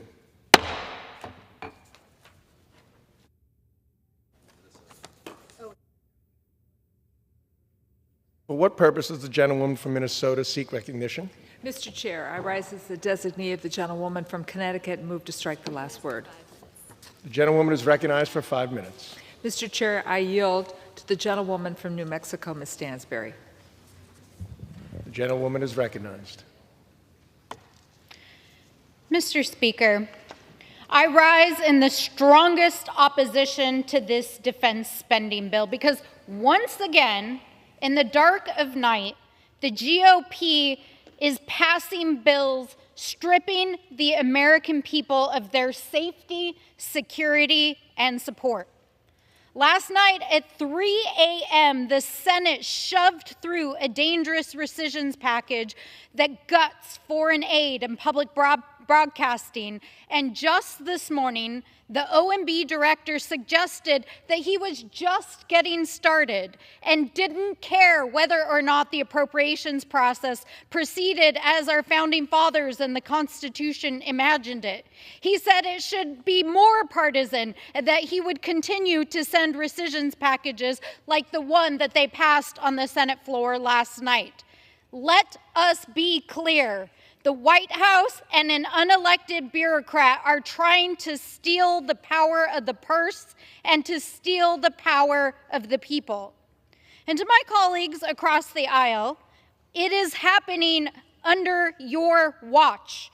You are allowing it, enabling it, and giving away our constitutional authority to a corrupt and a chaotic administration while trying to pass fake bills like the one you have on this floor right now that will weaken our military readiness, abandon our allies, strip service members of tools and training and pay, that will undermine our national security and abandon our troops, and yes, make the world less safe.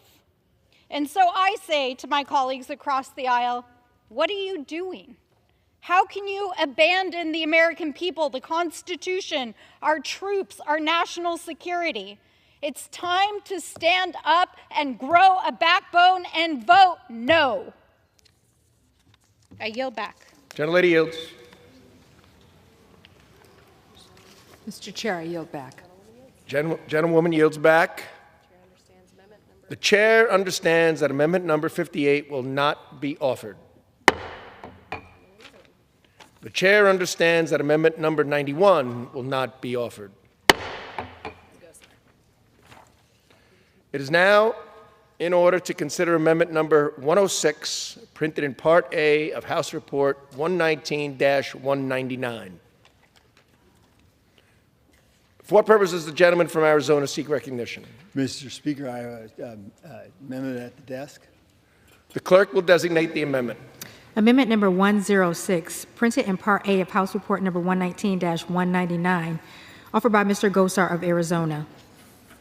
Pursuant to House Resolution 580, the gentleman from Arizona, Mr. Gosar, and a member opposed, each will control 5 minutes. The chair recognizes the gentleman from Arizona. Thank you, Mr. Chairman. My amendment number 106 prohibits funds for the DoD's Bioindustrial Manufacturing and Design Ecosystem, or BioMADE, that funds lab-grown meat and protein projects for the military for feeding our men and women. I know, how disgusting does that sound? With a national debt of over $37 trillion, we can't afford a little sensible appropriation bills without wasteful spending. On October 2020, press releases revealed BioMADE received $87 million in federal dollars under the Biden-Harris administration to produce lab-grown meat to reduce carbon emissions on military bases. In March of 2023, BioMADE received an additional $450 million from the ManTech program. Let me just name a few of these projects these taxpayer dollars funded. One called Potential Benefit of Superbrewed Foods Sustainable Postbiotic Protein or Warfighter Health that produces lab-grown protein in shortened recovery times and improves the concentration of service members. Another, development of a sustainable low-cost oil process for heart-healthy DoD rations or producing oil from microalgae for service members, or alternative protein bars, a lab-grown protein derived from a microbiological agent similar to fungus. Yummy. This is the food that built America? I think not. Why do Marines, sailors, soldiers, guardsmen, and coasties need to have lab-grown meat when the U.S. is full of delicious beef? In fiscal year of 2022 alone, the DoD awarded more than $369 million in the U.S. for contracts for beef, $2.3 million of which was supplied by Phoenix, Arizona. Serving lab-grown meat over domestic beef or poultry rewards the government-funded bioindustry and punishes the American cattle ranchers, who have a far smaller so-called carbon footprint than these big corporations. In 2024, Florida and Alabama banned lab-grown meat to protect farmers and the cattle industry. This year, Mississippi, Montana, and Indiana followed suit. I ask my colleagues to end this experiment on our armed forces and support my amendment number 106. With that, I reserve the balance of my time. Gentleman reserves. For what purpose does the gentleman from California seek recognition? I rise in opposition to the amendment. The gentleman is recognized for 5 minutes. I think there may be a misunderstanding about bioindustrial manufacturing, and what it is and what it's not. Bioindustrial manufacturing is not for cultivating meat. However, bioindustrial manufacturing is critical to energetics. And what are energetics? Such as hypersonic fuels, critical chemicals for munitions and missiles, and materials that literally increase the bang for the buck. In the 1980s, the United States developed what we called CL-20, one of the most powerful non-nuclear explosion chemicals ever created, but did not produce it at scale. China, unfortunately, found our research and then scaled production, and now the Chinese and Russian arsenals have this very powerful ingredient. We cannot allow China to be the world innovation leader in any field, including bioindustrial manufacturing. We must continue tried and true practices to adopt new technologies to fortify American defense industrial base. American lethality is degraded without bioindustrial manufacturing, and meanwhile, China and Russia benefit from American research, and that's got to stop. I may make a point here. BioMade product is not a manufacturer, does not manufacture lab-grown meat. BioMade has never funded research projects for lab-grown meat, has no current research projects on lab-grown meat, and has no plans to fund projects on lab-grown meat in the future. So I think we have a misunderstanding. We need this technology for our energetics, which we use in our explosion devices very effectively. And with that, I yield 2.5 minutes to the ranking member, the gentlelady from Minnesota. Gentlelady is recognized. Thank you, Mr. Chair. I rise in strong opposition to this amendment. Let me be clear, as the chairman was, BioMade has never funded any efforts to develop or produce lab-grown meat for any purpose.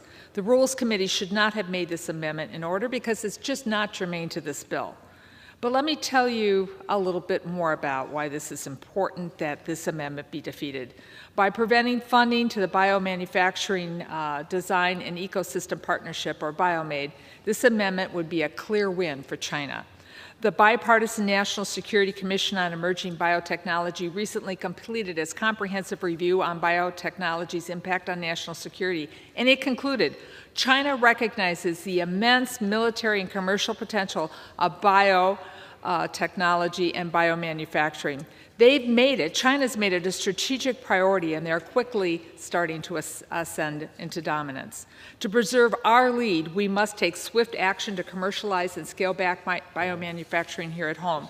These new technologies use the power of biological cells and systems to form complete chemistry, complex issues. It'll enable us to onshore the production of critical chemicals, including those used in munitions and high-performance aviation fuel, as the chair mentioned, to develop new medical cures and treatments, and to produce them on demand near the front lines, to engineer biological sensors that could detect pathogens and chemical threats on the battlefield in real time, and then to better extract critical materials from domestic mining deposits to reduce our dependence on China for rare earth mining. And that, again, Mr. Chair, is why the National Security Commission report recommended that Congress support a network of manufacturing facilities to scale up bioindustrial production, including for defense needs. So BioMade is a private-public partnership with nearly 300 members across 37 states. Its mission is to partner with industry to enable innovators to pilot new bioindustrial products and facilities across the country that are linked to regional supply chains and agricultural feedstocks, and train the future workers in this industry.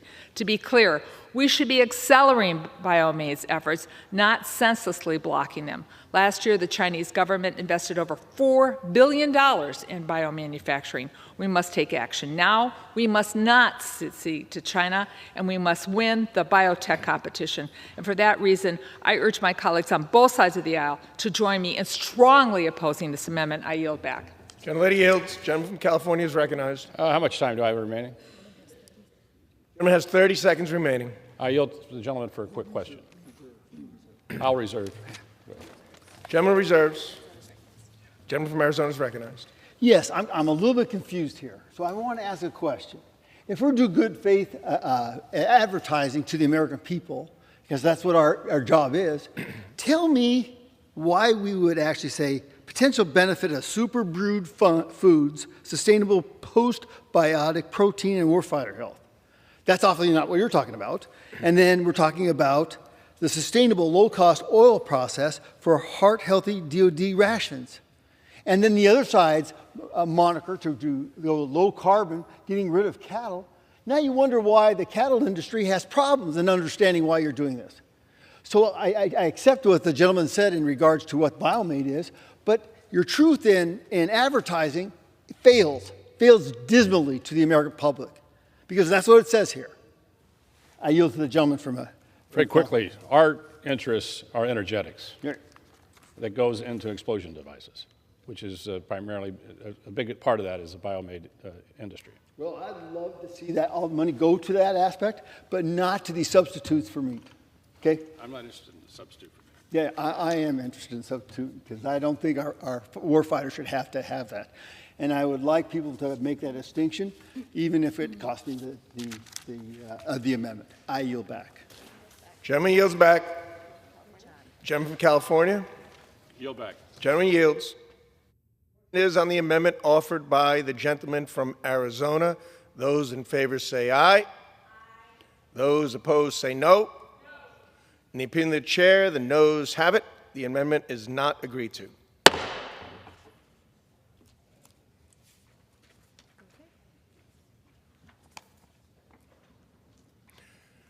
The chair understands that amendment number 110110 will not be offered.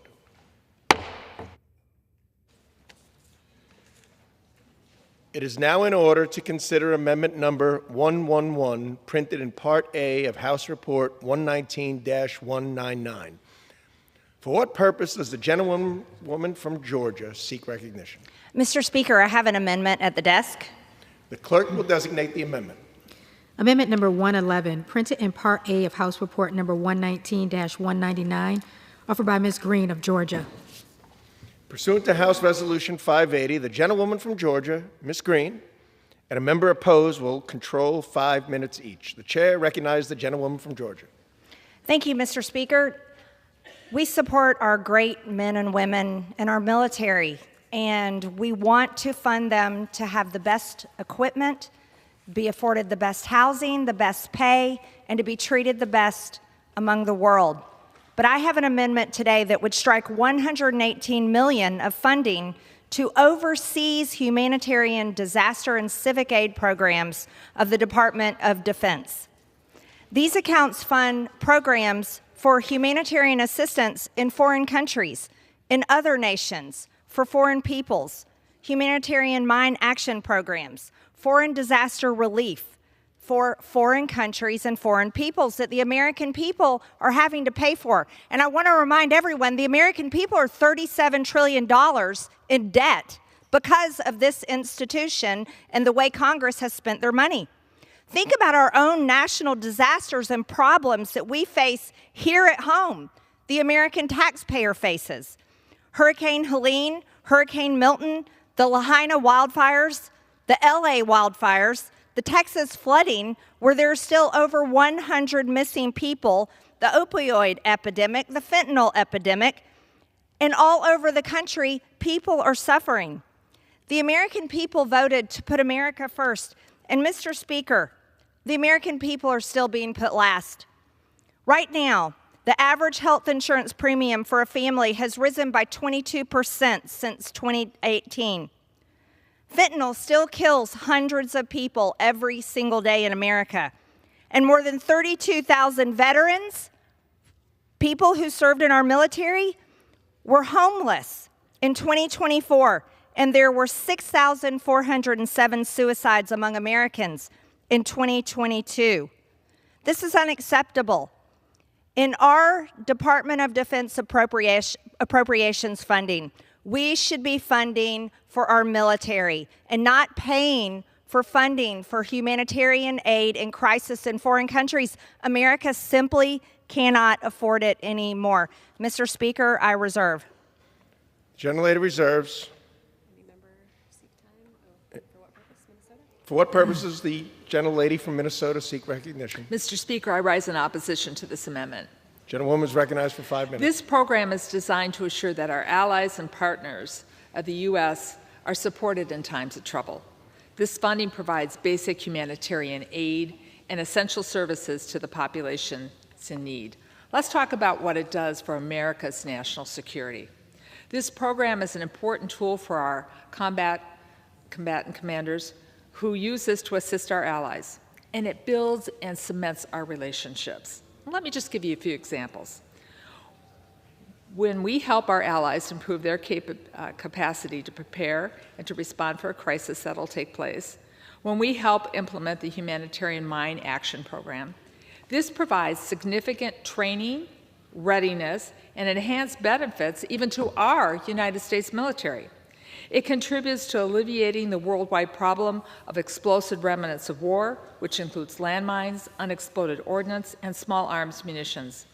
The program allows our military to hone their critical wartime and military civilian skills, language, culture, and foreign international defense skills. And finally, through the Foreign Disaster Relief Program, a program executed by our combatant commanders, we provide a unique assistance during natural and man-made disasters when interagency support is requested. DoD's ability to respond rapidly with extensive manpower, transportation, communication capabilities is critically important in a time of crisis. When we assist in filling in these capability gaps with our partners, when we help contain the crisis and limit the threats to regional stability by providing relief aid within hours or with even days of a disaster. Each of these programs are vital to the success of our combatant commanders' relationships with their counterparts. Cutting these funds would lessen the ability of our armed forces to execute their missions. For these reasons, I oppose this amendment, and I ask my colleagues to do the same. But, Mr. Chair, I'd like to yield 30 seconds to the chairman of the committee, Mr. Calvert. Thank the gentlelady. This amendment strikes all funding for overseas humanitarian disaster and civil aid account. The funding is used by DoD to assist during humanitarian disasters. The funding is also used when specialized DoD experience is needed, such as detection and clearance of landmines, unexploded explosive ordnance, and other explosive remnants of war, which even to this day we are cleaning up World War II remnants. The President's budget, President Trump's budget request includes just over $100 million in funding for this account. I urge a no vote on this amendment and reserve the balance of my time. Gentleman reserves. Gentleman has no time to reserve. Yields back. The gentlelady from Minnesota is recognized. I would reserve my time. Gentlewoman reserves. Gentlelady from Georgia is now recognized. Mr. Speaker, the American people are $37 trillion in debt. The Department of Defense's mission statement is to deter war and ensure our nation's security. That is their mission, and that is exactly what their funding should be for. I'd like to ask, what foreign country showed up to help Americans in our need, in our time of distress, in our humanitarian crises? Which foreign country has come to clean up the hundreds of people that die every single day on the streets from fentanyl? Which foreign country showed up to defend our border as we were invaded by millions of people for the past 4 years? Which foreign country said, here, America, here's millions and billions of dollars to help you? I'm going to tell you, zero. Zero foreign countries showed up. And here we are again, while the American people are enslaved by $37 trillion in debt, a debt we can never climb out of, but yet a debt that continues to rise because here in Congress, we go by this belief that we have to fund every foreign country all around the world. And I say enough. And the American people say enough. Right now, Americans can't afford their rent. Young people cannot afford to buy a home. Ask any 20-year-old, 30-year-old and ask them if they believe they will ever be a homeowner. And their answer overwhelmingly is no. Americans can't afford their bills. They can't afford car insurance, health insurance, homeowners insurance. And life does not look good in the future. But you want to know why? Inflation is high. Do you want to know why life continues to be unaffordable? Because Congress cannot rein in its America Last spending. It cannot stop, and it refuses to stop. It continues to say yes to the lobbyists for the military-industrial complex. It continues to say yes to every lobbyist that walks in this institution as congressmen and women take donations into their campaign accounts. Americans are the most generous in the world. Americans can donate through charities to foreign countries to help foreign issues and foreign people. But the American people should not be forced to write the check, and the Department of Defense should be able to focus on their mission to deter war and ensure our nation's security. Mr. Speaker, I ask my colleagues to support this amendment, and I yield. Gentlelady yields. Gentlelady from Minnesota is recognized. Mr. Speaker, I would just like to point out again that when we do these projects together with our allied nations, it provides significant training, access, and readiness enhancement benefits to the United States military. Mr. Speaker, the question was asked on this House floor, who came to our aid? Who stood for the United States? I was here on September 11th, serving in Washington, D.C., my first term in Congress. NATO. The world came to our aid. The world came and helped us when we fought against the Taliban. And with that, Mr. Chair, I thank those nations for standing with us, and I look forward to working with them in the future in this type of partnership, and I yield back. Gentlelady yields back. The question is on the amendment offered by the gentleman from California. My apologies, from the gentlewoman from Georgia. Those in favor say aye. Aye. Those opposed say no. In the opinion of the chair, the noes have it. Mr. Speaker, I ask for a recorded vote. Gentlelady asks for a recorded vote pursuant to Clause 6 of Rule 18. Further proceedings on the amendment offered by the gentlewoman from Georgia will be postponed. It is now in order to consider amendment number 112, printed in Part A of House Report 119-199. For what purpose does the gentlewoman from Georgia seek recognition? Mr. Speaker, I have an amendment at the desk. The clerk will designate the amendment. Amendment number 112, printed in Part A of House Report number 119-199, offered by Ms. Green of Georgia. Pursuant to House Resolution 580, the gentlewoman from Georgia, Ms. Green, and a member opposed, each will control 5 minutes. The chair now recognizes the gentlewoman from Georgia. Thank you, Mr. Speaker. As the House considers funding $831 billion to the Department of Defense for the funding of our great men and women in our military to defend our nation and our nation's interest, it's important to talk about the foreign aid that we are funding to foreign countries. The American people are $37 trillion in debt. $37 trillion in debt. The debt keeps rising, and the interest on our debt is at $1 trillion now per year. $1 trillion. My amendment would strike $500 million of military assistance to Taiwan.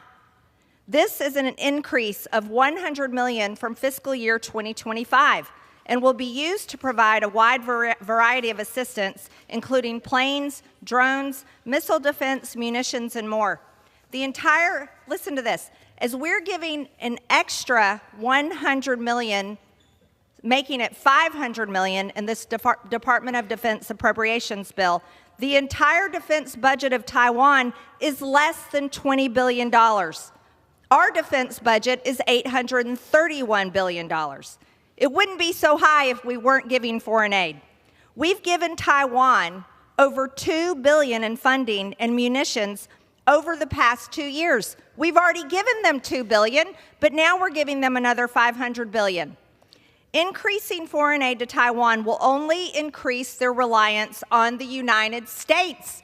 And the United States should be serving the American people and stop enslaving the American people in massive debt that drives the inflation that is causing Americans to suffer, that is causing Americans to not be able to afford everyday life. The United States is $37 trillion in debt, and we can't even hardly afford our own massive military budget, let alone funding the significant portions of other countries, of foreign countries, and foreign nations, and foreign people that do not pay taxes here in America. We have so many of our own domestic problems here at home and should not be funding foreign countries, foreign aids, and quite frankly, instigating World War III with China. Before we start worrying about Taiwan's borders or Ukraine's borders or any other country's borders, we should be focusing on the continued security of our own border and deporting the criminals and terrorists and millions of people that invaded our country and are somewhere within our country after they invaded our own borders. Mr. Speaker, I reserve. Gentlelady reserves. For purposes, the gentleman from California seek recognition. I rise in opposition to the gentlelady's amendment. Gentleman is recognized for 5 minutes. I greatly admire the gentlelady from Georgia's passion for ensuring support for our overseas allies are a wise use of taxpayers' dollars, but support for Taiwan must be part of that equation. Just yesterday, the Trump administration released a statement of administration policy for the Defense of Appropriation bill, very supportive of the bill we produced. One of the very few areas the administration expressed any slight disagreement with our bill was wanting more money for Taiwan. The administration has proposed including $1 billion, while this bill provides $500 million. Now, had OMB delivered budget materials to us in time for consideration, we would have certainly taken a look at providing what they requested, but that wasn't the case. Supporting Taiwan in the face of unrelenting Chinese aggression is absolutely in the vital interests of the United States. I want to point out that Taiwan makes 90% of the world's chips and close to 100% of the highly needed chips for artificial intelligence and high technical devices.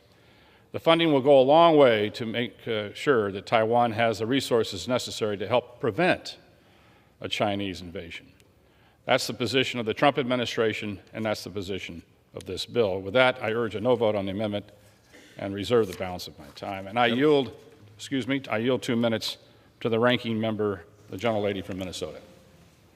Gentlelady is recognized.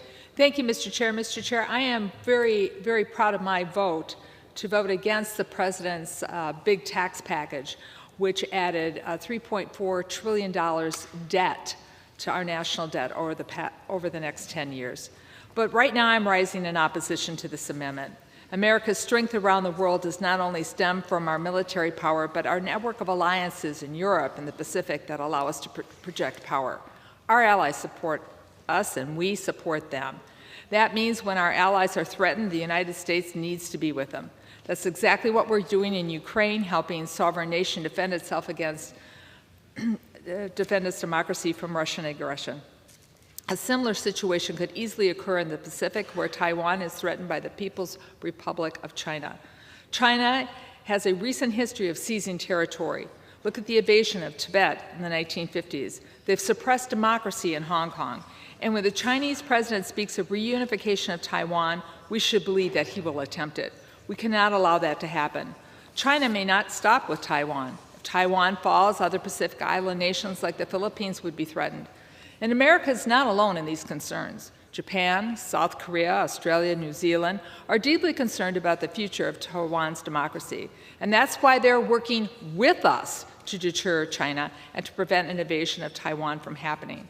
The $500 million in this bill will assist Taiwan in preparing their military, increasing their readiness and their deterrence capabilities. So I support the inclusion of the funds in this bill, and I strongly oppose this amendment. I ask my colleagues to do the same, and I yield back. Gentlelady yields. The gentlewoman from Georgia is recognized. Thank you, Mr. Speaker. The best way to compete with China is have a strong American economy. We shouldn't be having to fund the protection of a foreign country that is producing over 90% of our chips when we should be producing those chips right here at home. Currently, many of our rare earth minerals are tied up on federal lands, and this is a problem that is tying up the production of chips here in America.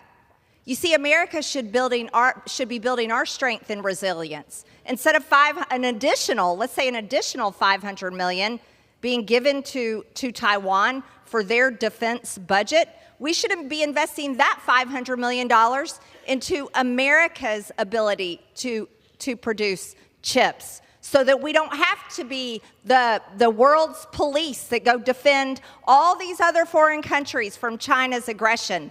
The best way to beat China is with a strong America.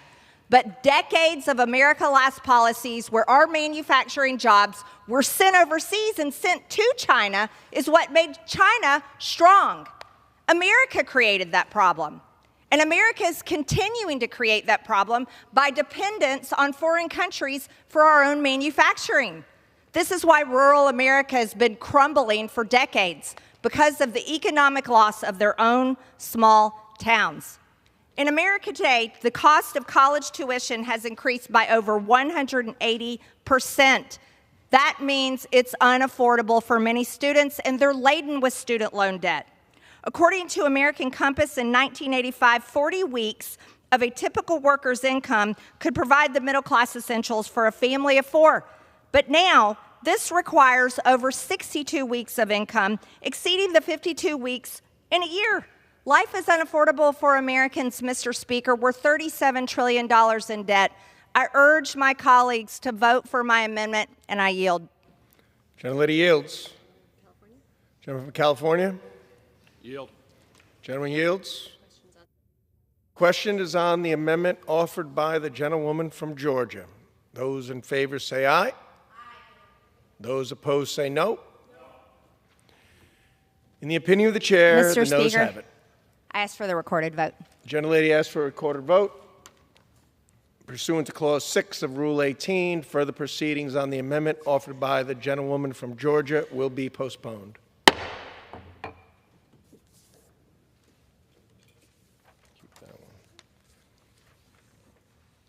It is now in order to consider amendment number 113, printed in Part A of House Report 119-199. For what purpose does the gentlewoman from Georgia seek recognition? Mr. Speaker, I have an amendment at the desk. The clerk will designate the amendment. Amendment number 113, printed in Part A of House Report number 119-199, offered by Ms. Green of Georgia. Pursuant to House Resolution 580, the gentlewoman from Georgia, Ms. Green, and a member opposed, each will control 5 minutes. The chair now recognizes the gentlewoman from Georgia. Mr. Speaker, as we're debating today the $831 billion defense appropriation bill, it's important to talk about the foreign aid that is in this bill and why it must be stopped. The American people are $37 trillion in debt, and this institution is to blame for it. You see, it's Congress and the men and women that serve in Congress that can never say no to every single lobbyist and every single foreign country that walks in their office. My amendment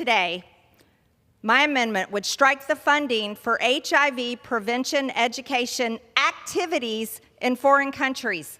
This bill provides at least $15 million for HIV prevention educational activities undertaken in connection with the United States military training, exercises, and humanitarian assistance activities conducted primarily in African nations. My amendment would strike this provision to ensure that taxpayer dollars are not being wasted teaching African soldiers about how to have safe sex. I mean, this is an issue that should be resolved by now. The U.S. already spends a massive amount of money on HIV/AIDS, primarily through PEPFAR, the President's Emergency Plan for AIDS Relief.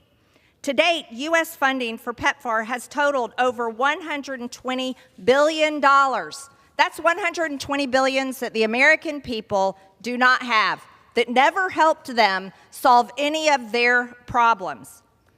This has grown from $1.9 billion in fiscal year 2004 to $6.5 billion in fiscal year 2025.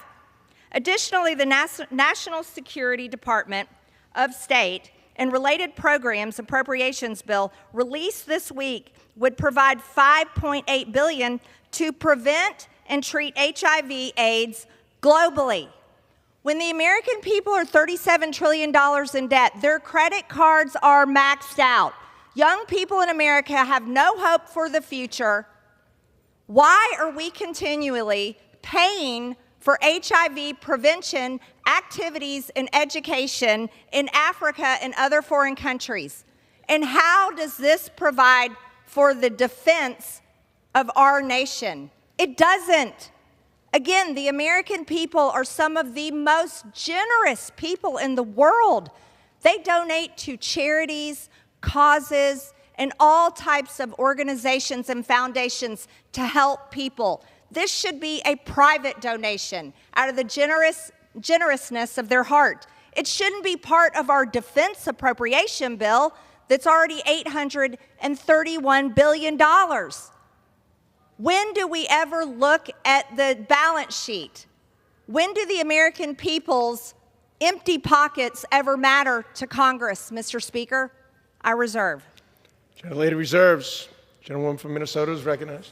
Thank you, Mr. Speaker. I rise in opposition to the amendment. The Department of Defense works with partner militaries around the world to advance regional stability and mutual security.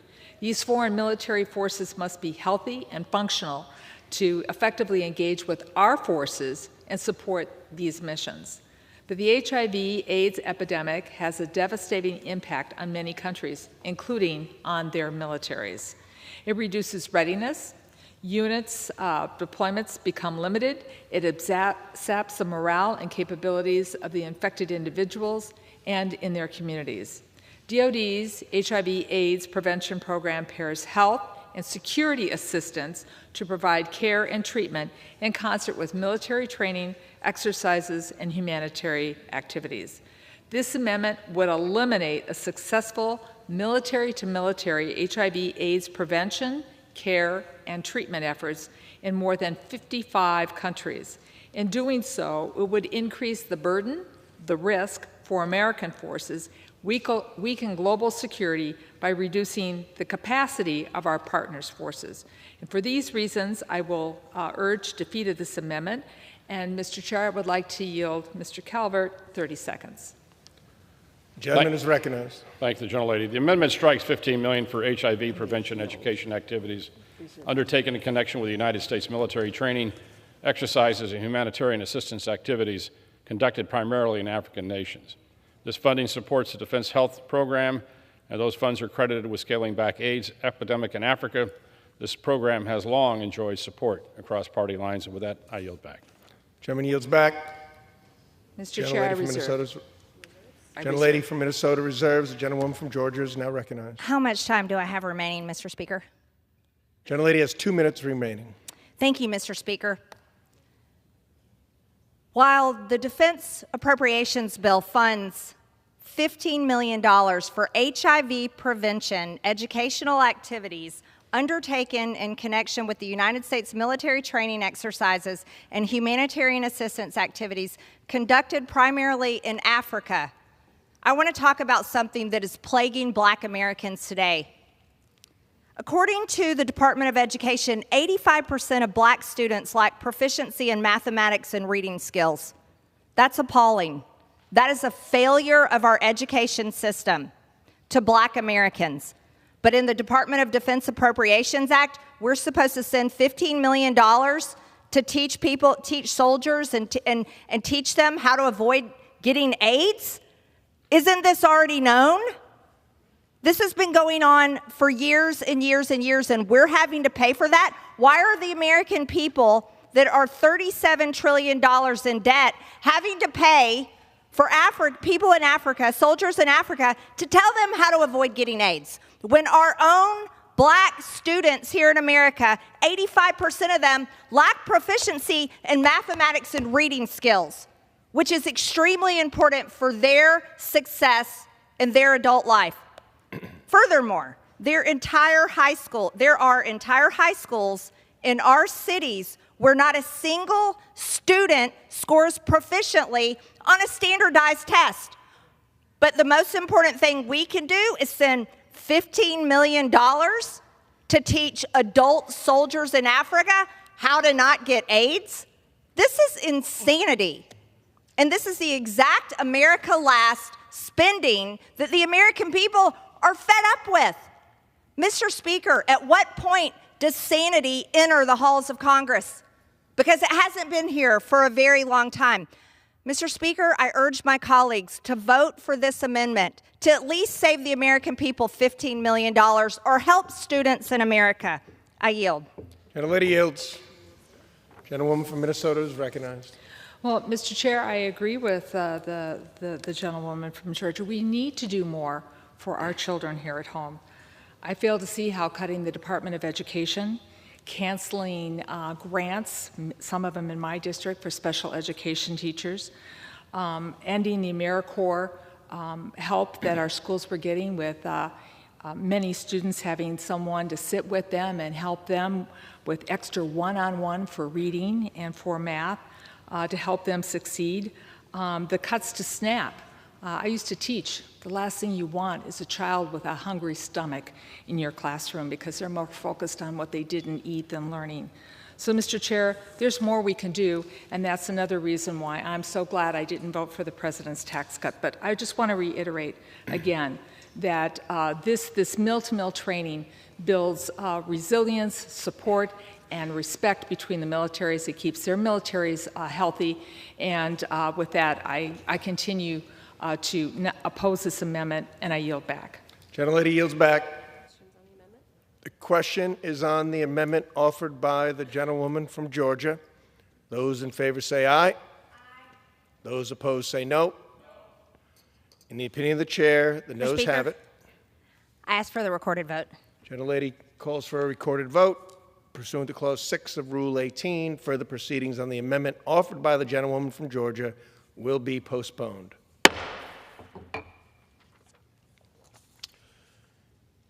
It is now in order to consider amendment number 114, printed in Part A of House Report 119-199. For what purpose does the gentlewoman from Georgia seek recognition? Mr. Speaker, I have an amendment at the desk. The clerk will designate the amendment. Amendment number 114, printed in Part A of House Report number 119-199, offered by Ms. Green of Georgia. Pursuant to House Resolution 580, the gentlewoman from Georgia, Ms. Green, and a member opposed, each will control 5 minutes. The chair recognizes the gentlewoman from Georgia. Thank you, Mr. Speaker. As the House considers the defense appropriation bill today that costs the American people $831 billion, it's important to talk about that this is the funding for our great men and women serving in our military and our nation's defense. The Department of Defense's mission statement is to deter war and ensure our nation's security, and that is worthy of the American people's hard-earned tax dollars. However, the American people are $37 trillion in debt, so this is money that is being spent that they already don't have. My amendment would strike $500 million in funding for nuclear-armed Israel's missile defense system, and it's important to phrase it that way. Israel is a nuclear-armed nation, which is very capable of defending themselves, and they have been proving that so as we've watched on the world stage. The U.S. already provides Israel with $3.8 billion annually in foreign aid. $3.8 billion, that's a lot of money. Additionally, the April 2024 Security Supplemental included $8.7 billion for Israel. That is nuclear-armed Israel. And during the recent 12-day war, the U.S. used 15 to 20% of our terminal high-altitude area defense missiles stockpiles defending nuclear-armed Israel, which cost us over $800 million. The $500 million provided in this bill will fund Israel's, that is nuclear-armed Israel's, missile defense system, the Iron Dome, David Sling, Arrow system. Yet Israel is a nuclear-armed nation. That's a pretty big deterrent for any of their enemies. Any nation that has a nuclear bomb has the greatest threat against their enemies. U.S. aid typically accounts for 15 to 20% of Israel's defense budget, even though Israel, nuclear-armed Israel, has universal health care for their citizens and subsidized college for their citizens. They're able to provide that. However, here in America, we're $37 trillion in debt. My amendment to strike $500 million in foreign aid will ensure an America First Department of Defense, and that is exactly what we need and we haven't had for a very long time. Mr. Speaker, I reserve. Gentlelady reserves. For what purposes, gentleman from California seek recognition? I rise in opposition to the amendment. Gentleman is recognized. The gentlelady's amendment would strike $500 million in funding for the vital Israeli missile defense capability. Over the past 2 years, Israel repeatedly has been attacked by Iran and its terrorist proxy groups, Hezbollah, Hamas, and the Houthis. Each time, these groups have vowed to destroy the state of Israel. The United States have affirmed our resolve to stand with Israel by helping defend against the recent missile raids launched by Iran against Israel's civilian population. The success of Israel's robust missile defense capability is in part because these funds were provided in this bill and prior bills. Furthermore, this funding benefits our own missile defense industrial base as it provides for co-production activities and shared technology development. It's certainly to our mutual advantage. With that, I urge a no vote on the amendment and reserve the balance of my time. Gentleman reserves. Oh, would yield 90 seconds to the ranking member and gentlelady from Minnesota. Gentleman yields. The gentleman reserves. The gentlelady from Minnesota is recognized. Mr. Speaker, I rise in opposition to this amendment. To be clear, I have disagreements with Prime Minister Netanyahu's government. Israel totally had the right to defend itself after the heinous attacks on October 7th, and all the hostages should come home. But the Israeli military campaign has been an absolute tragedy for the people of Palestine. The people of Gaza are in desperate need of more humanitarian relief, which I strongly support. But the funding in this bill does not support offensive weapons for Israel. That's funding in a separate appropriations bill. This bill provides for defensive measures only, like Iron Dome, which I support. Safety is what everyone in the region deserves. Israeli children deserve to go to bed at night knowing that missiles from Yemen, Iran, or from the Houthis or anywhere else in the region will not rain down on them. And Palestinian children deserve to go to bed at night knowing that their schools, their hospitals, and their homes will not be bombed. And that's what we all need to work towards peace. I urge the defeat of this amendment, and I yield back. Gentlelady yields. Gentlewoman from Georgia is recognized. Thank you, Mr. Speaker. Israel is a nuclear-armed nation, and they're less than $400 billion in debt. They are quite a thriving and successful nation. Their economy is strong. They're doing a great job for their people. However, the United States, the American citizens, are $37 trillion in debt. Yet we're continuing to send hundreds of billions of dollars in foreign aid constantly to foreign countries. This has to end at some point. Our problems here at home for Americans and the American taxpayer that are paying for all of this have gotten too large. And I also want to point out that Israel bombed a Catholic church in Gaza, and that an entire population is being wiped out as they continue their aggressive war in Gaza. Now, we are heartfelt about the October 7th tragedy, that when people were killed, innocent people were killed. However, at some point, the United States needs to recognize that Israel is a strong country. They are nuclear armed, and they are capable of defeating their own enemies. It's right to stop funding this, as we give them $3.8 billion every single year anyways. Mr. Speaker, I ask for support for my amendment, and I yield the remainder of my time. Gentlewoman yields back. The gentleman from California is recognized. I yield 60 seconds to the gentleman from Florida. Gentleman from Florida is recognized. Thank you, Mr. Chairman. I rise in opposition to this America Last amendment and reject the premise of the arguments that are being made. There are 600,000 Americans who live in Israel, and one rocket has been fired against every 23 of them. 26,000 rockets since October 7th. 43 Americans killed on October 7th, 12 taken hostage. But more importantly, the research that this fund is the premise behind the Golden Dome. When we support research and development for the Iron Dome, we are creating the capability for the United States to defend itself as well. And I have news. We have a nuclear weapon, too. That doesn't get you off the hook with those who are out to get you. When we pass this, when we oppose this amendment, when we vote it down, we are not only standing with Israel, we are standing with the best interests of the United States. Thank you, Mr. Speaker. Gentleman yields. Yield back to balance my time. Gentleman yields back the balance of his time. Okay. The question is on the amendment offered by the gentlewoman from Georgia. Those in favor say aye. Aye. Those opposed say no. In the opinion of the chair, the noes have it. Mr. Speaker, I ask for a recorded vote. The gentlelady asked for a recorded vote pursuant to Clause 6 of Rule 16. Further proceedings on the amendment. Pursuant to the Clause 6 of Rule 18, further proceedings on the amendment offered by the gentlewoman from Georgia will be postponed.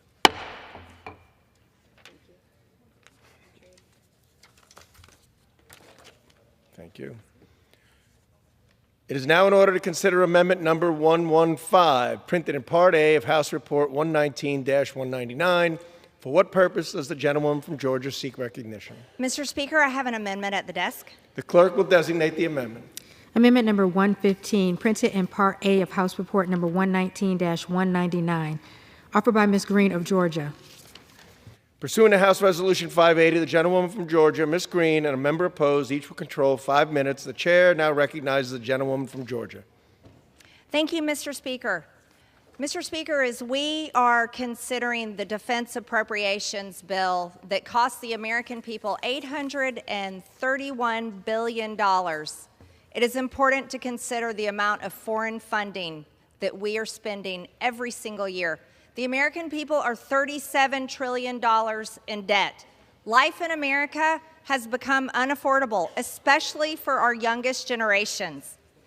This amendment would strike $500 million in military assistance to Jordan. This bill provides up to $500 million in military assistance to support the armed forces of Jordan. However, our Department of Defense mission statement is to deter war and ensure our nation's security. My amendment would strike this provision to ensure that our defense appropriation bill funds only our military, not foreign militaries. Why does our Department of Defense appropriations bill continue to pay for other countries' militaries? Furthermore, the National Security, Department of State, and Related Programs Appropriations Bill released this week already provides for an additional $1.65 billion in aid to Jordan. So why are we giving them another $500 million in our appropriations bill for our Department of Defense? Congress has appropriated between $1.5 billion and $1.65 billion in economic and military aid annually to Jordan since 2018. Annually. We're already sending them billions and billions and billions of dollars as the American people continue to tumble further and further and further in a graveyard of debt. $37 trillion is a debt that we don't think we'll ever be able to claw our way out of. However, it's this institution and the irresponsible continued spending year after year after year that continues to enslave the American people in debt. At what point do our military bases in the Middle East and around the world make our country safer? In America today, there are still hundreds of the American people dying every single day from fentanyl that has come from China, and the cartels create and depress pills and other drugs and smuggle into our country. It's time to put the American people first, Mr. Speaker, and it's time to finally consider the drastic amount of spending that we spend every single year in foreign aid. Mr. Speaker, I reserve. Gentlelady reserves. Gentleman, for what purposes, gentleman from California? I rise in opposition to the gentlelady's amendment. Gentleman is recognized. Jordan remains an indispensable ally in an extremely dangerous region. Our partnership with the Kingdom of Jordan is critical both to the regional and U.S. and national security. We must continue to ensure Jordan can counter extremist terrorist threats, have the resources necessary to continue their role as the linchpin in the region. With that, I urge a no vote on the amendment and reserve the balance of my time. With that, I yield 90 seconds to the ranking member and the gentlelady from Minnesota. Gentlelady is recognized. Thank you, Mr. Speaker. I rise in opposition to the amendment. Jordan's a long-standing, reliable ally in the region, as the chair pointed out. And when there's any type of incident in the region, Our national security officials, from CENTCOM generals to diplomats, first contact that they make is to get the temperature of the region from their Jordan counterparts. The United States and Jordan have, since 1996, a status of force agreements and a 2006 acquisition and cross-service training agreement and a 2021 defense cooperation agreement. This is a 30-year stability built relationship in the Middle East with an Arab partner, and we need to nurture and maintain it. We've deployed military personnel to Jordan to support operations that defeated ISIS, to enhance Jordan's security, and to promote regional stability. Jordan air bases have been particularly important for U.S. to conduct intelligence, surveillance, and target acquisition, and reconnaissance missions in Syria and Iraq. Just 2 weeks ago, our U.S. Central Commander traveled to Jordan, where he met with the chairman of the Jordan Joint Chief of Staff and key staff. They discussed the evolving security situation in the region, the deepening bilateral defense relationship between the United States and Jordan, and further expand in the military-to-military relationship between Jordan's armed forces and ours. This partnership continues to serve as a steadfast, capable, strategic partner for peace and stability in the region, and we need strong allies. Jordan's been and continues to be one of our strongest, and for this reason, I oppose this amendment. I ask my colleagues to do the same, and I yield back. Gentlelady yields back. Gentlewoman from Georgia is recognized. Thank you, Mr. Speaker. With the American people $37 trillion in debt, and we are weighing whether we should send another $500 million to Jordan after they have already received $1.65 billion in another appropriations request, and they receive already another $1.65 billion every single year from the American taxpayer who can hardly afford to pay their bills. Let's talk about America's veterans. You know, for the past several decades, we have men and women in our country, great men and women, who served in our military, but yet were shipped over to some foreign war in the Middle East. That didn't defend America's border. Our border continued to be overrun by foreign people from all over the world. But they were sent over there to fight for our freedoms, and you know what they came home with? They came home with physical injuries that they have to live with the rest of their life, and they came home with PTSD and mental injuries that they live with for the rest of their life. And unfortunately, they have a suicide rate of over 22 a day. Over 6,400 veterans committed suicide in 2022, and 32,000 veterans were homeless in 2024. Yet the debate is about sending another $500 million for the defense of Jordan, and that's a country I guarantee you most Americans can't even find on a map. But most Americans have a veteran in their family or their friends that suffers every single day from this country's continued pursuit of foreign wars and funding foreign wars. Mr. Speaker, enough of the foreign aid and foreign wars and funding for the security of foreign borders that have nothing to do with our own borders and our own American people and the $37 trillion in debt that's killing us. Mr. Speaker, I ask my colleagues to support my amendment, and I yield the remainder of my time. Gentlelady yields. Gentleman from California. Gentleman from California yields. The question is on the amendment offered by the gentlewoman from Georgia. Those in favor say aye. Those opposed say no. In the opinion of the chair, the noes have it. I ask for the recorded vote. Gentlelady asks for a recorded vote. Pursuant to Clause 6 of Rule 18, further proceedings on the amendment offered by the gentlewoman from Georgia will be postponed.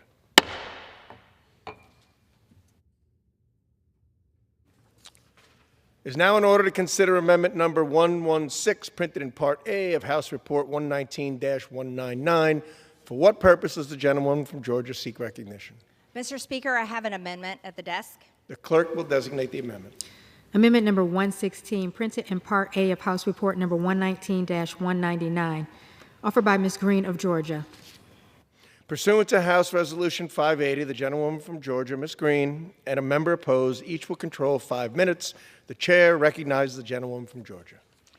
Mr. Speaker, as we're considering the Department of Defense appropriations of 2025 that is going to cost the American people $831 billion, my amendment would be that none of the funds made available in this act may be used for the assistance to the Ukraine war. This is a war that has nothing to do with America. Ukraine is not a NATO member nation, and it is not the American people's responsibility to pay for this war, and it's not the American military's responsibility to fund it. My amendment would ensure that no further resources will be sent to Ukraine. To date, Congress has provided nearly $175 billion in assistance to Ukraine, including direct military aid, funding for their government, and other forms of economic assistance. For the past 4 years, we had a Democrat president that cared more about the borders of Ukraine than the country he swore to protect, the United States of America. They allowed our own country to be invaded by murderers, rapists, and terrorists, all while sending nearly $175 billion to defend the borders of Ukraine and fund their entire economy. Our country funded their government at $1 billion a month, and the American people were forced to pay for their businesses. At a time when our government shut down American-owned businesses, families could not afford groceries, and our people were suffering. It was reported that nightlife in Ukraine was thriving, and that there were more bars and restaurants open in the capital city, Kyiv, than before the start of the war. Yet the American people, they couldn't send their children to school, their businesses were shut down, and life here was closed, but the American people were paying for Ukraine. It was shameful that Americans were forced to foot the bill of the Ukrainian economy while ours suffered. Furthermore, Ukraine is one of the most corrupt governments in the world, and Zelensky is a dictator who, by the way, stopped elections in his country because of this war. He's jailed journalists, he's canceled his elections, controlled state media, and persecuted Christians. The American people should not be forced to continue to pay for another foreign war in a country that has no effect on our own and we are not contractually bound to defend. Mr. Speaker, I reserve. Gentlewoman reserves her time. The gentlewoman from, for what purpose does the gentlewoman from Minnesota rise? Madam Chair, I rise in strong opposition to this amendment. Gentlewoman is recognized. First, the majority has already eliminated funding for Ukraine security assistance initiative in this bill. It's zero. I personally believe that to be a huge mistake, and that only emboldens Putin. And President Trump seems to be agreeing now, because just the other day he announced the decision to provide billions of dollars of equipment to Ukraine through our NATO partners. And I give the credit to the President for that decision. But now we have an amendment to further prohibit any support of Ukraine as they fight to defend their country from an illegal Russian invasion. Putin is attempting to rewrite the map of Europe through use of force. He's doing so in violation of international law. He's deliberately killing civilians, targeting hospitals, schools, destroying the economy and the livelihood of Ukraine in process. And Putin has put his thugs who are committing war crimes on a mass scale in the United States and the democratic nations of the world. Well, they're putting us on notice, and that's why we must strongly oppose him. If we do not, then he or other authoritarian leaders will likely try something like this again, either in Ukraine or elsewhere in the world. America is not alone in our military support of Ukraine. Our NATO and European allies are continuing to provide billions of dollars to support themselves, and that's in line with the decision that President Trump announced the other day. So let's not abandon the EU or our NATO allies now, and let's not abandon Ukraine. The Ukrainian people did not ask for this war. They deserve our continued support. I urge my colleagues to oppose this amendment. And, Madam Chair, I'd like to yield 60 seconds to the gentleman from California. From California is recognized for 60 seconds. I rise in opposition to the gentlelady's amendment. Sadly, we saw for years how the Biden administration failed to provide Ukraine the resources necessary to fight back in an effective way against Russian aggression. Just the other day, President Trump took decisive action to provide weapons to Ukraine to defend against these unprovoked attacks. The President is right to support efforts to ensure innocent lives are no longer lost. He is right to undertake efforts to stop the bloodshed. As he continues to work toward a peaceful solution, we should not now remove the ability to provide what he thinks will help the Ukrainian people to prevent further losses and use as leverage to negotiate a peace agreement, hopefully very soon. With that, I urge a no vote on the amendment and reserve the balance of my time. Madam Chair, I reserve the balance of my time. The gentlewoman reserves, and the gentlewoman from Georgia is recognized. Mrs. Speaker, how much time do I have remaining? The gentlewoman has 2.5 minutes remaining. Thank you, Mrs. Speaker. Democrats used to be the anti-war party, yet every single Democrat voted to fund the war in Ukraine. This funding has been approximately $175 billion of the American people's hard-earned tax dollars, yet the American people are in debt by $37 trillion in debt. It's said that the Ukrainian people didn't ask for that war. Well, the American people didn't ask for this debt. And the American people are not obligated to defend every single country around the world. At what point do we defend our own citizens and their ability to actually be able to afford life in America? As our debt continues to climb because Congress refuses to stop spending on America's last priorities and refuses to stop spending on foreign aid and foreign wars, the American people will have no chance.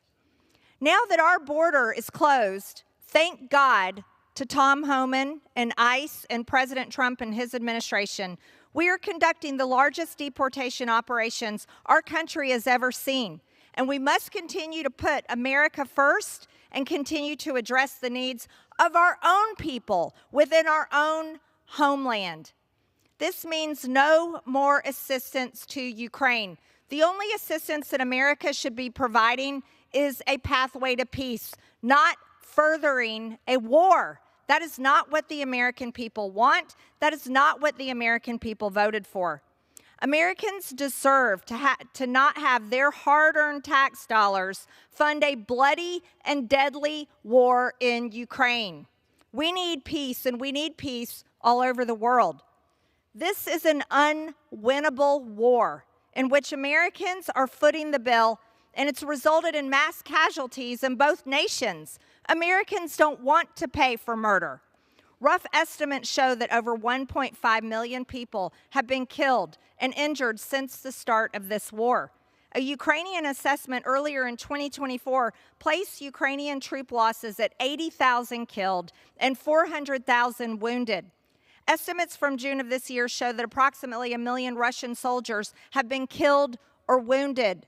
These are people's sons. These are people's brothers, their cousins, their husbands. And an entire generation of Ukrainian men are being wiped out, and so are Russian men. This isn't something the American people should pay for. Thank you, Ms. Speaker. Gentlewoman from Minnesota is recognized. Thank you, Madam Chair. Once again, I just want to stress to the body, and I believe this is a huge mistake, but the majority has already eliminated any funding for Ukraine security assistance initiative in this bill. So the amendment accomplishes not cutting any funding. But I would like to just point out again, Madam Chair, when I talked about international war crimes and the previous speaker was talking about, the loss of life in Ukraine, there are 20,000 Ukrainian children who have been kidnapped by Russia, ripped from their homes, the arms of their mothers and fathers. That's a war crime, and we should not be silent on that. And with that, I thank President Trump for now realizing it's important that we come to Ukraine's aid through our NATO partners, and I yield back. Gentlewoman yields back, and the question is on the amendment offered by the gentlewoman from Georgia. Those in favor say aye. Aye. Those in favor say no. Those opposed. Those opposed say no. In the opinion of the chair, the noes have Madam it, and the Speaker. amendment is not agreed to. Madam Speaker, For what purpose does the gentlewoman rise? I ask for the recorded vote. Okay, pursuant to Clause 6 of Rule 18, further proceedings on the amendment offered by the gentlewoman from Georgia will be postponed.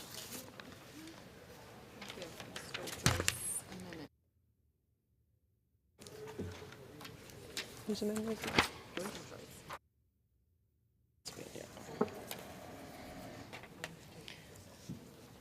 It is now in order to consider amendment number 159, printed in Part A of House Report 119199. For what purpose does the gentleman from Pennsylvania seek recognition?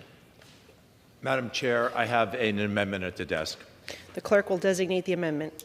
Amendment number 159, printed in Part A of House Report number 119-199, offered by Mr. Joyce of Pennsylvania. Pursuant to House Resolution 580, the gentleman from Pennsylvania, Mr. Joyce, and a member opposed, each will control 5 minutes, and the chair recognizes the gentleman from Pennsylvania. Thank you, Madam Chair. I rise today to speak in support of amendment number 159 to provide funding for the purchase of heavy dump trucks, or HDTs, for the active Army, the Army National Guard, and the Army Reserve. While much of the focus of our FY26 Defense Appropriations Bill is on weapons and on other defense materials, the tools that our military use to ensure that the infrastructure is in place to support our service members are just as critical to our nation's success. HDTs are necessary for the construction and the maintenance of supply routes, airfields, helipads, and logistical facilities in both combat and non-combat zones. Currently, our military is forced to rely on an outdated and an unreliable fleet of trucks. Upgrading these vehicles will provide our service members with up-to-date safety features such as blindside detection, collision avoidance, and anti-lock brakes that are common in most modern vehicles. Additionally, modernization of the fleet will also accommodate armored ballistic cabs, vitally critical for protecting our warfighters. Not only will this amendment ensure that our service members can utilize modern technology when the building of the infrastructure that our warfighters rely on, but also puts millions of dollars into local economies throughout our country. Communities across the United States, from my home state of Pennsylvania to Minnesota, play a vital role in supporting the HDT industrial base. And this amendment will continue to support the hardworking Americans who build these trucks. I urge my colleagues to support this common sense amendment to ensure that our service members have the most up-to-date technology to support our war fighters. Madam Chair, I reserve. The gentleman reserves. Does anyone seek time in opposition? Seeing none. Madam Chair, to my colleague from Pennsylvania, Mr. McKenzie, for as much time as he might consume. The gentleman from Pennsylvania is recognized. Madam Chair, I rise to support this amendment by my colleague from Pennsylvania, which increases funding by $30 million for the procurement of the Army's heavy-duty trucks and offsets it with a $30 million reduction to future tactical unmanned aircraft system development. While that development remains important, the Army's heavy-duty trucks are critical to current operational needs. These trucks are manufactured by companies like Mack Defense in Allentown, Pennsylvania. I've had the opportunity to tour that facility and see firsthand how this facility provides well-paying jobs in our community, at the same time reinforcing the strength of our nation's defense industrial base. This amendment delivers the tactical vehicles our troops rely on that are built by a critical manufacturer right in the Lehigh Valley. I'm proud to co-sponsor this amendment and urge my colleagues to join me in supporting its passage. Thank you, and I yield back. The gentleman yields, and the gentleman from Pennsylvania is recognized. Madam Chair, I reserve. The gentleman has the only time to yield back. I yield back. Okay. The question is on the amendment offered by the gentleman from Pennsylvania. Those in favor say aye. Those opposed say no. In the opinion of the chair, the ayes have it, and the amendment is agreed to.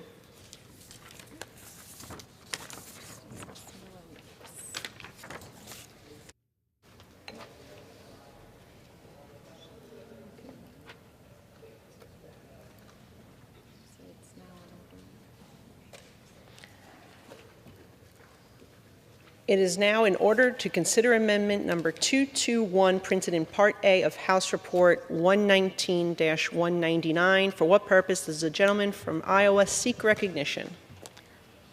Ms. Speaker, I have an amendment at the desk. The clerk will designate the amendment. Amendment number 221, printed in Part A of House Report number 119-199, offered by Mrs. Miller Meeks of Iowa. Pursuant to House Resolution 580, the gentlewoman from Iowa, Ms. Miller Meeks, and a member opposed will each control 5 minutes, and the chair recognizes the gentlewoman from Iowa. Thank you, Madam Speaker. America's war fighters rely on more than courage and training. They rely on an uninterrupted supply of expertly manufactured weapons, parts, and ammunition. That lifeline begins with our Army arsenals. My amendment to the Department of Defense Appropriations Act protects that lifeline by prohibiting any federal funds from being used to reduce the workforce at Rock Island Arsenal, Joint Munitions Command, Army Sustainment Command, or any other active U.S. Army arsenal. Rock Island Arsenal is more than just a military installation. It's a critical node in our nation's defense infrastructure. Its civilian experts, many of them veterans, produce, repair, and innovate the equipment our troops depend on, from the front lines to the forward operating bases. Every rifle sight calibrated, every artillery shell inspected, and every 3D printed replacement part shipped from Rock Island shortens the time between a soldier's need and the answer that keeps that soldier alive. When rumors surfaced of workforce reductions at the island, I wrote to Secretary of the Army Driscoll, made a site visit with him, and spoke directly with the men and women whose skills cannot be replicated overnight. This amendment cements their mission readiness. It prevents talent loss, preserves irreplaceable know-how, and keeps our defense industrial base resilient against any adversary who hopes to see it weakened. In addition to being a pillar of our national defense, Rock Island Arsenal supports more than 15,000 jobs. Nearly half of those workers live in Iowa. It also contributes over $1.2 billion annually to the economy of the Quad City regions. These are good-paying jobs that support families, grow our communities, and most importantly, provide the backbone of our military supply chain. As a 24-year Army veteran, I know how vital these arsenals are, not just to the military, but to the nation. This is about protecting readiness, protecting our military, and protecting America. And with the assurance of the chair that he will work with me to ensure that this amendment does what we intend it to do and continue to supply our military with the munitions they need, I will always fight for Rock Island Arsenal and the men and women in uniform and out who power its mission and protect our nation. And with the hope of the chairman, I reserve. The gentlewoman reserves. The gentleman for what purpose does the gentleman from California rise? Just to state from the gentlelady that certainly look forward to working with her as we move forward with this legislation to make sure that we have the right type of language that would not. Gentleman claim time in opposition. I'll claim time in opposition, but not the intent of the without objection. But what I'm going to do is work with the gentlelady as we move forward on this legislation to make sure that we don't have any unintended consequences in the language. And so we'll do that as we move this legislation forward. And I appreciate the gentlelady withdrawing the amendment. Does the gentleman yield back his time? I reserve back. I yield back my time. Thank you. The gentlewoman from Iowa is recognized. With the assurance that the chairman and I will work together, I withdraw the amendment and I yield. She's withdrawing. The amendment has been withdrawn.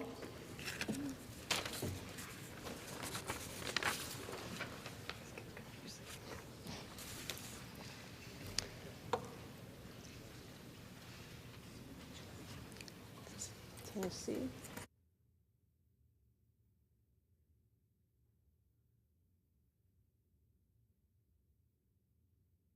It is now in order to consider amendment number 248, printed in Part A of House Report 119-199.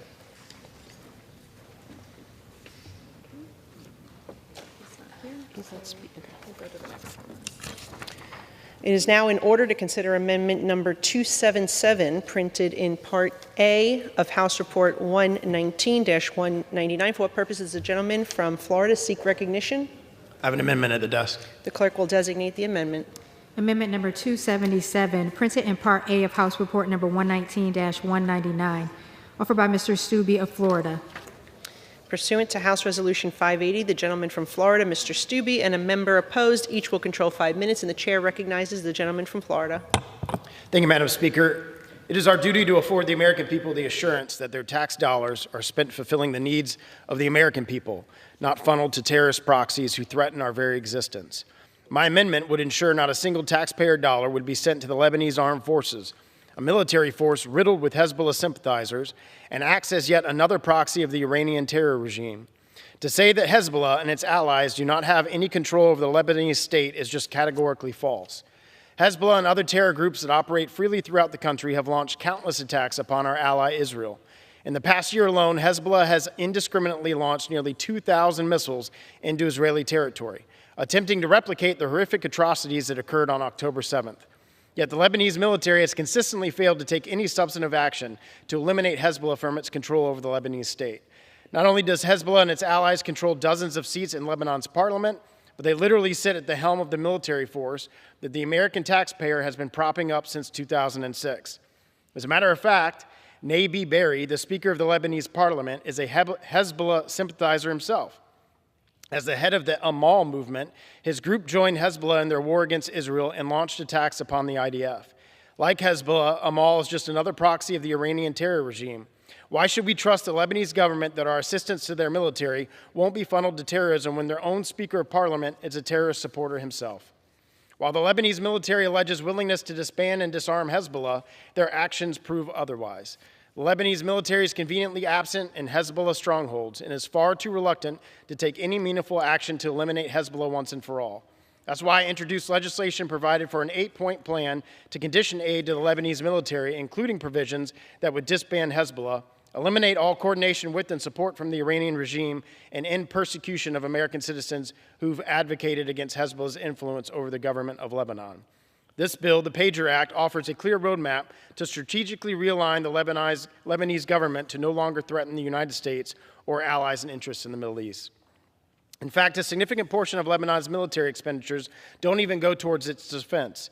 Over 70% of its budget has consistently allocated for personal salaries and excessive benefits, including domestic servants and drivers for high-ranking officers. American taxpayers expect their hard-earned tax dollars to be spent on American interests, not armed Mercedes and other luxury goods for Lebanese generals. This really should be a bipartisan issue. But where are the Democrats complaining about Lebanon's human rights atrocities? The Democrats were silent when the Lebanese military shot protesters, silent when they forcibly repatriated Syrian refugees, and silent when the Lebanese military failed to prevent Hezbollah from indiscriminately targeting our ally, Israel. Yet they tell us to turn a blind eye and let the Lebanese military abuse the generosity of the American taxpayer. We cannot, in good conscience, continue sending U.S. taxpayer dollars to Lebanon when they are complicit in the empowering a terrorist organization whose primary mission is to destroy America and Israel. Money is fungible, and every dollar funneled to Lebanon is another resource aiding Hezbollah's operations, undermining regional stability and threatening Israeli security. Until they finally eliminate Hezbollah and stop reporting to their handlers in Tehran, any more funds to the Lebanese military are simply unjustified. I encourage my colleagues to recognize this pressing danger that exists within the Lebanese military and vote for my amendment. I reserve. The gentleman reserves. For what purpose does the gentleman from California seek recognition? Madam Chair, I claim the time in opposition. The gentleman is recognized. Madam Chair, I yield time to my colleague from Illinois first. The gentleman from Illinois is recognized. Thank you, Madam Speaker, and I rise in strong opposition to this misguided amendment. The longstanding U.S. military investment for the independent Lebanese Armed Forces, also known as the LAF, has worked to support U.S. security interests in the Middle East for close to 20 years. As co-chair of the U.S.-Lebanon Friendship Caucus and a member of the House Intelligence Committee, I work closely with the brave men and women in the U.S. military who work alongside the LAF to ensure robust oversight of U.S. military funding and training resources. The stability of the LAF is important not only to the security of Lebanon, but also our neighboring countries and the United States. That stability is more important than ever, as the LAF works to permanently disarm and destroy Hezbollah's presence in Lebanon. building on the tremendous success of Israel in weakening Iran and eliminating Hezbollah's terrorist leader network. Hezbollah is now at its weakest point. This is a tremendous opportunity for the LAF and for the people of Lebanon to root out terror proxy influence from within their borders. The LAF has an active mission and expectation from the United States and others to fully disarm Hezbollah, and they're working to accomplish that every day. Eliminating military funding from the LAF now will only serve to further embolden Hezbollah and allow them to regroup. This cannot happen with Hezbollah on their back foot. U.S. support and funding for the LAF is more important than ever. This amendment is misguided. To prove that point, I would like to reference an article from earlier this week, from July 12th of 2025. This week, the Trump administration and the State Department and the DOD approved $100 million to go to the LAF for the Super Tucano aircraft. And so in listening to what the State Department said regarding the sale of military equipment to Lebanon, this is their statement. The proposed sale will support the foreign policy and national security of the United States by improving the security of our partner country, Lebanon, that continues to be an important force for political stability and economic progress in the Middle East. And I would like to insert this article dated July 12th of 2025 for the record, which shows that the current Trump administration supports military funding to the LAF. I oppose this misguided amendment, and I yield back. The gentleman's request will be covered by general leave. I reserve. And gentleman reserves, and the gentleman from Florida is How recognized. much time I have remaining? A minute and a half remaining. I reserve. Gentleman reserves, and the gentleman How from much California is time do I have? recognized.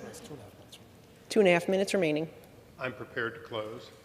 Okay, the gentleman is recognized. Madam Chair, the gentleman from Florida is entitled to his opinion.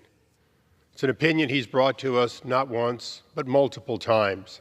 Each time this body has voted down on a broad bipartisan basis this amendment. There's a reason for that, Madam Chair. It has been voted down repeatedly because, in fact, it is misguided and it relies on facts that simply aren't facts. I don't know about the author of this bill, where he got it, but I can tell you this. I've stood in Lebanon with our special forces who are training and working on a constant basis with the LAF. I have stood in Lebanon and seen the destruction of Hezbollah caches, massive amounts. But more than that, I've met with our ally Israel, and in conversation with Prime Minister Bibi Netanyahu, I asked him, should we continue to give money to the LAF? His answer was short: give them more. So, Madam Chair, whether it's King Abdullah of Jordan, who has been passing on necessary vehicles to help them do their job better, or Israel, that created the opportunity for them to retake all of Lebanon and rid it of the Iranian influence and Hezbollah once and for all, or even our president, his predecessor, Joe Biden, his predecessor, Donald Trump, his predecessor, Barack Obama, or his predecessor, George W. Bush. They don't agree on much. They agree on this. It has been worth the investment. It is paying dividend, and you do not let up just at a point when they are clearing out and making safe for a democracy that, in fact, would work there but for foreign forces with weapons. So, Madam Chair, this has been defeated before, but before we didn't have the good news and the support of every neighbor and our president the way we do today. So I ask all members to vote against this, not because they can't make a point that Lebanon is a country that has been influenced, but because they can't make a point that the LAF is anything but the only force that can, in fact, bring an eradication of Hezbollah and keep Iran from reoccupying that, something that Israel supports and we support. And I yield back. The gentleman yields back his time, and the gentleman from Florida is recognized. Thank you, Madam Chair. This is a headline from 2 days ago. Israeli military attacks Hezbollah sites in eastern Lebanon. The Israeli military on Tuesday said it attacked Hezbollah positions in Lebanon. Fighter jets targeted military sites in the eastern Bekaa Valley, which the Iranian-backed militia used for training purposes. This is a Yahoo News report that I would ask inserted for the record. Here's another one 2 days ago. 12 said killed as Israeli hits elite Hezbollah force deep inside Lebanon. Israeli jets carried out a wave of airstrikes deep inside Lebanon aimed at stopping elite Hezbollah units from regrouping and rebuilding. The military camps that were targeted are used by the Hezbollah terror organization for training and preparing terrorists for the planning and execution of terror operations against IDF forces and the state of Israel. We should put America first, not Lebanon first and America last. I yield back. The gentleman's requests are covered by general leave, and the gentleman yields back his time. The question is on the amendment offered by the gentleman from Florida. Those in favor say aye. Those in favor say no. Those opposed say no. In the opinion of the chair, the noes have it. The amendment is not agreed to. Pursuant to Clause 6 of Rule 18, further proceedings on the amendment offered by the gentleman from Florida will be postponed. Madam Chair, I ask for a recorded vote. Yes.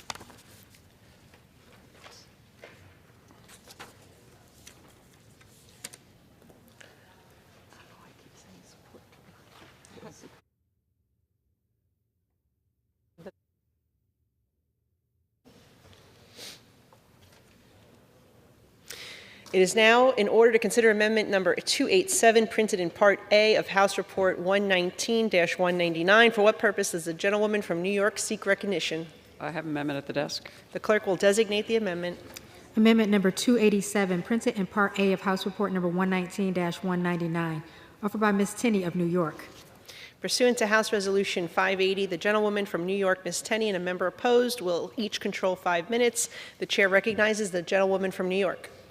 Thank you, Madam Chair. I rise today to offer an amendment, offer and withdraw my amendment 287 to provide $71 million for non-recurring engineering expenses associated with designing the new LC-130J as part of the LC-130 recapitalization project. LC-130s are polar ski planes that possess the unique capability of being able to land on snow instead of solely on a paved runway. The LC-130 is the only plane in the world with this capability and provides the United States with a key competitive edge in the Arctic and Antarctic domains. The LC-130 fleet is wholly operated by the 109th Airlift Wing of the New York Air National Guard at Stratton National Guard Base in Scotia, New York. Beyond its national security importance in supporting our Arctic strategy, the LC-130 fleet is also critical in supporting our nation's scientific research efforts. Each year, the current LC-130 fleet assists in critical missions in both Greenland and Antarctica pursuant to President Ronald Reagan's Presidential Memorandum 6646. However, our current LC-130H fleet is aging quickly, with some planes over 50 years old. Despite the great work of the 109th Airlift Wing in maintaining these planes, we must quickly recapitalize these planes to ensure the U.S. does not lose the critical capabilities provided by the LC-130 fleet. Before I conclude, I want to thank Bob Epp and Dennis Feeney from the New York National Guard's legislative team, General Stephen Slosik from the 109th Airlift Wing, General Michael Bank, the New York Air National Guard commander, and General Ray Shields, the New York Adjunct General, for their tireless efforts in advocating alongside with me for the LC-130 recapitalization. Last year, with the help of these individuals and Chairman Calvert, we were able to secure $29 million in the FY25 CR spend plan for the Department of Defense for these non-recurring engineering expenses. Rest assured, I will continue fighting to secure the additional funding in the final FY26 defense bill. Before I withdraw this amendment, Mr. Chairman, Chairman Calvert, I ask you to commit to working with me on the continued LC-130 recapitalization project, as you have so graciously in the past, and I yield my time to you. I look forward to working with the gentlelady. We need a place, we need those aircraft to land them in Greenland. Thank you. Thank you so much. A mission of our president, of course. I want to say thank you, and I withdraw this amendment and yield back my time. Thank you so much, Mr. Chairman. The gentlewoman yields. Seeing no other member seeking recognition, the amendment is withdrawn.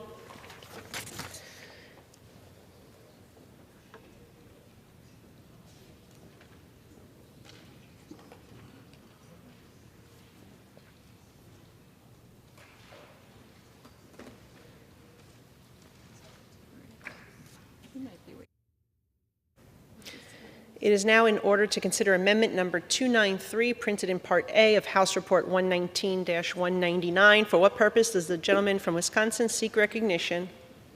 Madam Speaker, I have an amendment at the desk. The clerk will designate the amendment. Amendment number 293, printed in Part A of House Report number 119-199, offered by Mr. Tiffany of Wisconsin. Pursuant to House Resolution 580, the gentleman from Wisconsin, Mr. Tiffany, and a member opposed will each control 5 minutes, and the chair recognizes the gentleman from Wisconsin. Mr. Chairman and Madam Speaker, my amendment would prohibit the Department of Defense from creating, procuring, or displaying any map which depicts Taiwan as a part of the territory of the People's Republic of China. The House approved a similar amendment as part of the State Department Appropriations Bill last Congress, and today's amendment would simply extend this policy to the Department of Defense. This is not a controversial amendment, since all of us know that Taiwan is not, nor has it ever been, part of Communist China, even for a single day. The people of Taiwan elect their own leaders, deploy their own armed forces, conduct their own foreign policy, and maintain their own trade agreements with other countries. By every measure, Taiwan is a sovereign, democratic, and independent nation, and any claims to the contrary are simply false. Since the 1970s, America's so-called One China policy has acknowledged Beijing's unsubstantiated claims over Taiwan. This is an antiquated and dishonest policy, and it is one that we should abandon. While my amendment will not end that misguided policy, it will at least require that the maps that we use reflect a simple reality. China is China, Taiwan is Taiwan. I ask for a yes vote on my Honest Maps amendment, and I reserve the balance of my time. The gentleman reserves. For what purpose does the gentlewoman from Minnesota seek recognition? Madam Chair, I rise in opposition to this amendment. The gentlewoman is recognized. I understand why the gentleman from Wisconsin is offering this, and I don't agree with the spirit in which it's being offered. But the Department of Defense and the administration of this Congress and myself, I've been pretty clear on my opposition of the unwelcome assertions of China's control over Taiwan. As a former social studies teacher, geography was part of what I would teach. I would never use in my classroom display a map showing rightly that China is in possession of Taiwan. But let me take the teaching just one step farther. This amendment would prevent the Department of Defense from buying or displaying a map that shows how China views itself in the world, how China is putting out mis and disinformation on what they think the world should look like according to them. It would force the department, in my opinion, to put its head in the sand when at the military academies showing China's view of the world and why we have to work so hard to defeat that. So I hope we can all agree it's important to know what our allies and our adversaries are thinking, that we have adults at our military academies that can sort out the difference and see the differences in the maps.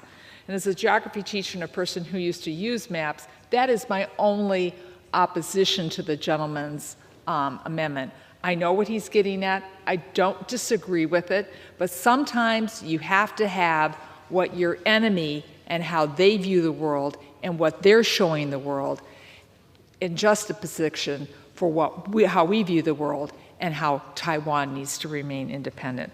Congress and the department should focus our time and energy on being clear about China with respect for international boundaries and rule of law. So I just, as a geography teacher, I had to say something. And with that, I'm just going to yield back. I thank the chair. The gentlelady yields back her time, and the gentleman from California is recognized. Oh, the gentleman from Wisconsin is recognized. You're going to yield me time. I will yield the chairman. The gentleman from California is recognized. I certainly rise in support of the amendment. The amendment prohibits the expenditure of funds to create, procure, or display any map that depicts Taiwan as part of the territory of the People's Republic of China. Let's be clear. Taiwan is not a part of the People's Republic of China. We should not appease the desires of the Communist Chinese leadership by pretending that it is. Our map should accurately reflect this reality. I urge my colleagues to support the amendment, and I yield back the balance of my time. The gentleman yields, and the gentleman from I Wisconsin reserves his time. He's the only one that controls time. I would like to yield 1 minute to my friend from Arizona, Mr. Biggs. The gentleman from Arizona is recognized for 1 minute. Thank you. Taiwan's a great friend of the United States, and it's a unique friend to Arizona. The CCP uses every tool it can, including maps, to undermine truth and assert illegitimate claims over sovereign territory.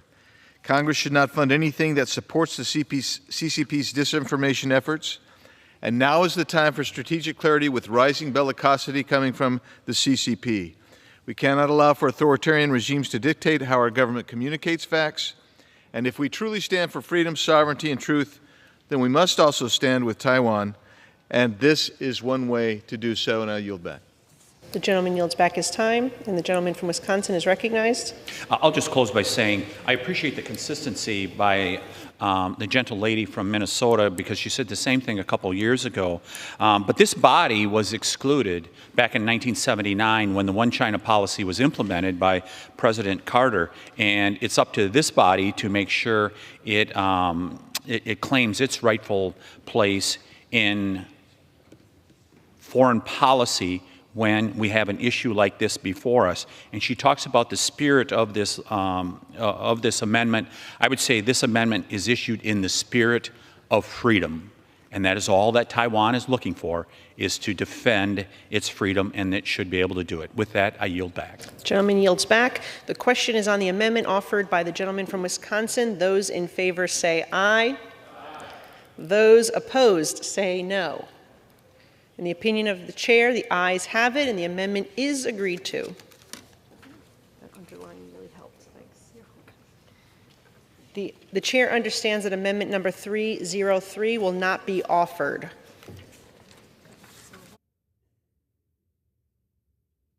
For what purpose does the gentleman from California seek recognition? I move that the committee do now rise. The question is on the motion that the committee rise. All those in favor say aye. All those opposed say no. The ayes have it, and the motion is adopted. Accordingly, the committee rises.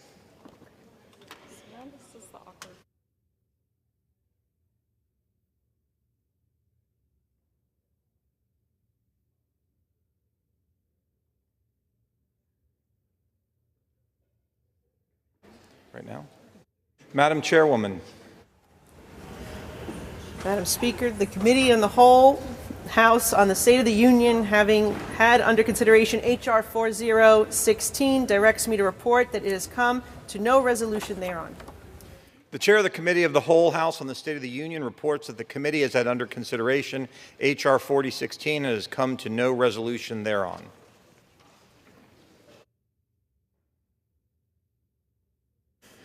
Proceedings will resume on questions previously postponed. Votes will be taken in the following order: passage of H.R. 3633, passage of Senate 1582, and passage of H.R. 1919.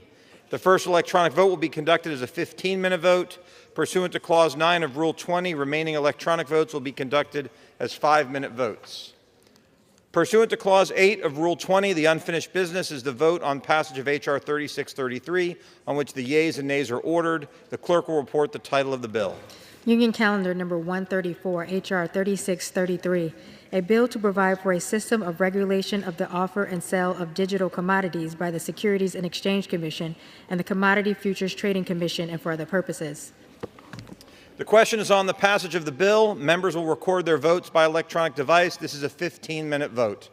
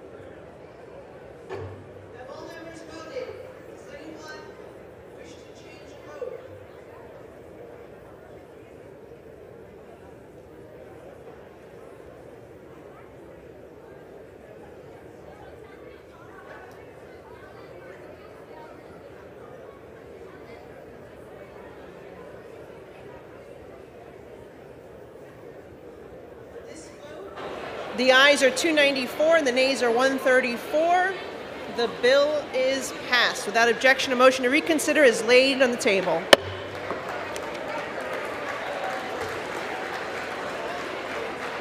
Pursuant to Clause 8 of Rule 20, the unfinished business and the vote on passage of Senate 1582, on which the yeas and nays are ordered, the clerk will report the title of the bill. Senate 1582, an act to provide for the regulation of payment stablecoins and for other purposes. The question is on passage of the bill. Members will record their votes by electronic device. This is a 5-minute vote.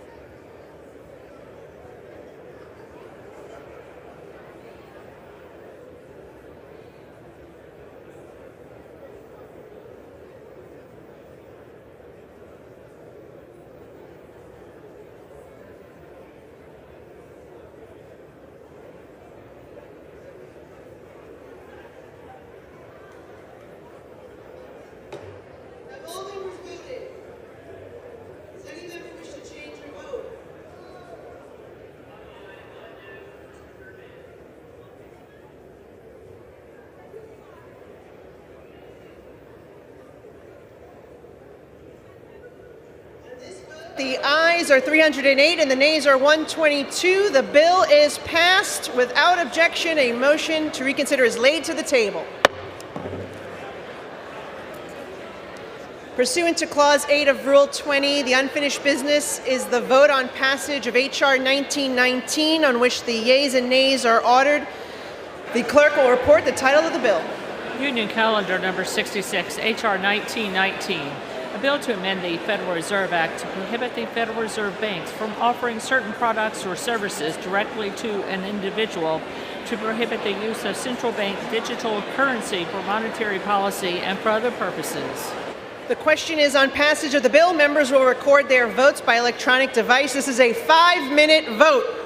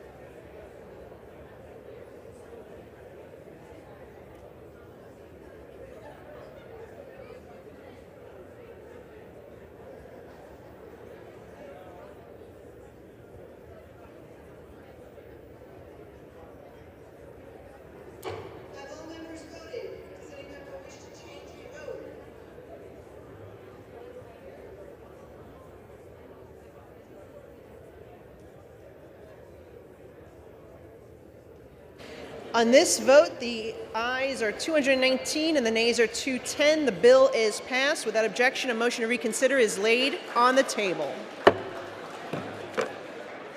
Pursuant to Clause 12A of Rule 1, the chair declares the House in recess, subject to the call of the chair.